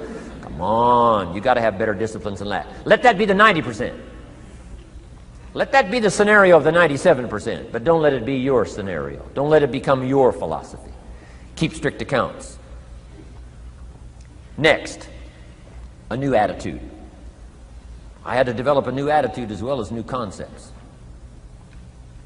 Here's what I used to say. I hate to pay my taxes. Schoaf said, well, that's one way to live. I thought, well, doesn't everybody hate to pay their taxes? He said, no. No, a few of us have gotten way past that. He says, once you understand what taxes are, here's what taxes are in our governmental system in our society. Taxes is how you care and feed the goose that lays the golden eggs. Democracy and liberty and freedom. Free enterprise. Wouldn't you want to feed the goose that lays the golden eggs? Somebody says, well, the goose eats too much. That's probably true. I understand that. Of course that's true. But see, better a fat goose than no goose. And here's the truth be known. We all eat too much. Let not one appetite accuse another. Of course the government needs to go on a diet. So do most of us. But hey, you still have to care and feed the goose that lays the golden eggs once you understand that that's what it's for. See, it is so important, the right attitude. Here's what I used to say. I hate to pay my bills.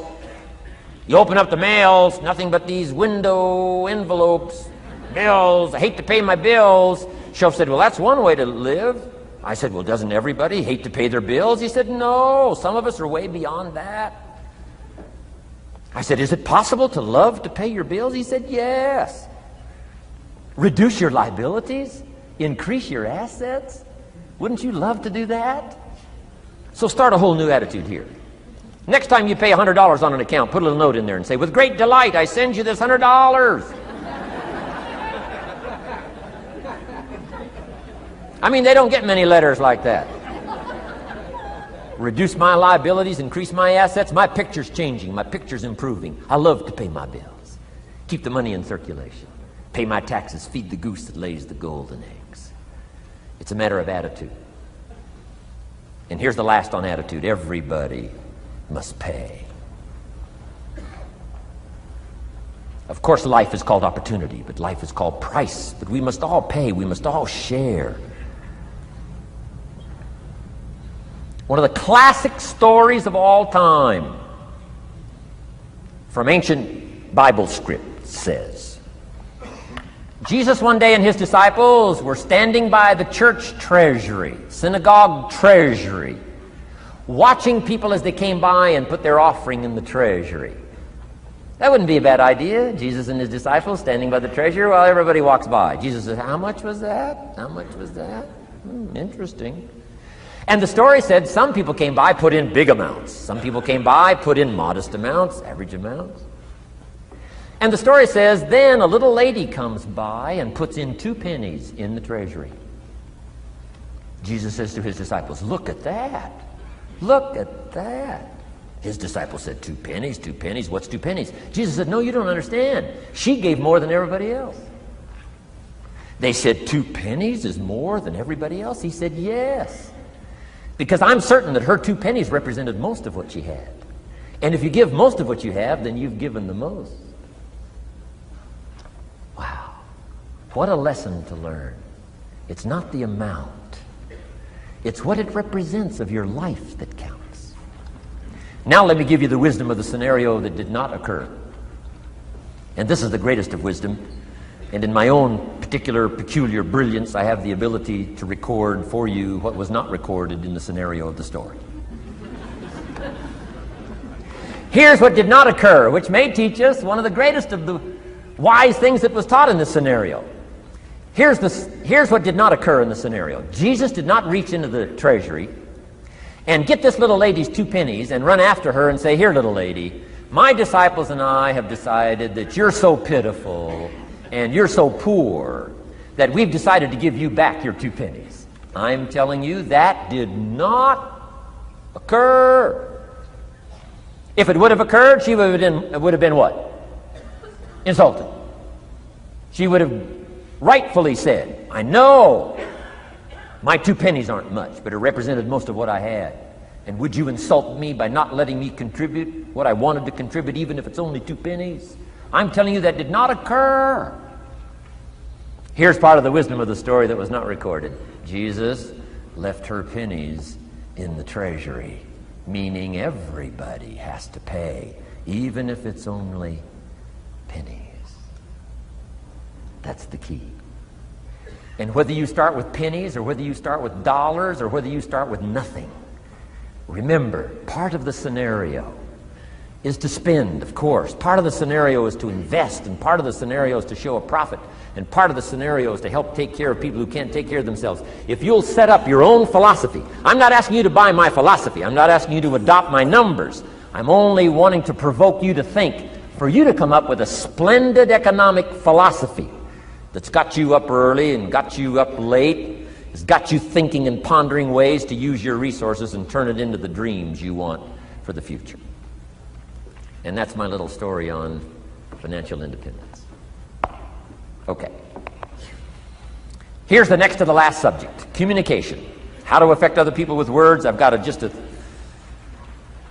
little 4-point program here for you to consider The whole expanded version now, 3 days, right? 3 days of all this is in that package that you're taking home. So this is called an abbreviated version of all the rest, this 1 day, video day. 4 steps to good communication. Here's number 1, first of all. Words can work miracles. That's why communication is so important. Words can work miracles. Words are powerful. Words are almost godlike. In fact, ancient script says the Word was God. God was the Word. Wow, words and God. I said to my Israeli audience last year, in the beginning, the story of creation is unique. It says, in the beginning, Jehovah God spoke and said what? We've got some students here, I'm sure. In the beginning, Jehovah God spoke and said what? Let there be light. And what? There was light. Wow! Wow! It looks like words create light. Is that possible? I'm telling you it's possible. Humans can get pretty close. What if somebody can't possibly see how they could do well, how they could become successful, how they could transform their lives and their health, their future, and their finances, spiritually, and every other way? They can't see, and you come along and share your story, and maybe borrow some other stories. And by the time you get through with a good presentation to this person, they say, now I can see. Before you got here, I was blind. I was in the dark. And while you were talking, some things dawned on me. Is it possible to create light with human intelligence, with words? And the answer is, of course, of course. Here's part of the spectacular opportunity as a human being. One person talking to another. It's got so much power, so much potential. A mother talking to a daughter, a father talking to a son, salesperson talking to a client. Nothing more magical and powerful, awe-inspiring than words have the ability to dramatically affect people's lives and futures. So become a good communicator. Let me give you some good keys to good communication. Here's number 1, have something good to say. Communication starts with preparation. Getting ready to speak this year, getting ready to speak next year. Attend the classes, read the books. Have something good to say. Here's 4 good words to help you to have something good to say. 1 is interest. Develop a new interest in people and life and what's going on, economics and politics, religion, social structure, possibilities, opportunities. Develop a new interest. Here's the next word, fascination. Goes that step beyond interest. That's why kids learn so much that first 6 years. Fascination. Adults are walking on ants. Kids are saying, don't walk on these ants. I'm studying these ants. I'm looking at these ants. Kids are so fascinated. How come an ant can carry something bigger than he is? Wow. That's how come they learn so much. They're fascinated. And here's another little clue I've learned. Turn frustration into fascination if you can. You'll learn more. I've worked on this. I'm pretty good at it. Out in Los Angeles, I'm on the freeway. My airplane leaves in 45 minutes. The traffic is moving not 1 inch. I am now fascinated. I'm telling you. Now, it doesn't work every time. That's true, but every time it does work, I'm telling you, you'll come away with more. Learn to be fascinated instead of frustrated if you possibly can. Turn that little scenario on for yourself. Next is sensitivity. You got to understand, we use the phrase where people are coming from, where they've been, what's going on. Sensitivity training is so important. People not like you, people that have got challenges and problems and difficulties. You got to do your best to be sensitive to other people, where they find themselves, the pit they might be in currently, what's going on. Be sensitive to that. Here's 2 of the greatest things said about Jesus. 1, it said he was touched. He was touched by where he found some people. He was touched by the misery he found some people in. He was touched. He was touched. And here's the other word. He was moved, it said. He was moved, touched and moved. If you really want to communicate well, you got to be touched and moved. Not just by your own drama of life, but by the drama you know is going on in other people's lives. Sensitivity. How does an adult 40 talk to a child who's 12? You got to be sensitive. Not just to your current situation. One of the best ways to identify with a child who's 12 and you're 40 is remember when you were 12.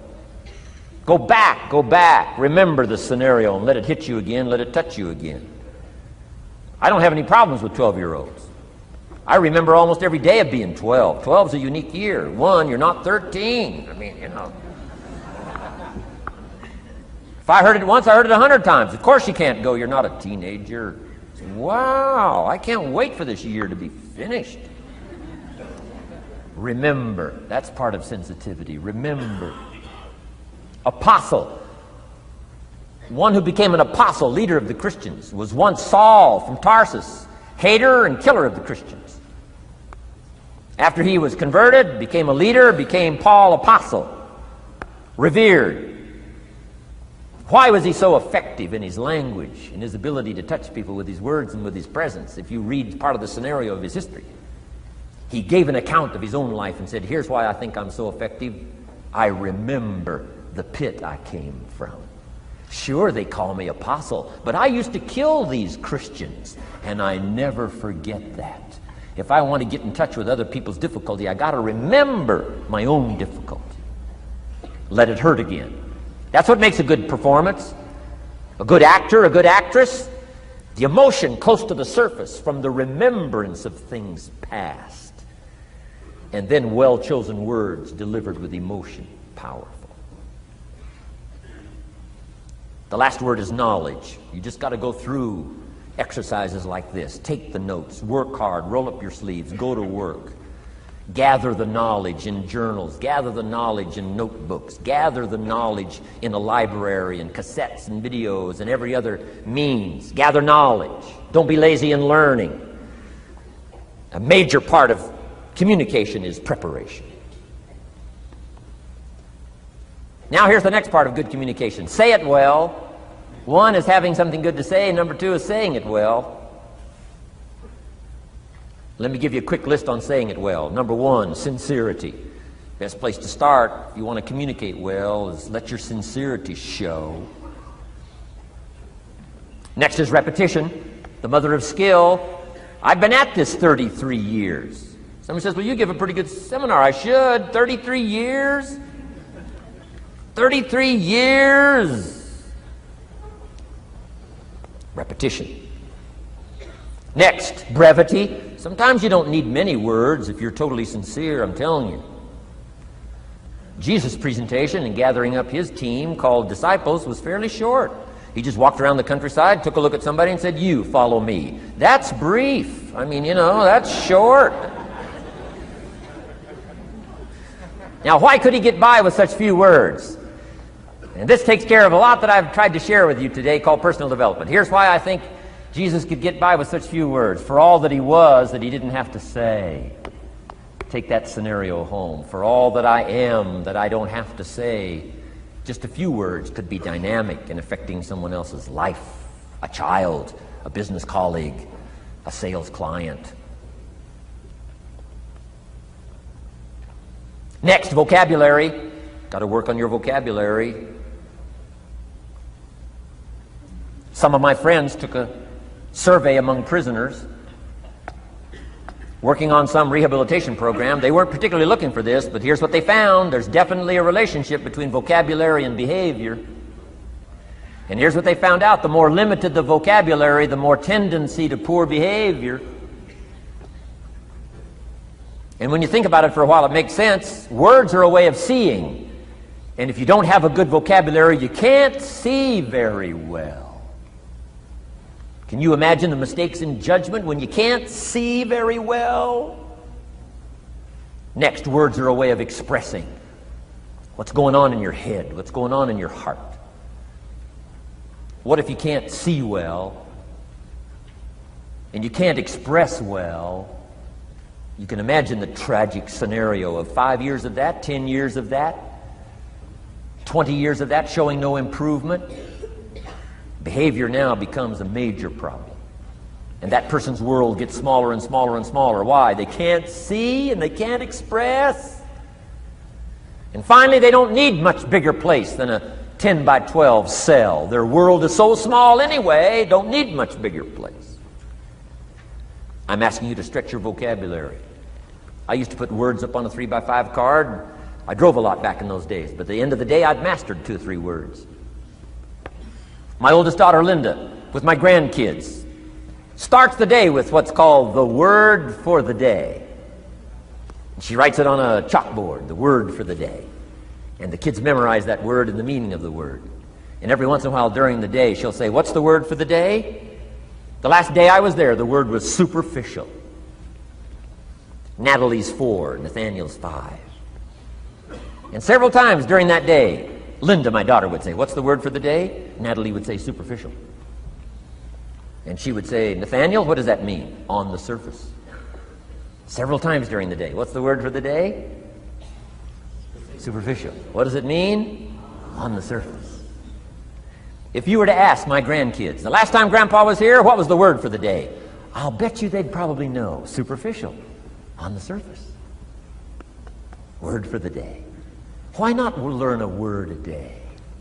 Why not add to your vocabulary so you can see more, see better, and express better? Put out in words what's in your heart, what's in your soul, what's in your mind. It's important. So say it well. Here's number 3. Number 1 was have something good to say. Number 2, say it well. Here's number 3. Read your audience. These are just simple concepts now. You've got to add some of the details, but that's what I'm mainly good for, is concepts. Read your audience. If you're talking to a child, you've got to study the face of the child. You've got to study a little body language. You've got to study what's going on. So you'll know whether to shift gears, come on a little stronger, ease off a little, might be too strong, search for another illustration, soft, strong. A lot of that is dictated by reading your audience. When I first started lecturing, I had some challenges here. I was so absorbed in my notes, lecturing like this. I'm telling you, in those early days, the audience could have left and I'd have kept right on going. I didn't know what was going on down here. I didn't know what was going on over here. I didn't have any idea what was happening over here, whether I should come on a little stronger, ease back. I didn't know. I couldn't read my audience. So, read your audience. A prospect, read. Now let me give you some ways to read. Number 1, by what you see. Body language tells us some things. How to shift gears, whether to go on, whether to stop. If you're talking to somebody and they're leaning toward the door, that means you gotta hurry, right? They're not gonna be here long.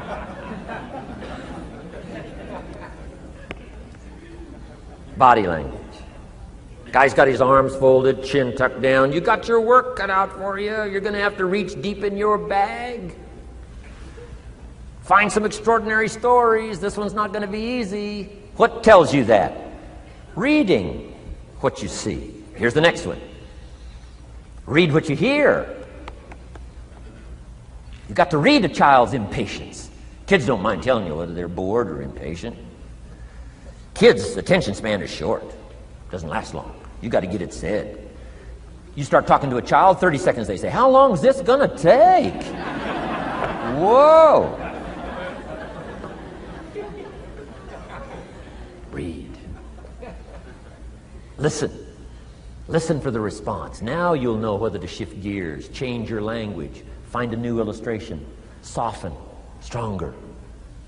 Read your audience. Read what you see, read what you hear. And here's one of the most important. Read what you feel.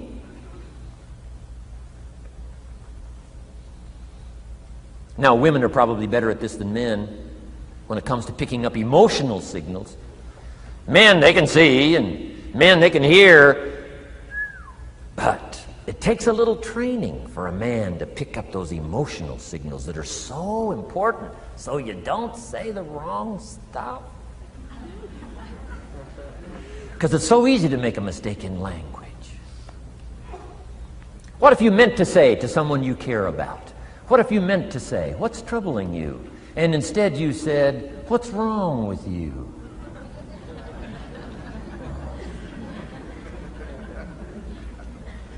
communication. So read the emotional signals. If we could learn from the women on this emotion. Women have this uncanny antenna picking up this stuff. Woman says, doesn't feel right. I mean, what does that mean? It doesn't feel right. It doesn't feel right. Whoa. Women have got it, though. Seems to be built in. Especially danger.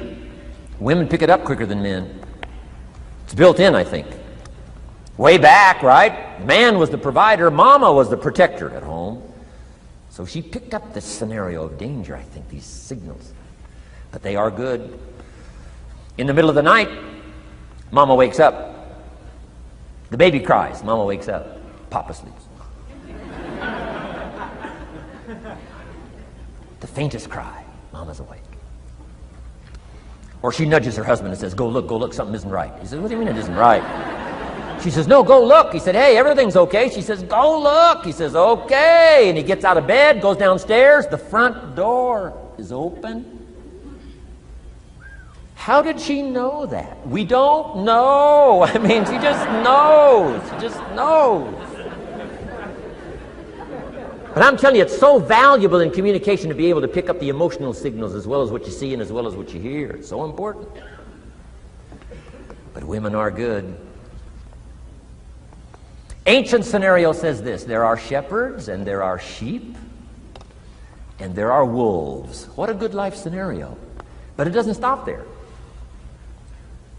This ancient scenario says also, some wolves are so clever, they've learned to dress up like sheep. Now you got to have a woman. Got to have a woman. Man says, looks like a sheep, talks like a sheep. Woman says, ain't no sheep. Take my word for it. They know.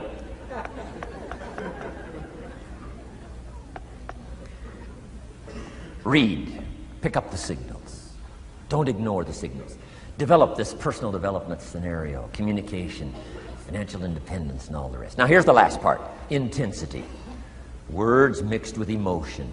Words mixed with hate. Words mixed with love.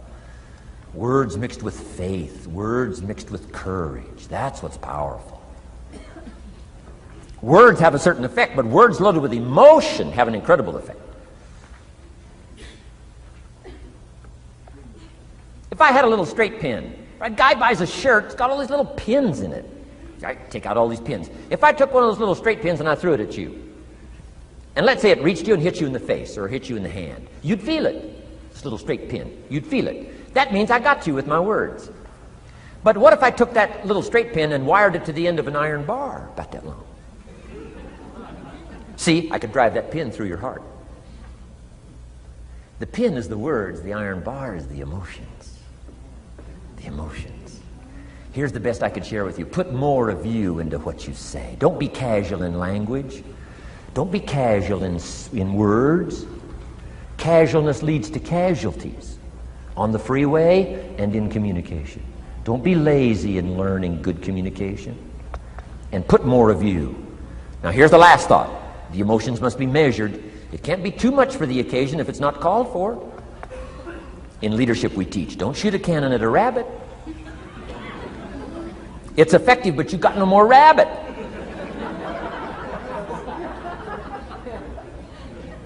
So here's some of the most powerful scenario in communication. Here it is. Well-chosen words mixed with measured emotion. The basis of affecting people with good communication. Well-chosen words mixed with measured emotion. And one last point on communication. The more you care, the stronger you can be. The more you care as a mother, the stronger you can be with your children. The more you care as a father, the stronger you can be. The more you care as a leader, the stronger you can be. In helping to solve problems, getting on somebody's case, the more you care. But you got to care. I don't mind a minister consigning my soul to hell fire for my sinful ways, I don't mind that. If he believes it, I don't mind him consigning my soul to hellfire for my sinful ways, as long as he does it with tears and not with joy.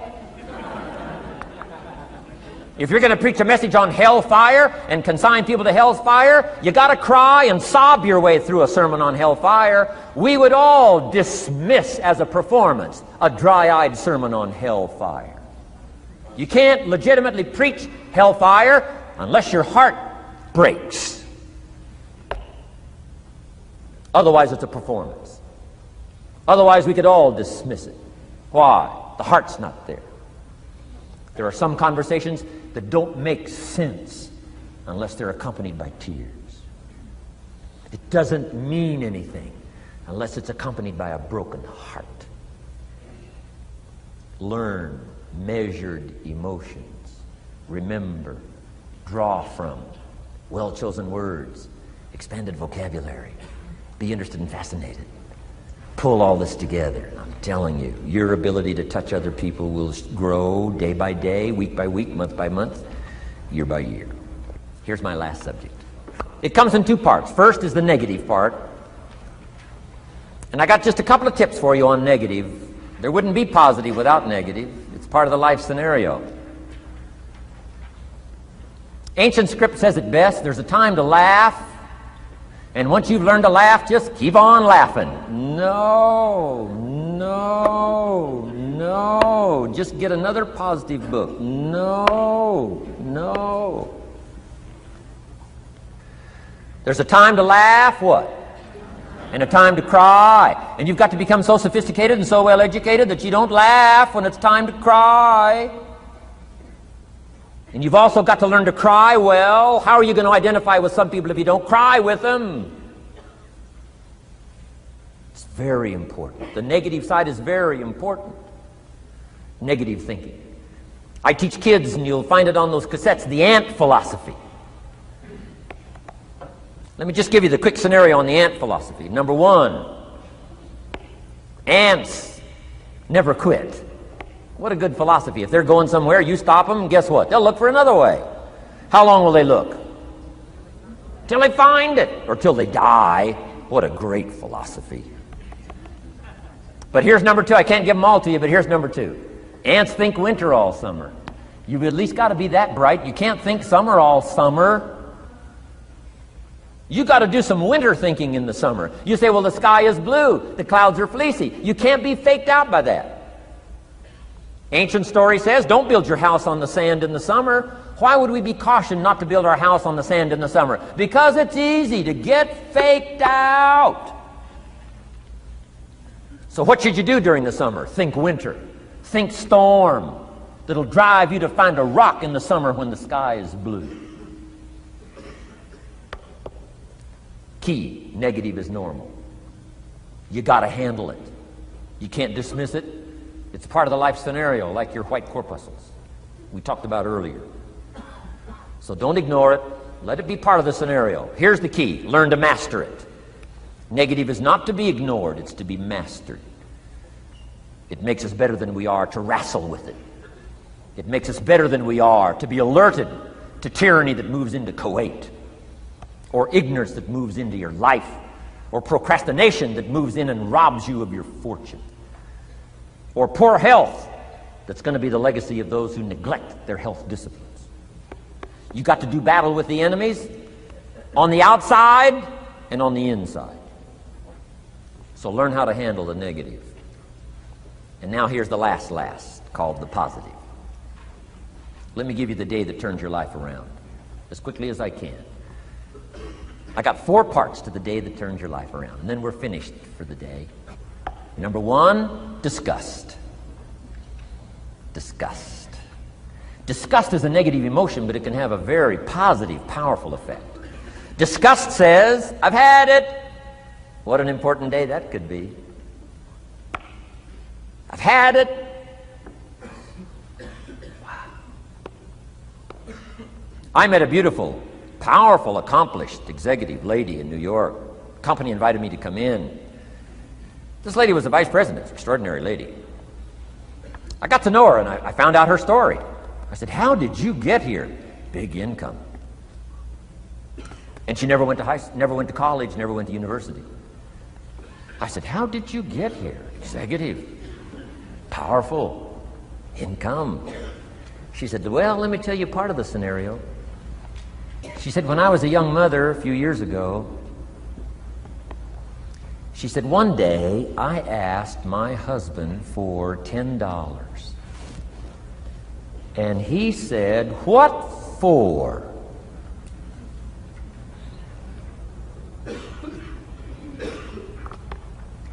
She said, before that day was over, I decided I would never, ever ask again.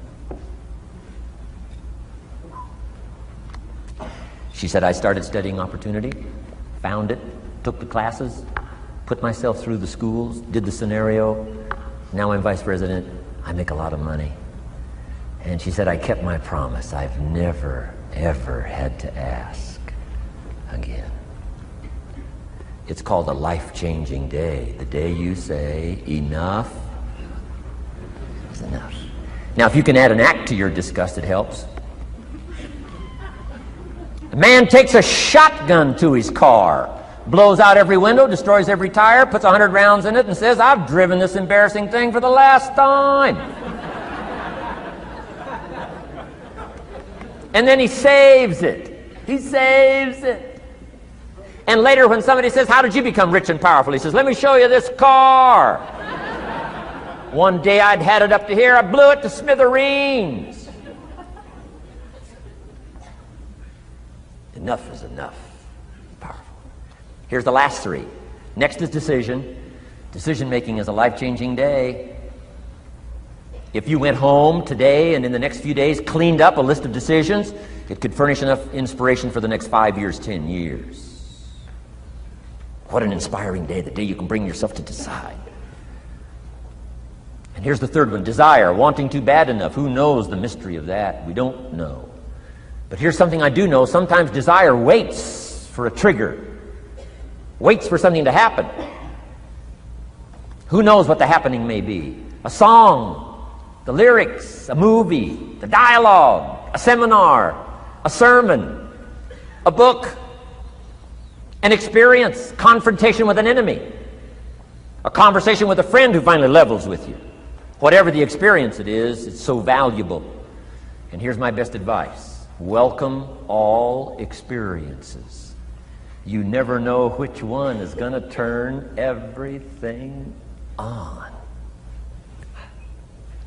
Don't put up the walls.